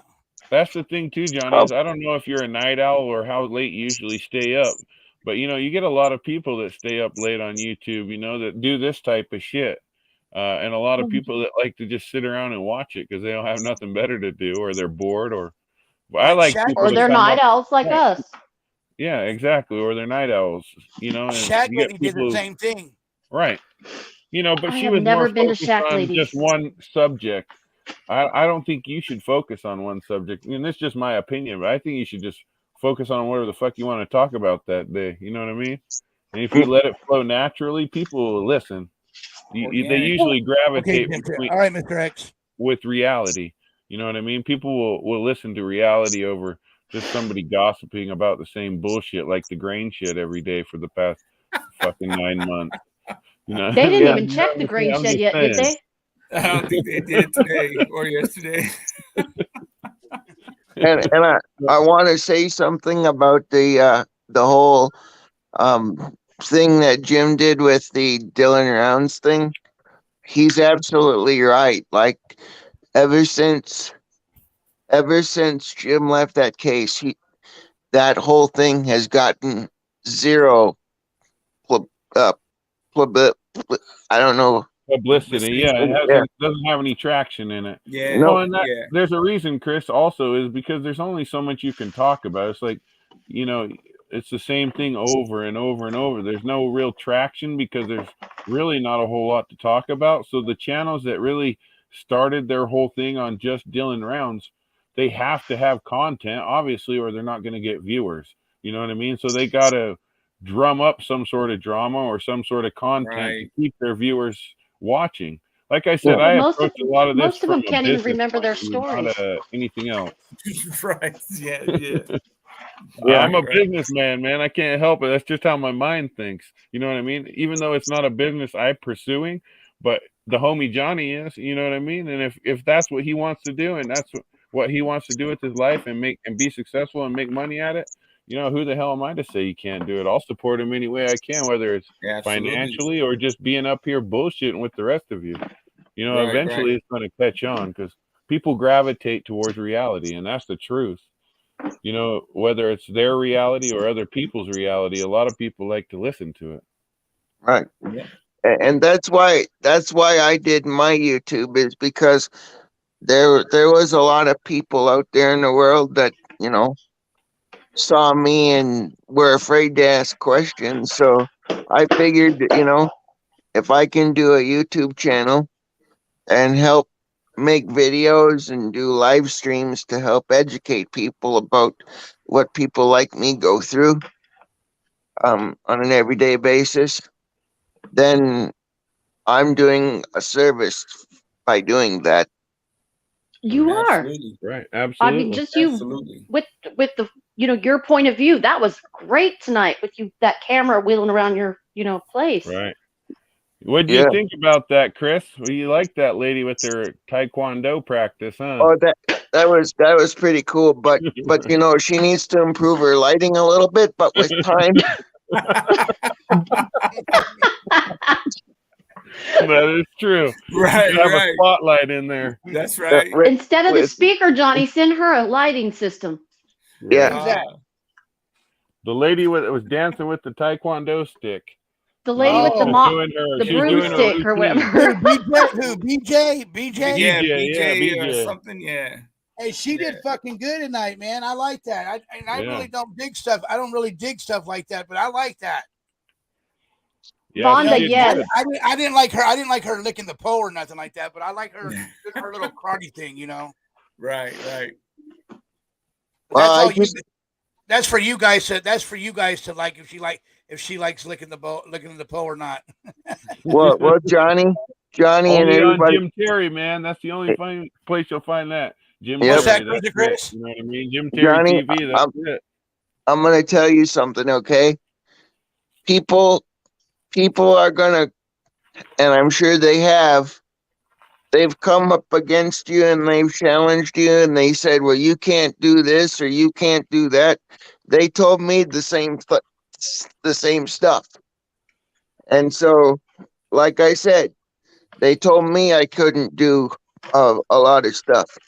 And I'm proof that, people will tell you can't do something, but I like it when they tell me I can't do something because that gives me more ammunition to prove them wrong. So, Right. So Same here, brother. Same here. Same here. When people. Oh my God, you guys! I forgot to even share this. So my mom's going through lung cancer treatment. She's got small cell carcinoma, which is the worst. It's a rare kind caused by smoking. She's stage 4, basically. It's in her spine, her hips, her brain. She was supposed to go have gamma knife for the brain to radiate the tumor. She had to have an MRI prior to do a mapping of it. She went in for MRI. We just got the results today. The tumor she's supposed to have radiated tomorrow is gone. Really? Amen. Amen. That's what I'm talking And about. most times, brain tumors are not responsive to chemo. Amen. Wow. Miracles. Miracles do happen. Yeah, that's amazing. That's amazing. God, I'm really proud of. I'm really proud of why that. I have faith in the Lord. I got a question to ask Yep. everybody. Now, everybody has seen me eat the butter, do the butter contest, right? Yep. How many sticks of butter do you guys really think and I can eat? Now, be honest with me. How many sticks I wouldn't of eat butter do any you think? more if I were you. How many things of butter do you think I can eat? Well, what's the record right now? The record is right now at 12 seconds flat. No, I'm talking about like the world record. Is that what you're talking about? Or are you talking about how fast you can eat it against somebody else? No, yes, me. Mr. X. Oh, so how fast you can eat it like when you did with just Mike? I'd beat him in 12 seconds. Right. That's pretty damn fast, Johnny. 12 seconds, pretty fucking fast to eat a stick of butter. Right. I don't know if I could even eat a stick of butter, period, in 2 minutes, to be honest. I'd probably end up gagging after the first bite. He said it's 1/8 and 1/4 in under 5 minutes. Mr. X did. Oh, 8 1/4. And then that turns your blood to pure fat cholesterol, fucking. I don't know. That skyrockets. scares me. Yeah, man. You might need to go get checked out by a doctor before you do that, I would think. Yeah. But And even if you're good beforehand, what is 8 sticks of butter going to do to you? Do you have and you high know you're going to blood have to pressure, Johnny? practice at least once. No, I don't.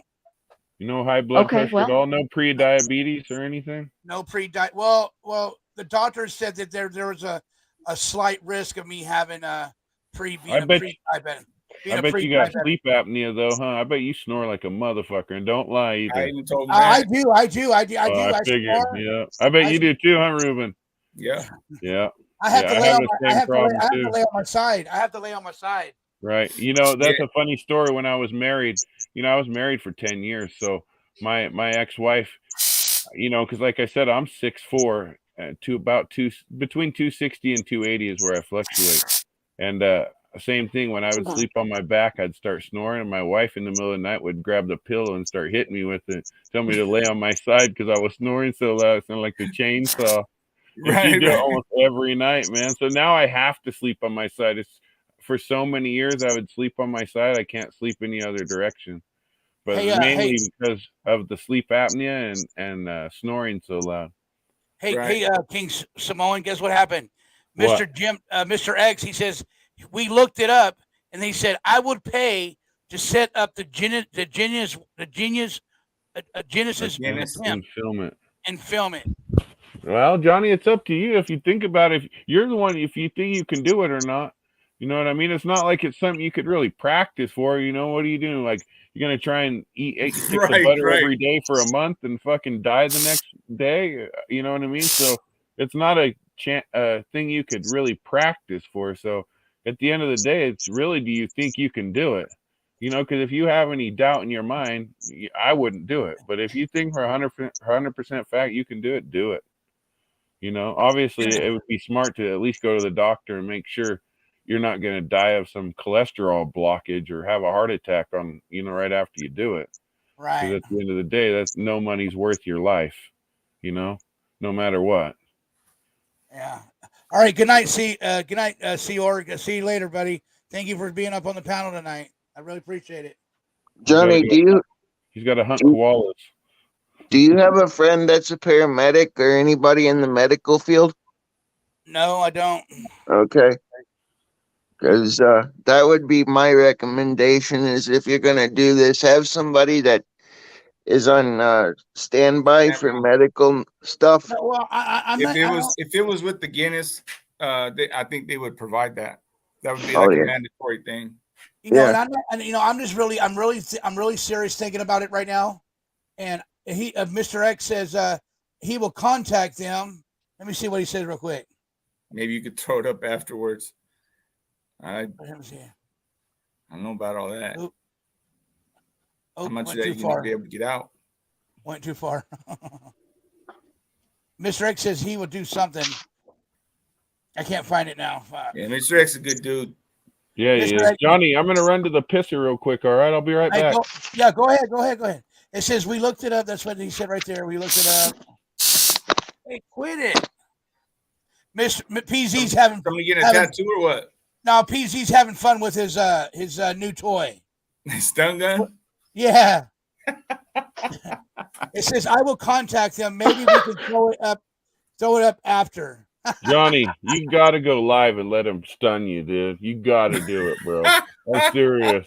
Oh, God. You got to do it, man. If you're up for it anyway. I think that would be fucking classic if you did that. Just my opinion. I got to go pee. Sorry. I heard that before I got off. No, I don't think I'm going to do that. That's going beyond. That's going beyond the fucking shit there, dude. Oh, man. But anyway, I just want to say, guys, this has been a real good, fun night tonight. I really love it. You know, I got to make sure that we love you.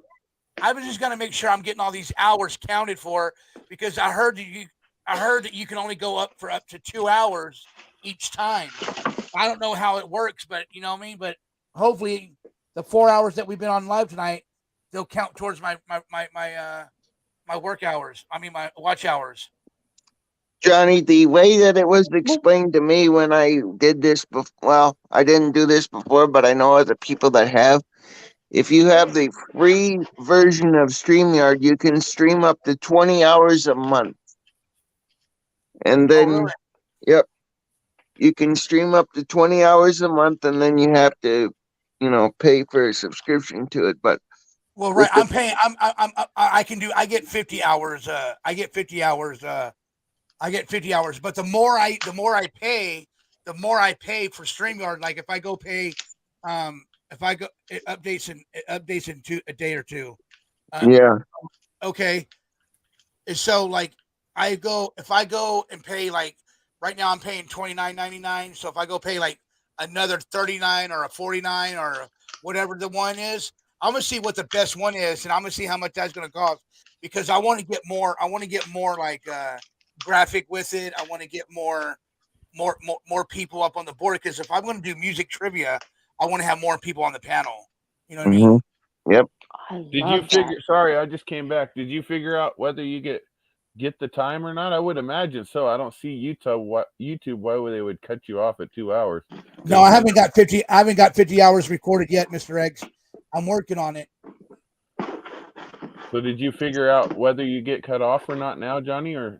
You shouldn't, no, right? I haven't figured. Well, right now we've been on live for 4 hours right now. Right, 4 hours and 20 seconds. And I'm almost positive. I'm almost positive when I was on Shack Ladies forever ago that she would say it was like 11 or 12 hours. I thought when it shut off. I could be wrong. But the live streams can run for 12 hours at a time before they get shut off, and then. See? That's what it is, right, okay, Chris? For 12 hours. Plenty of time. Hey, Snook. I mean, that's not Snooks. King Samoan. Mr. X just says, $25 streams will get me a 720p, 720p. $50 stream will get StreamYard will get me 1080p. Okay. So Yeah, so that's my next goal is to get the $50 one. and what does that do? So $50 a There's month? Is that how it works? Yeah, $50 a month. Yeah, Okay. and it gets me And more. what do you do now? Do you do the $20 a month one now? Yeah, I'm doing the $20 a month one now. Okay. I'm sure we could get you up to $50 a month one, I would imagine. You know, if the people want to see it, I don't know. Like I said, I'm not one to show my face, and you guys know the reason why. You know, if it was up to me, I would. And just so people know, I'll give you what I look like. I'll kind of describe it, and I'll bring my kids into this one and my ex-wife. When my kids were younger, we were over there right outside of Reno in Lake Tahoe. Actually, Kings Beach, if anybody is familiar with Lake Tahoe, the California side of Lake Tahoe. Kings Beach is a little small town right there on Lake Tahoe, right off the lake. And I was at a gas station there one day with my wife and my kids. And I was standing outside waiting for them while they were in the gas station. And these guy and his wife and their friend pulled up at the gas station, and they thought I was the WWE wrestler Roman Reigns, and they swore to God that I was him. And the only reason I could prove that I wasn't, I started smoking a cigarette because I do smoke. And they knew right off the bat, obviously, I wasn't after that, but they swore to God. So anytime we'd go into the Walmart with my kids, my ex-wife would take them over there to the section where the toys are, and they would always look at Roman Reigns' toy. And they would tell everybody, that's my dad, because they really did. They were young, you know, and they thought, because I do look similar to him, I'm not going to lie. They really did thought that their dad had a little action figure at the Walmart for years growing up. They thought that. So just to give anybody an idea of what I look like, that's kind of what I look like pretty much. Speaking of help dads, me much. I gotta here's Google a it. picture of me and my dad. I think this was like maybe I might be 17 in this picture, I think. If you guys can see that. Oh yeah, damn, you were totally different, huh? So when you got in your accident, is that what caused you to get so big? Yeah. I figured. And then just to prove it, you know what I mean? Here's the Mustang that I was talking about.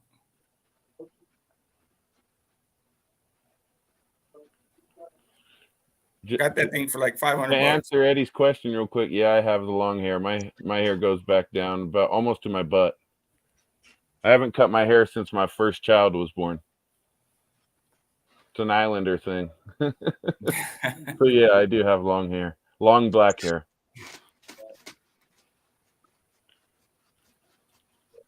Wow, look like Roman Reigns.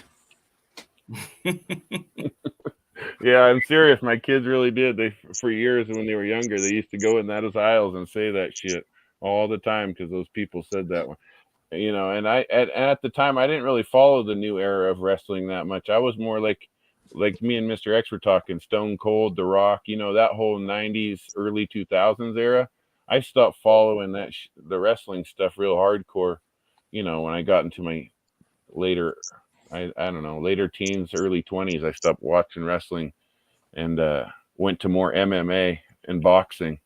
You know, those are another two things I love to watch. MMA and boxing. I'm a fucking junkie when it comes to fighting. I'm not gonna lie. Just a little fact about me. Mr. X says I have long hair, and I'm from the islands too. He says he always walks around with the wet hair like Triple H. That's what's up. Right. No, Mr. X got the Troy Polamalu head. You know, the one, $1 million hair. You guys know who that is? Yeah, for the Pittsburgh Steelers. Yeah. Yep. Hey, do you know? I heard that he really did. That he had his hair insured for $1 million. I don't know if that was true or not, but wouldn't surprise me. I'm a Pittsburgh Steelers fan, King. Oh, you are? I didn't know that. Yeah.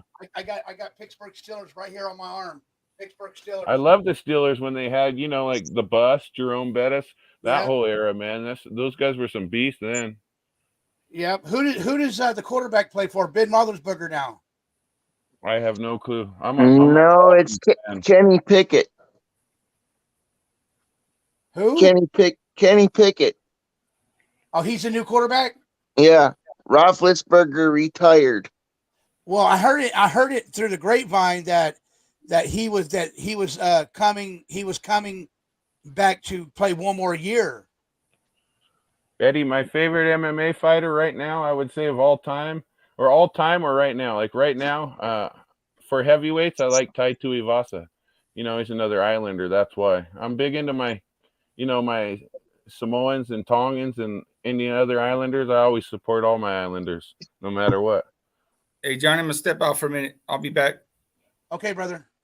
How's your legs, Reuben? Your legs all right? Yeah, I gotta stand up and kick him around for a little bit. Okay, brother, go ahead and do that.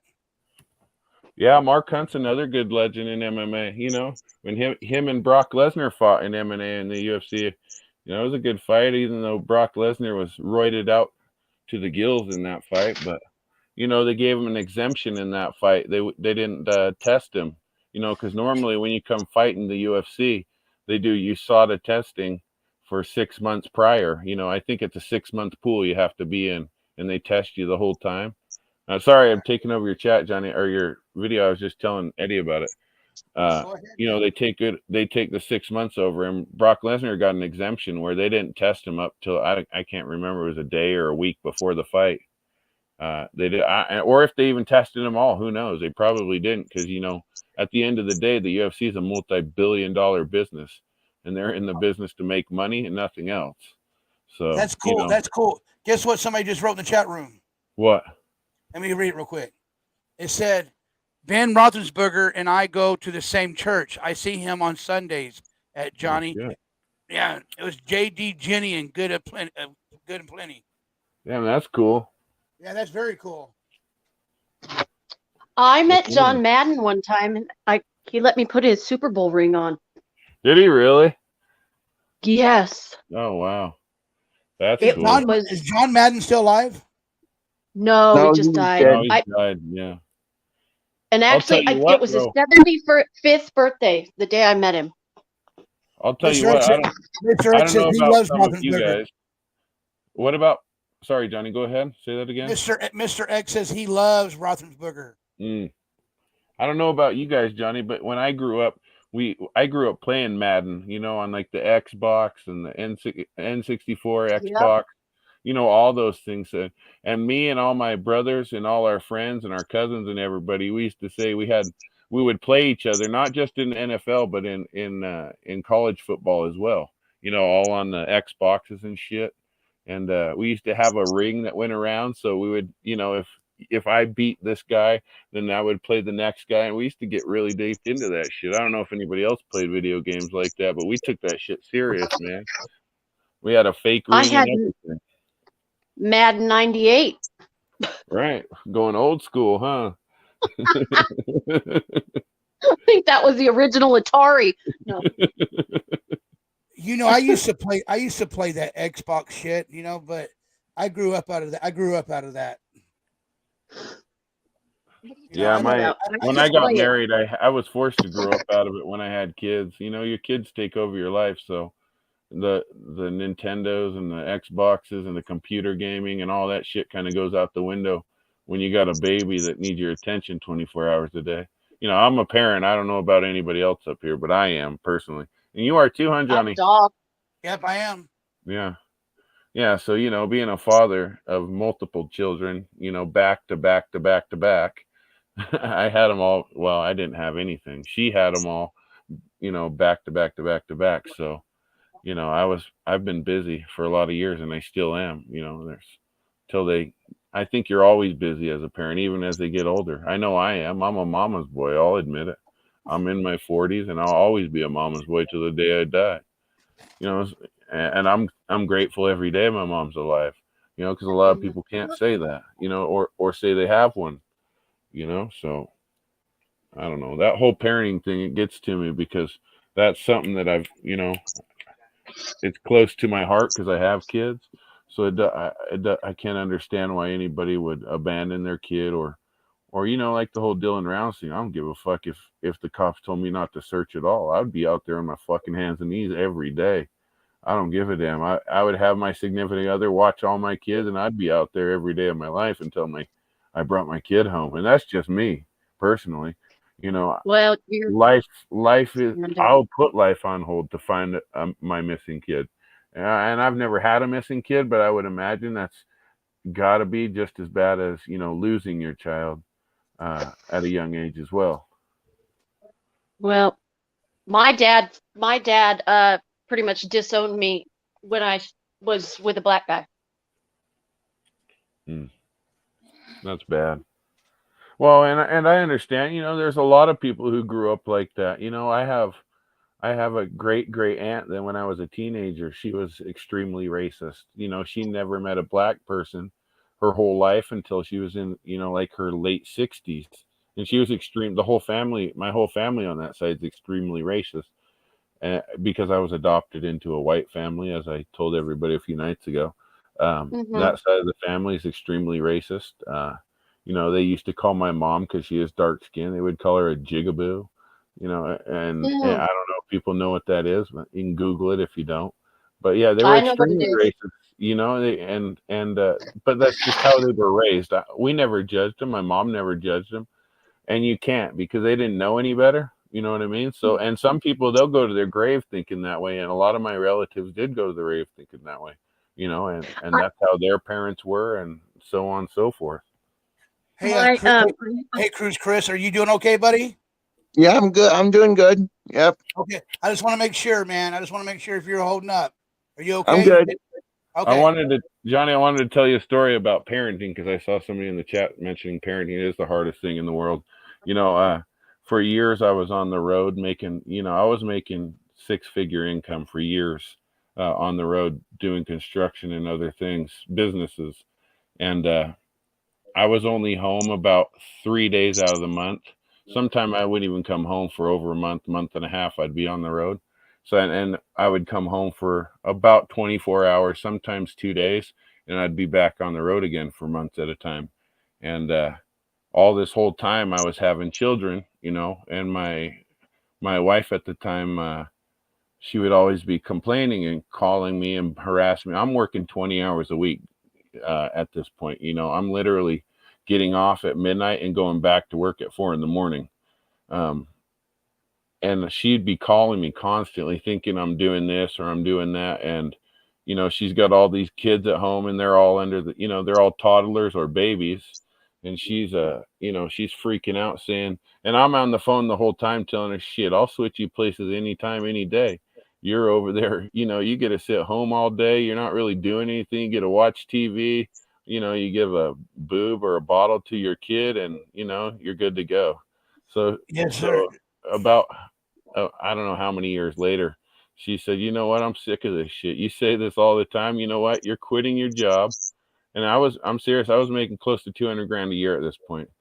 She said, either you quit your job, come home and be a stay-at-home dad, and I'll go to find a job, or I'm going to divorce your ass. So, obviously I'm not going to get divorced. So, against everybody in my family's wishes, I quit my job at the time, and I sold everything, and we sold everything, and we moved off to a whole completely different state, started completely over. And she went to work making $14 or $15 an hour at a local restaurant, right? And did I have some resentment? Absolutely. But, she taught me a lesson, a very valuable lesson. So we did this for a whole year, right? I was a stay-at-home dad. It was the hardest fucking job I've ever had in my life, by far. I would rather work I'd rather work 100+ hours a week every single day than ever have to deal with the shit some of these moms and dads, don't get me wrong, there's single parents on both sides, would ever have to deal with. So I feel sorry for any mom that has to do that, because they really do. And I understand why so many of them get lonely and want, to come on YouTube or social media to get attention or just to bullshit with people because of that reason. You know what I mean? It's there. And ultimately what ended my marriage was me not willing to put the business side of me away and become more focused on a family and being a father and a husband.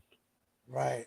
You know what I mean? So, Yeah, sure. you know, Hey, at the King, I end want of to read the day, something. you got one life to live, Johnny. You know what I mean? So, you know, Yeah. I made a poor choices, obviously, and it ended my marriage because I chose trying to provide for my children's future over my own marriage. And it fucked me, you know, obviously. But at the end of the day, I learned some pretty valuable lessons that being a mom and having those kids at home and having to feed them and boob them and do all that shit 24 hours a day, it's harder than any fucking job in this Yeah, world. I want to read something real quick. Go ahead, brother. It says, JD, Jenny, good and plenty. When I need a pep talk, there's no one there to give it, LOL. Well, you know, JD, Jenny, let me tell you something. If there's ever needed time for you need to talk to somebody, I will. I'm here for you. And you know, like King Simon was saying earlier, if anybody needs to talk, and Johnny, I'm here to listen to anybody that wants to talk, and I like to listen to what people's got to say. You know, and I'm there for you if you need me to be. Okay. Well, and the whole moral to that whole story at the end of the day, Johnny, is if you are married and anybody listening married that's a man or a woman, you know, communication is key at the end of the day. That's right. I ignored the signs of my wife needing attention, and ultimately I got a divorce over it. So, you know, it is what it is. You know, at the end of the day, I have to suffer, but, you know, the worst people who suffer in a divorce is the kids. You know, your children are used as arsenal a lot of times. You know, I have a good relationship, so it not so much, but affects me. But, you know, a lot of families get broken up, like mine. Growing up as a kid, it did it to me. You know, I lived with a single mom and a single dad, going back and forth, and them fighting over the children our whole entire life. So it really does. It fucks kids up, you know, and then they're affected by it their whole life. So Anybody hear from Betty Hayward? And by the way, I don't think so. I saw Mr. X in the chat room. Somebody asked Mr. X if anybody's heard from Betty Hayward, and he said no. What's really going on? hopefully everything's okay. Right. Yeah, I hope everything's okay. Me too. You're right though on that though, Johnny. That JD, Jenny, good and plenty or whatever. You know, she can always come here if she need a pep talk. We're always here. Yeah. You know, like I said, we're all about the positivity and supporting one another. You know, no matter what you want to talk about. Hey, my microphone just fell off my table, so I caught it in just time before it busted, and it fell off the damn notebook that I have it clamped onto. We gotta get you a mic stand, Johnny. That's what I have, a mic stand. It clips to the thing. Okay. Yeah, it's just not working very good, right? No, it's not working very good. Right. I gotta get me a different table. Damn it. Yeah, you need a big solid wood computer desk. That'd probably work the best. Yeah. I got one. Or you can use one of those big old packets of toilet paper from Costco. That's like an end table. Right. You can do that as well. Yeah. Can you guys still hear me? Yep. Okay. Just give me a minute. I gotta put this damn thing back together. Go ahead and talk. He's at a glory hole. He's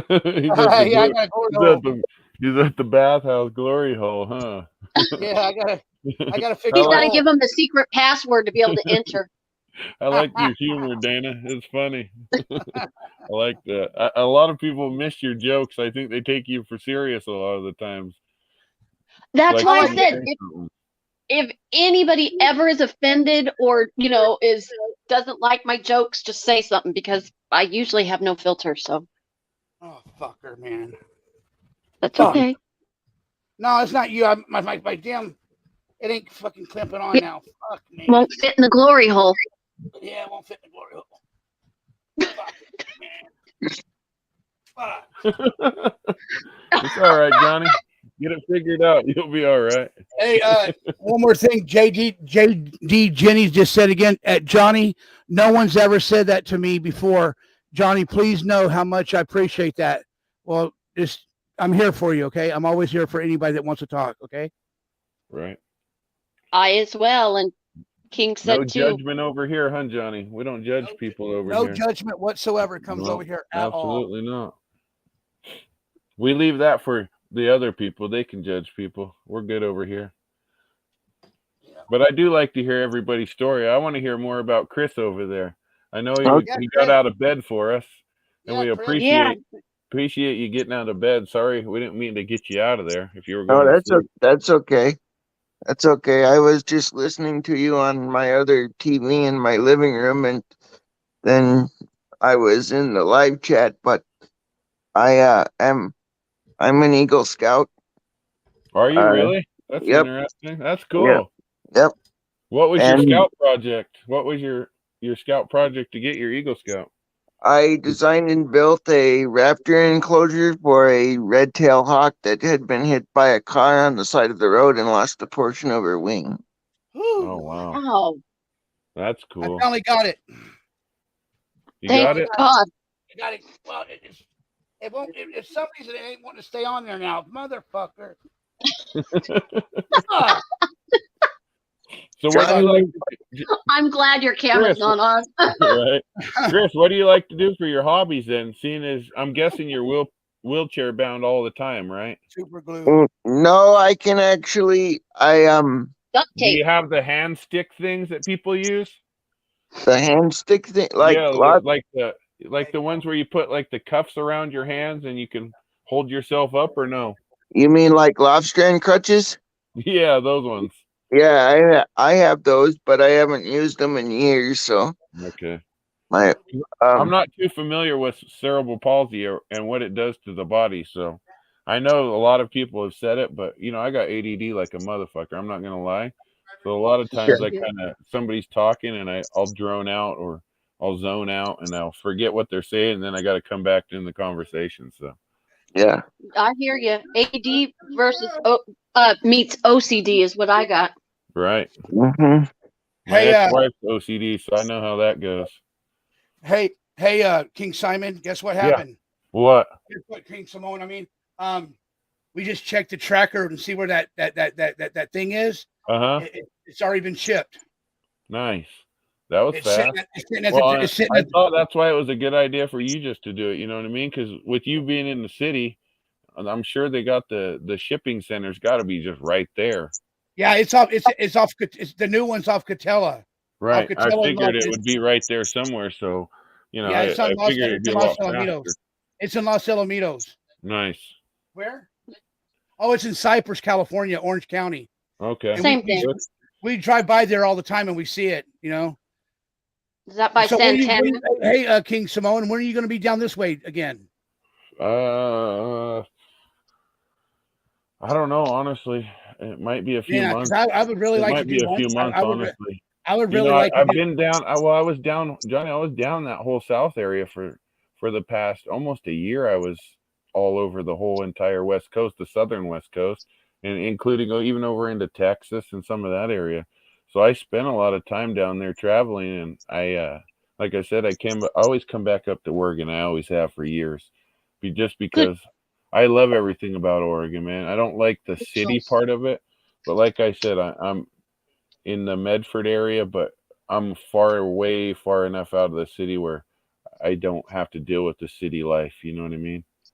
I used to commute from Hood River to San Francisco, and I would stay at the Red Lion in Medford. Right there. There were some good people watching there. Somebody just asked Chris, Sophie, Cruz Chris. Sophie asked you, how long have you had your channel for? I started mine in December of 2019. 2019. Yep. Nice. And this is 2000. See how hard it is. I started my channel in 2019 also, Chris, and this is 2023. No, I started. I'm sorry. I started my channel in 2021, a year, 2 years after that, and I still don't have my watch hours time because I didn't know what it was. At first you only needed 1,000 subscribers. Now you need a watch hour time, or you need 10 million views in 90 days. Well, we're working on it. Right, we're getting you there, Johnny. Yeah, It seems we're like working we on got a lot of good people in the chat as well helping you, so I think we'll Hell get yeah. there. Hell yeah. And we You know we can what? help Chris too. I'm down to help Chris as well. You know I'm what I down to mean? help Chris. I'm He's down a to help good Chris. dude. How If many he hours goes you got on right now, live, Chris? When I looked earlier this evening before I came on Jim's show, I had like 293. 293. Yep. Yeah, we can help out. We can help out Chris too, man. right? You know? I'm down to help you out. You know, I don't know if you do live videos or if you'll do live videos, but I think that's honestly the fastest way you'll gain. You know what I mean? So many watch hours. If you can get even 10 people in there to watch you, you know what Yeah. I mean? Johnny, you know, Johnny's kind of lucky because he's been putting in the work over the last, you know, 6 months or so with Jim Terry and doing the butter challenge, and you know he's been building his channel up by himself. Me and Reuben and a few of us others are just giving him a little boost. You know what I mean? Because we like Johnny's vibe. We like what he brings to the table. He's all about the positivity, and he'll let people come up here and say their piece, and you know we move on from it. We don't have a bunch of people sitting up here fighting or arguing like fucking 12-year-old kids. Right. Okay, Well, listen real quick, and I'll shut up. I just found a drink. It's called the Elmo at a Glory Hole. Show us it. Let us see it. Oh my god. Well, I have the recipe. I don't have the drink. Oh, it's a recipe? Yep. It's called Elmo the at the Glory Hole. Elmo at the Glory Hole. Is that for? Is At that like a glory hole. Is that like alcohol? Yeah. Oh, so you can't send it my way because I don't drink no more. Well, I just thought it was funny. I googled glory holes, and there's a donut and a drink. Hey, Kathy and Axel says, Johnny, I went to sleep earlier to you and woke back up to you.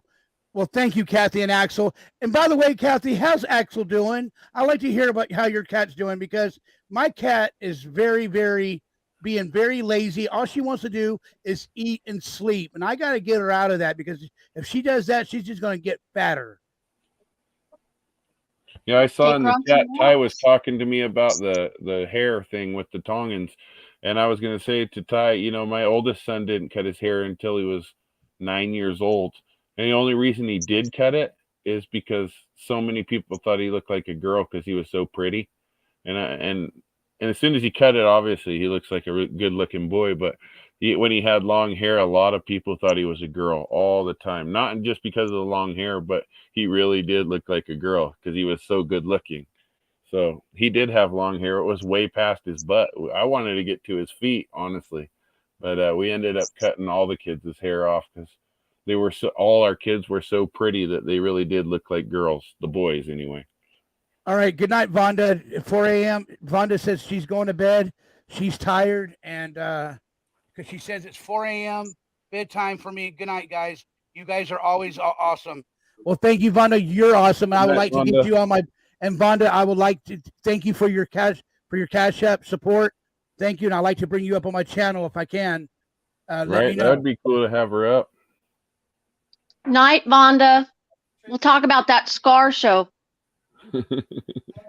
I love the Diaz brothers, Ty Corbin and Eddie. I saw Eddie said it earlier too. Is the Diaz brothers, man? They really pushed the MMA and cannabis community big time.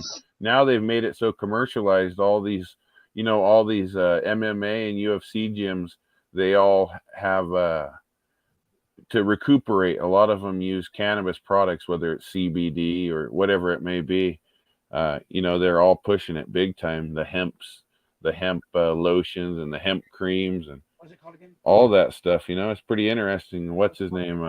The Diaz brother got banned from professional sports for 4 years because of smoking pot all the time.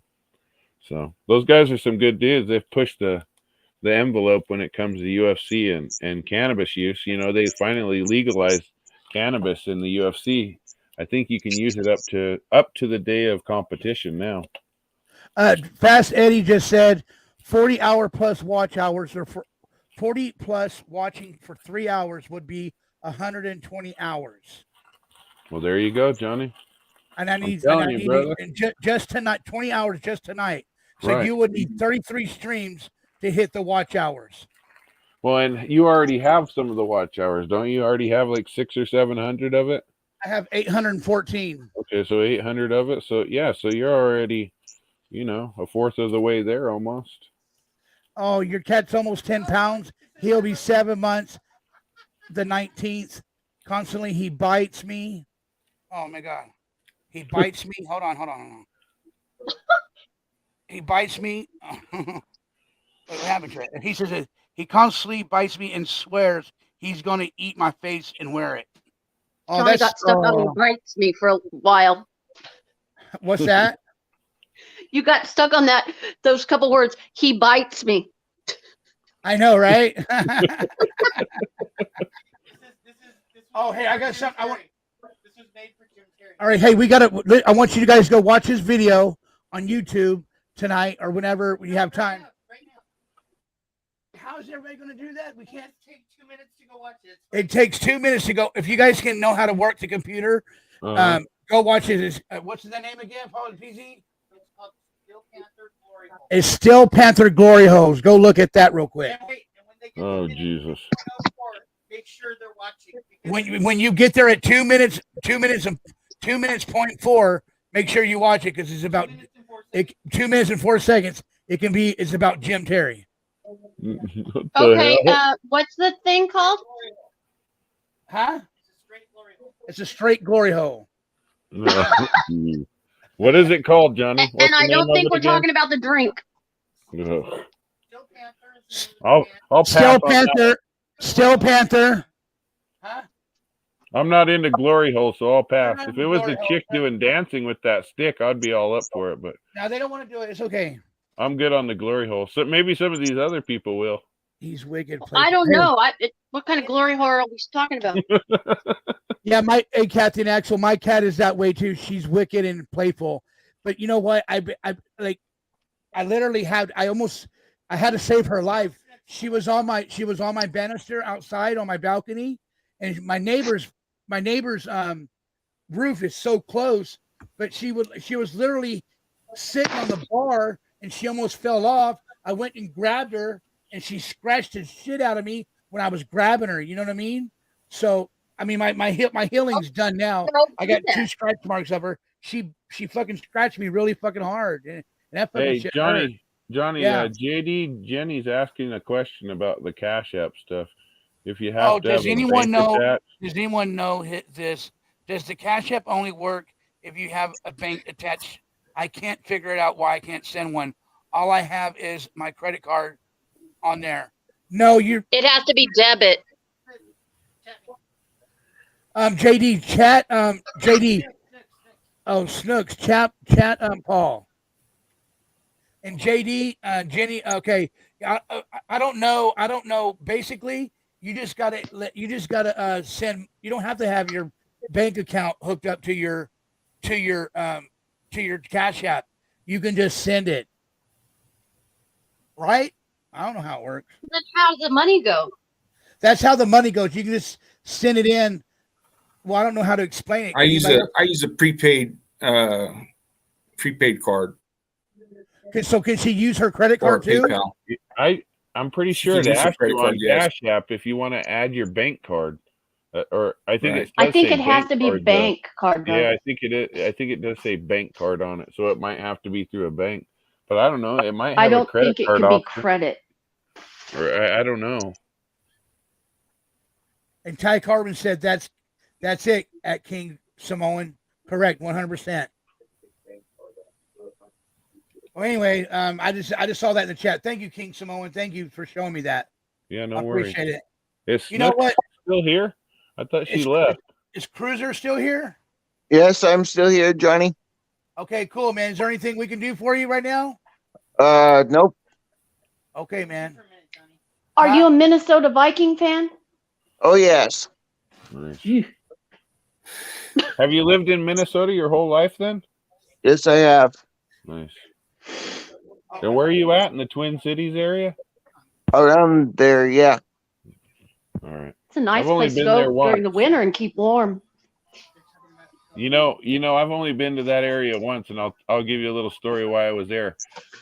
In my younger years, I was one of those guys that came to those juvenile, the bad juvenile kids when they act up, they get sent away. Oh, I the was one boot of those. camp. Yep, I was one of those transporters that would come in the middle of the night and come snatch your ass up.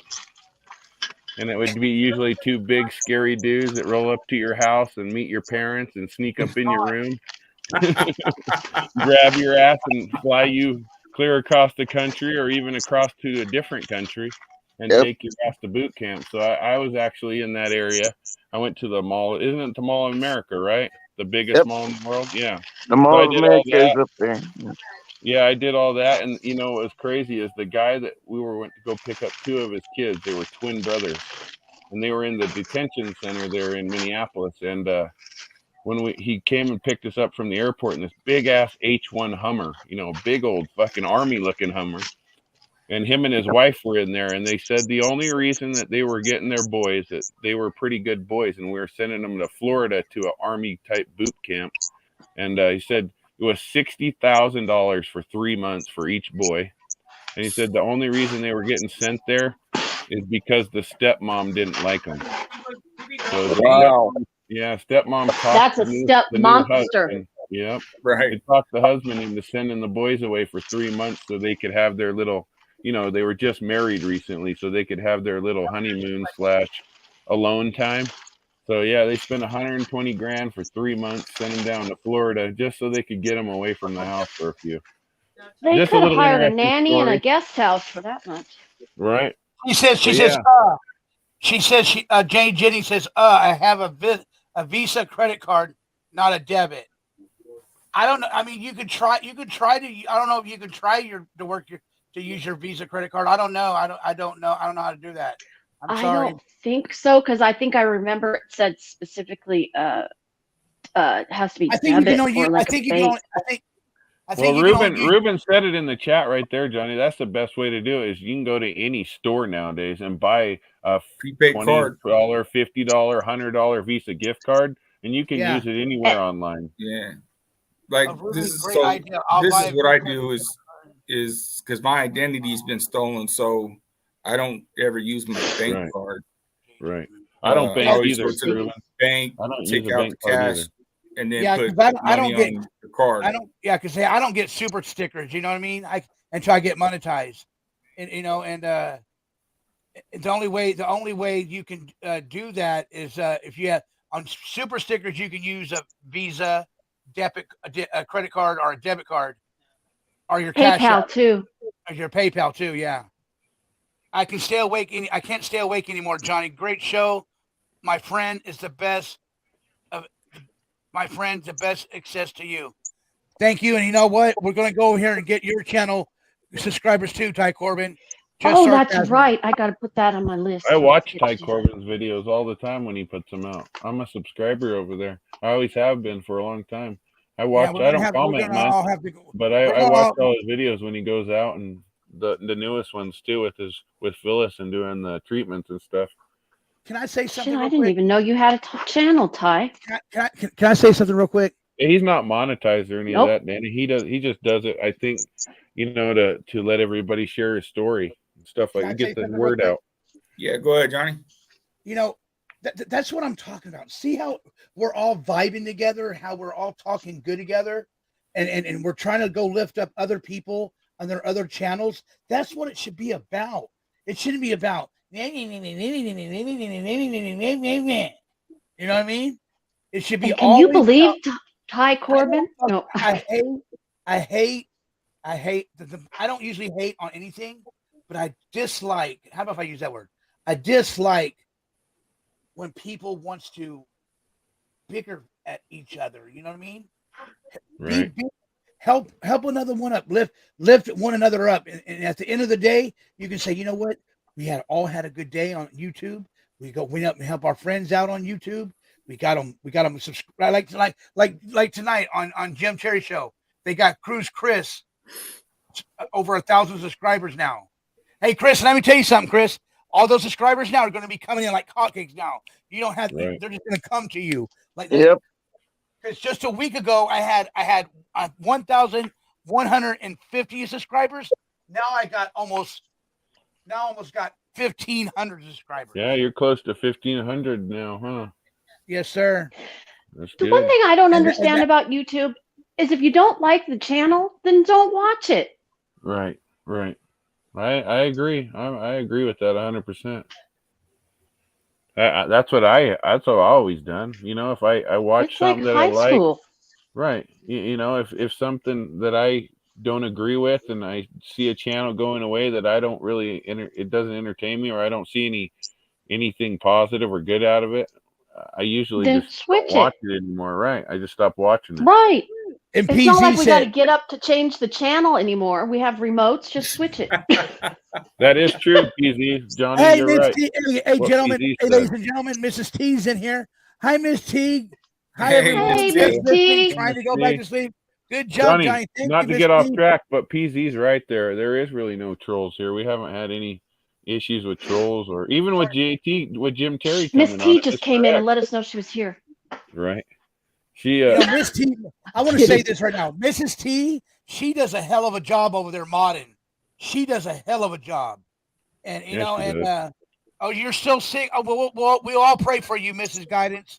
We all pray for you, Mrs. T. You You're a need an beautiful lady. Elmo at a glory hole And drink. you know what? Mrs. T, she is a beautiful woman. And that's coming from a gay guy. You know what I mean? And she's a No, very she is fucking beautiful woman. And you know what? She needs to get hooked up. Married. No, yeah, You she's married. can fool. borrow my rubber needs- boobs. She needs Oh, some she's more married? subscribers and viewers She's on her married, Johnny. channel. Yeah, she's married. Yeah, we gotta go get But her I some watch shit. her show. I see her live streams here and there. I I've pop already in every subscribed once to her. in a I've while. I already don't subscribed really to Mrs. talk, T. though. I've already subscribed to Mrs. T. Right, same with me. I know. I watched her live the other night, but it was like what do they call it? A premiere? I didn't know what that Right. was. Well, and she covers a lot of true crime stuff, so it's not, it's not something I really follow. As true crime isn't really my passion, you know what I mean? It's not something I really am into. Don't get me wrong, I was hooked on that first 48 shit all the time. Like, tonight, this guy was I'm sorry, murdered. Mrs. in T. his I thought you sleep. were single. I thought you were single, Mrs. T. That's No, my Oh bad. yeah. I started Yeah. watching that one last night that D-Icer was watching about the corn rake and the lady's back. I didn't see that one. Was that the first 48 or something else? I can't remember, but it's something like that. No, I was hooked on the first 48 show for forever. Stuff like that I used to like to watch. But as far as the crime, true crime, seems like a lot of drama in that whole area. You know what I mean? It seems like a lot of people just bitching and gossiping about the same shit over and over and over again. Just different Oh, subjects. I haven't or really different noticed people. that. Really? Are you big into the true kidding. crime? Oh. I'm Are you big kidding. into the true crime, Dan and Nicole? Do you watch the true You crime know what? stuff? I like it, but Mrs. I never in my life seen so much drama since I started watching YouTube. You know, these bickering. I was searching for a new documentary, and for some reason, this Dylan Rounds things kept popping up. I'm like, I gotta see what this shit is all about. And then I started watching YouTube stuff, and I gotta go back to Dahmer on Netflix or something. Hey guys, Mrs. T says I was playing my profiling of the killer from 11/26 for the 4 of the Idaho 4. Idaho 4. You know, right. I don't understand that. I watched that guy. Did you that- do that- the redo of it or the replay at fast speed again? I don't know. I haven't watched. I watched. Yeah, I was watching that. I It watched was some- going like go ahead. a million miles an hour. I couldn't understand it. Right. Fascinating I though. think Can you they believe have it was to a do month that, though. ago? Don't they have to do that for copyright stuff or whatever it is? No, Or they this have to was pay- her. It was her own stream, and Yes. she did Oh, this a she was- month ago. Oh, got I you. was Crazy. the other day. Yeah, wasn't Her it last last- night you were gonna I thought it was her last do another stream one that and was then you going were off sick, fast. Miss T? It was, right, Reuben? Her last stream, wasn't it going really fast? Yeah, it Like was the like, talking? like the last stream. Yeah, I tried Oh, watching. she said the and fast speed was just a replay from 11/26. Oh, that's what Dana's saying. Right. It's a replay from a month ago.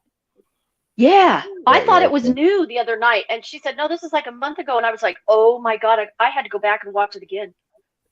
Yeah, I couldn't Yeah. keep up. I was like, You know, I really know haven't. about that. You guys were talking about true crime. I really have not got into about true crime. But you know what's so weird? When I was a teenager, I used to watch Law and Order. The Law and Order. You know, and what was his name? that was that girl's partner. He played on Oz too. He played on Oz. Stabler or something. Yeah, Kevin Stabler. Oh my God, he is such a fucking hottie. You know what I mean? No, Johnny, I don't know what you mean on that one, brother. Sorry. You know what I mean, Nicole? You know what I swing mean? that way. I know, bro. I'm just trying to make a joke out of it. I I'm just know. trying to I'm make just a joke. You know, I used to like Law. I used to watch Law and Order all the time, and it was so fun, you know, watching that shit. Because it come on at late. Do you remember NYPD Blue? Yep. That TV show when it used to come on back in the day. Yep. How about the Three Stooges? There was a lot of those type of shows. You guys watch the Three Stooges? Oh, not really. A little Not bit. really I've seen some of their shows, but not a whole lot. All right. How about Gunsmoke? Not anymore. You know. How about what? How about the Rifleman? Not anymore. Johnny, you know what? Johnny, you know what a lot of the Islanders were hooked on, you know, and I grew up watching over there here in here in America. You know what show it was? It was the grave or the junkyard dude. You know, the black dude and his son with the fucking junkyard. Oh Sanford yeah, and Redford and Son. Yeah, Sanford and Sons. Yep, that one and All in the Family with Archie Bunker. You know, my grandparents and my family would watch that shit all the time, man, over and over. Between Sanford and Son and Archie Bunker and All in the Family. That's the shit I would watch. You know, I'd be forced to watch that and the Golf Channel because my grandpa was somewhat of a professional golfer at the time. Oh, if I watch the Golf Channel, I'll fall asleep. Right, so do I. But my grandpa would literally watch that Golf Channel 12 hours a day nonstop. I'm like, damn, how can you watch the same people hitting a ball in the goddamn grass? Don't get me wrong, I love to golf, but I can't watch that shit, man. Like, some people can watch it for hours, and I just don't see how they can watch golf. I love to play it, but sitting there watching somebody hit a golf ball in the grass over and over again, I don't see how people, no offense to golfers or anything, but that's probably the most boring sport to watch on TV. How about Fantasy Island? I disagree with you. You like it, huh? How about the Love Boat? You know what? That's why I never say never. If you told me I'd be watching golf on the TV several years ago. Yeah, but didn't you say your dad lives in Mesquite, the golfing capital? Well, he doesn't live there anymore. Remember, he moved and didn't tell me. Huh? That's right. Yeah, but that's Tokerville. That Mesquite area right there. They got some of the world-class golf courses over there. They got some really nice ones. Wolf Creek. Yep. I've been there. Yeah, absolutely. Nice area. Beautiful. I didn't golf. Course. I don't golf. I play miniature, but. How you guys? Is everybody still feeling good? Yep, I'm gonna bounce out. You're gonna bounce out, but buddy? I'll be watching. Yeah. I'm gonna. Your legs hurting you, Reuben? I'm sure that gotta hurt sitting down that long. All right, thank you, Cruiser Chris. Man, you be good, okay? Yeah. You be good. Cruiser Chris is getting off. Yeah, he's getting off. It's almost. Right. Hey guys, we've been almost on 5 hours. Oh Jesus! Right on. We're just getting started. Well, I'm real leery about if I'm going to even get these extra hours. You know what I mean? I don't know. Okay. Yeah, you'll get them. Yeah, I know you will, because like Chris was saying, I remember what's her name? The Shack lady was saying the same thing. It's after 12 hours, because she would always cut her streams like a little bit after 12 hours for that reason.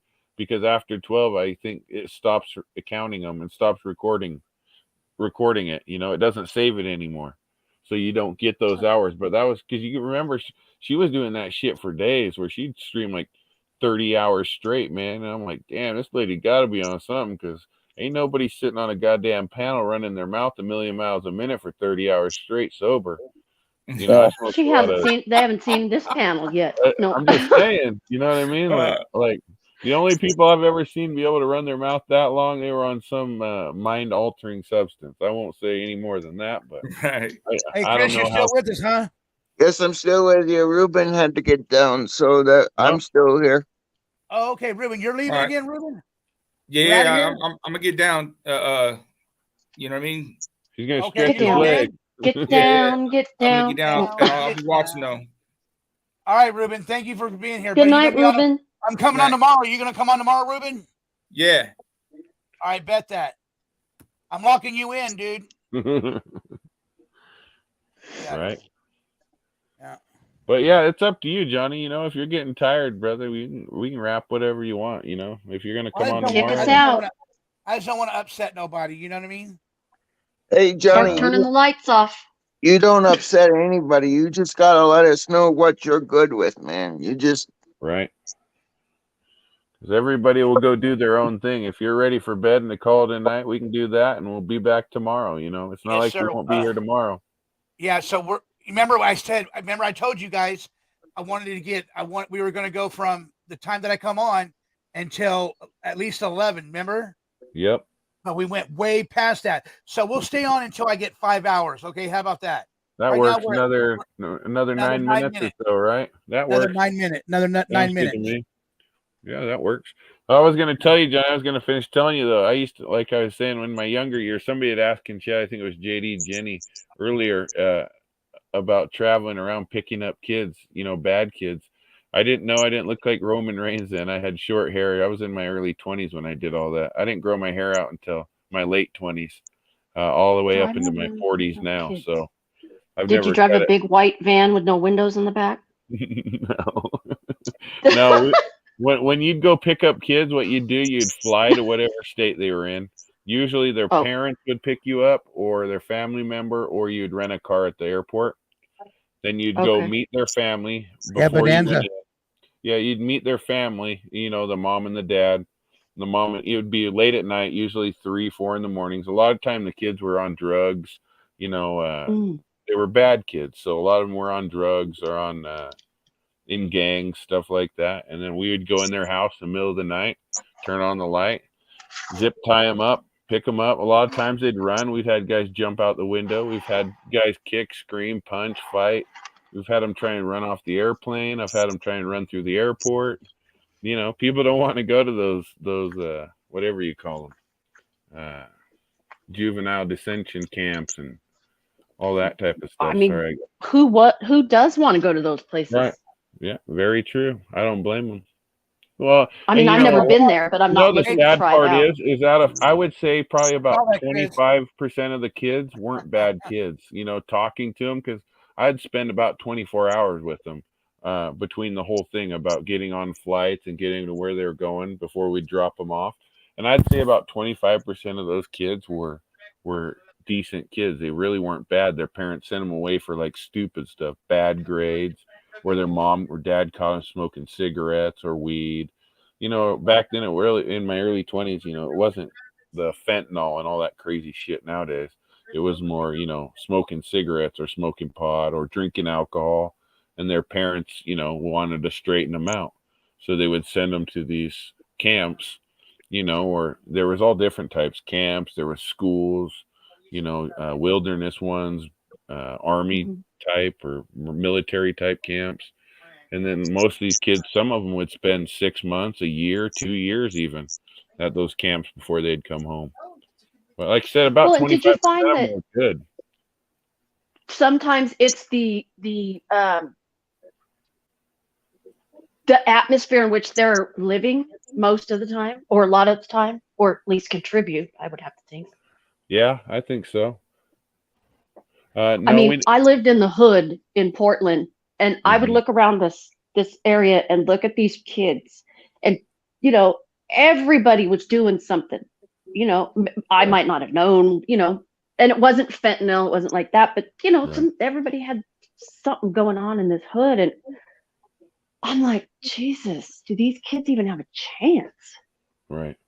Sad. A lot of them don't, you know, and you know, because you're still in that type of area still to this day, and you can see how people get trapped in their environment and never leave. You know, I got a lot of friends that have never left their home area or their home, you know, within 50 miles of their home. They never have, and they're in their 40s, and they've never wanted to leave that area. They just don't. You know, it's their home. That's where they feel comfortable, and that's what they call life. My mother's never lived anywhere else. She's going to be 75 this month. Right. She's never lived anywhere but here. I mean, at least I've lived And a little she's bit. probably that's probably where she's comfortable at as well, right? Well, she is. And when my grandmother was starting to get older, my mom used to always say, well, I'm going to stay here as long as, my mom is here, and then I'm out of here. And then, of course, then grandma was gone. By that time, she was, comfortable and didn't want to go anywhere. And so I'm going to break that cycle. I'm not going to think about that yet, but she's not going to leave. So that's okay. I'm here as long as she's here. You're there taking care of her, huh? I can put up with the Dino. Right. Well, and like like with your mom, you're possibly there for her last moments. With stage 4, that's a hard thing to beat, and I'm glad that with the whole CAT, is it a CAT scan or MRI, whatever they do for that? It was an MRI. She had a MRI, PET huh? scan too. We haven't gotten the results of that yet. But her need for, she was on oxygen 24/7, and she couldn't even swallow. And that Was stuff she a is smoker her whole improved, life? which is weird. No, she quit smoking in 1997. Oh wow! So a lady that I know had cancer as well. Same thing, that she quit smoking years. It was like 20 years, 25, 30 years before. But the long-term effects caught up with her in her older age. And Well, that I think a happens lot to of it too has to do with the air pollution here. Right. Constantly breathing. It didn't help. Right. Yeah, I believe it. So anyway, but no, I mean, honestly, it for me to be able to be here for my mom, I mean, because she needed total care, and it went fast, and Right. it's an absolute honor for me to be able to do this. Right. Hey, King Simon, Yeah. Samoan. Sophie's got a couple questions to ask you. She wants to know, at Johnny Yarbrough, could you please ask King Samoan that now as he is a father, does he think the campus helped the kids or did more to harm them in the long term?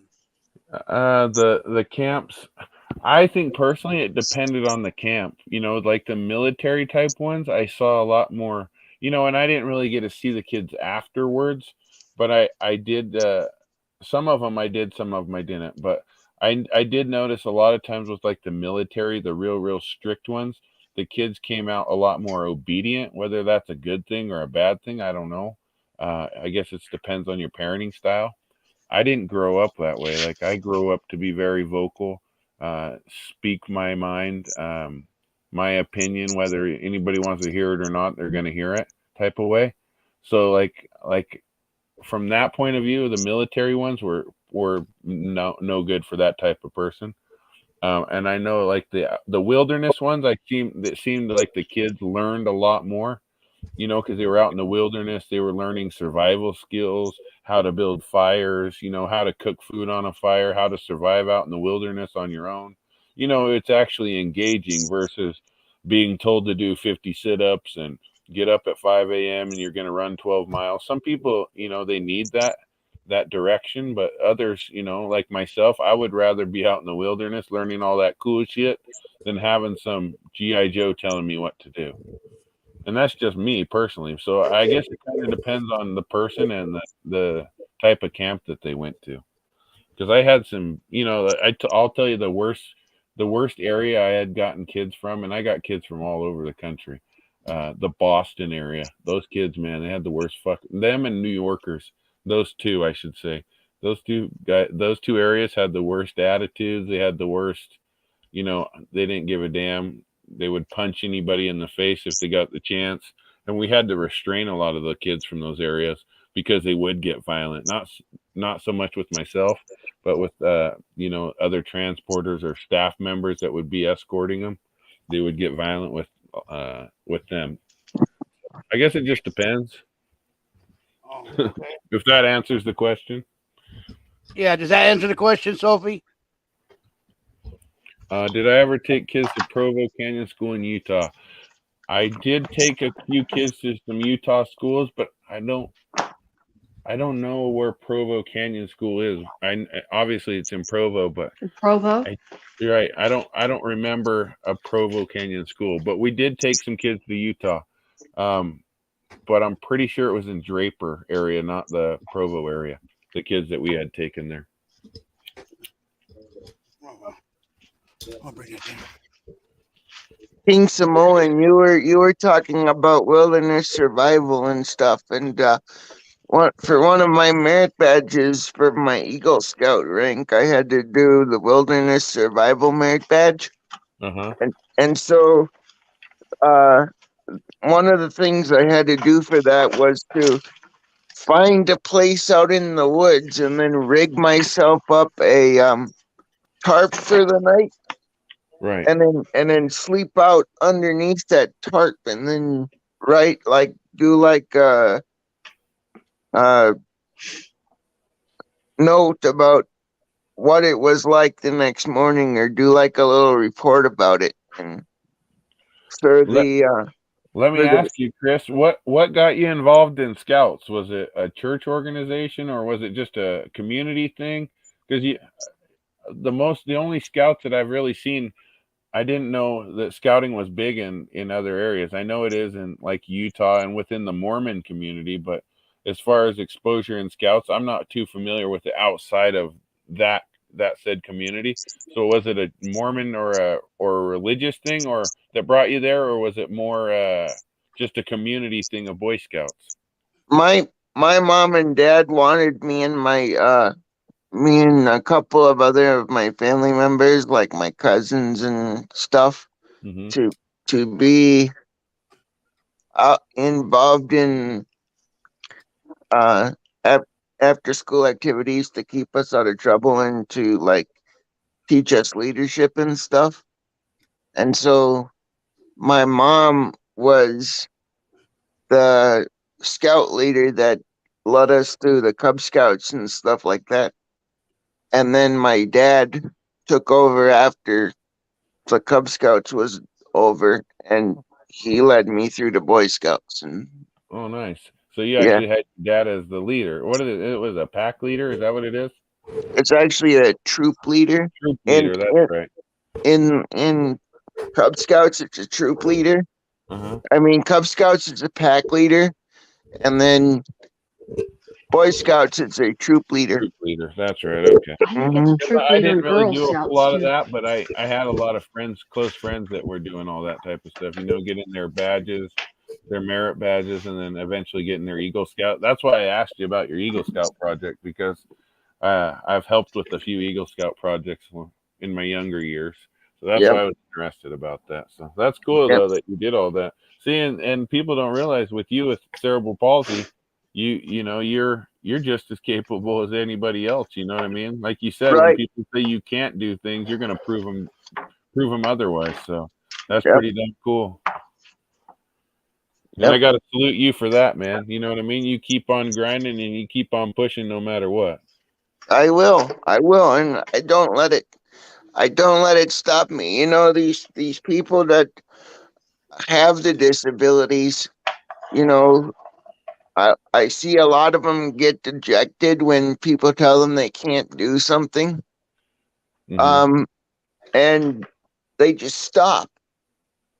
But I've also seen it where people that have more abilities and live their life, and they're afraid to try new things or do things because they're afraid of what might happen.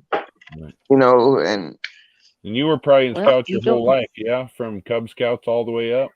I started at the age of 5 as a Tiger Cub, and I went all the way to Eagle Scout to the age of 18. Serious then, huh? You took the scouting system serious.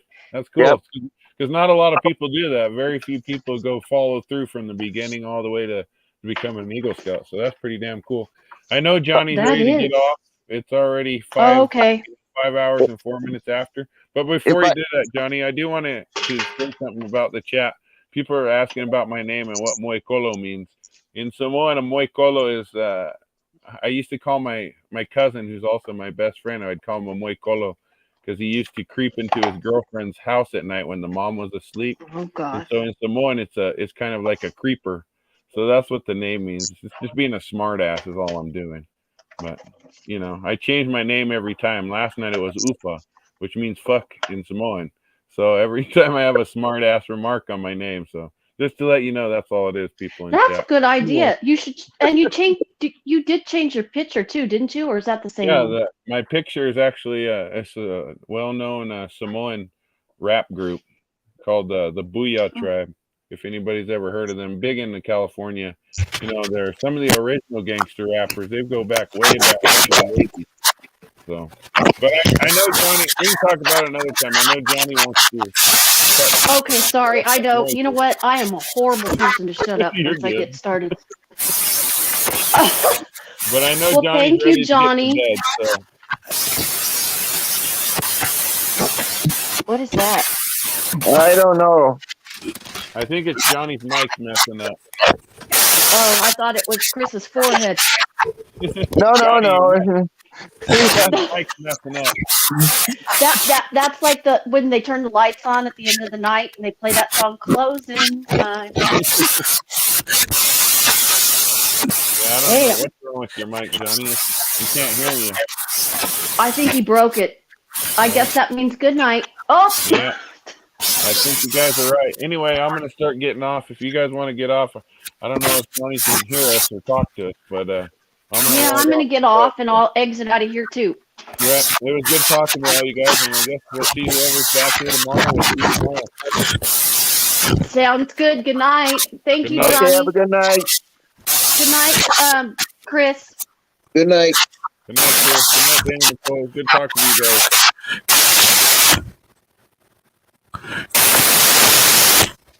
I don't know what's going on with Johnny. You sound like Darth Vader. Johnny, you sound like Darth Vader, bro.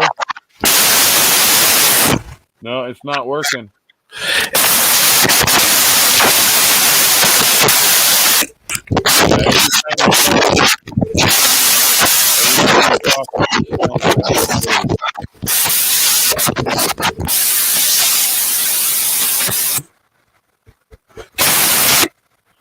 Equalizer, sorry, buddy. We're actually getting off right now. Johnny's mic's broken, so we're gonna log.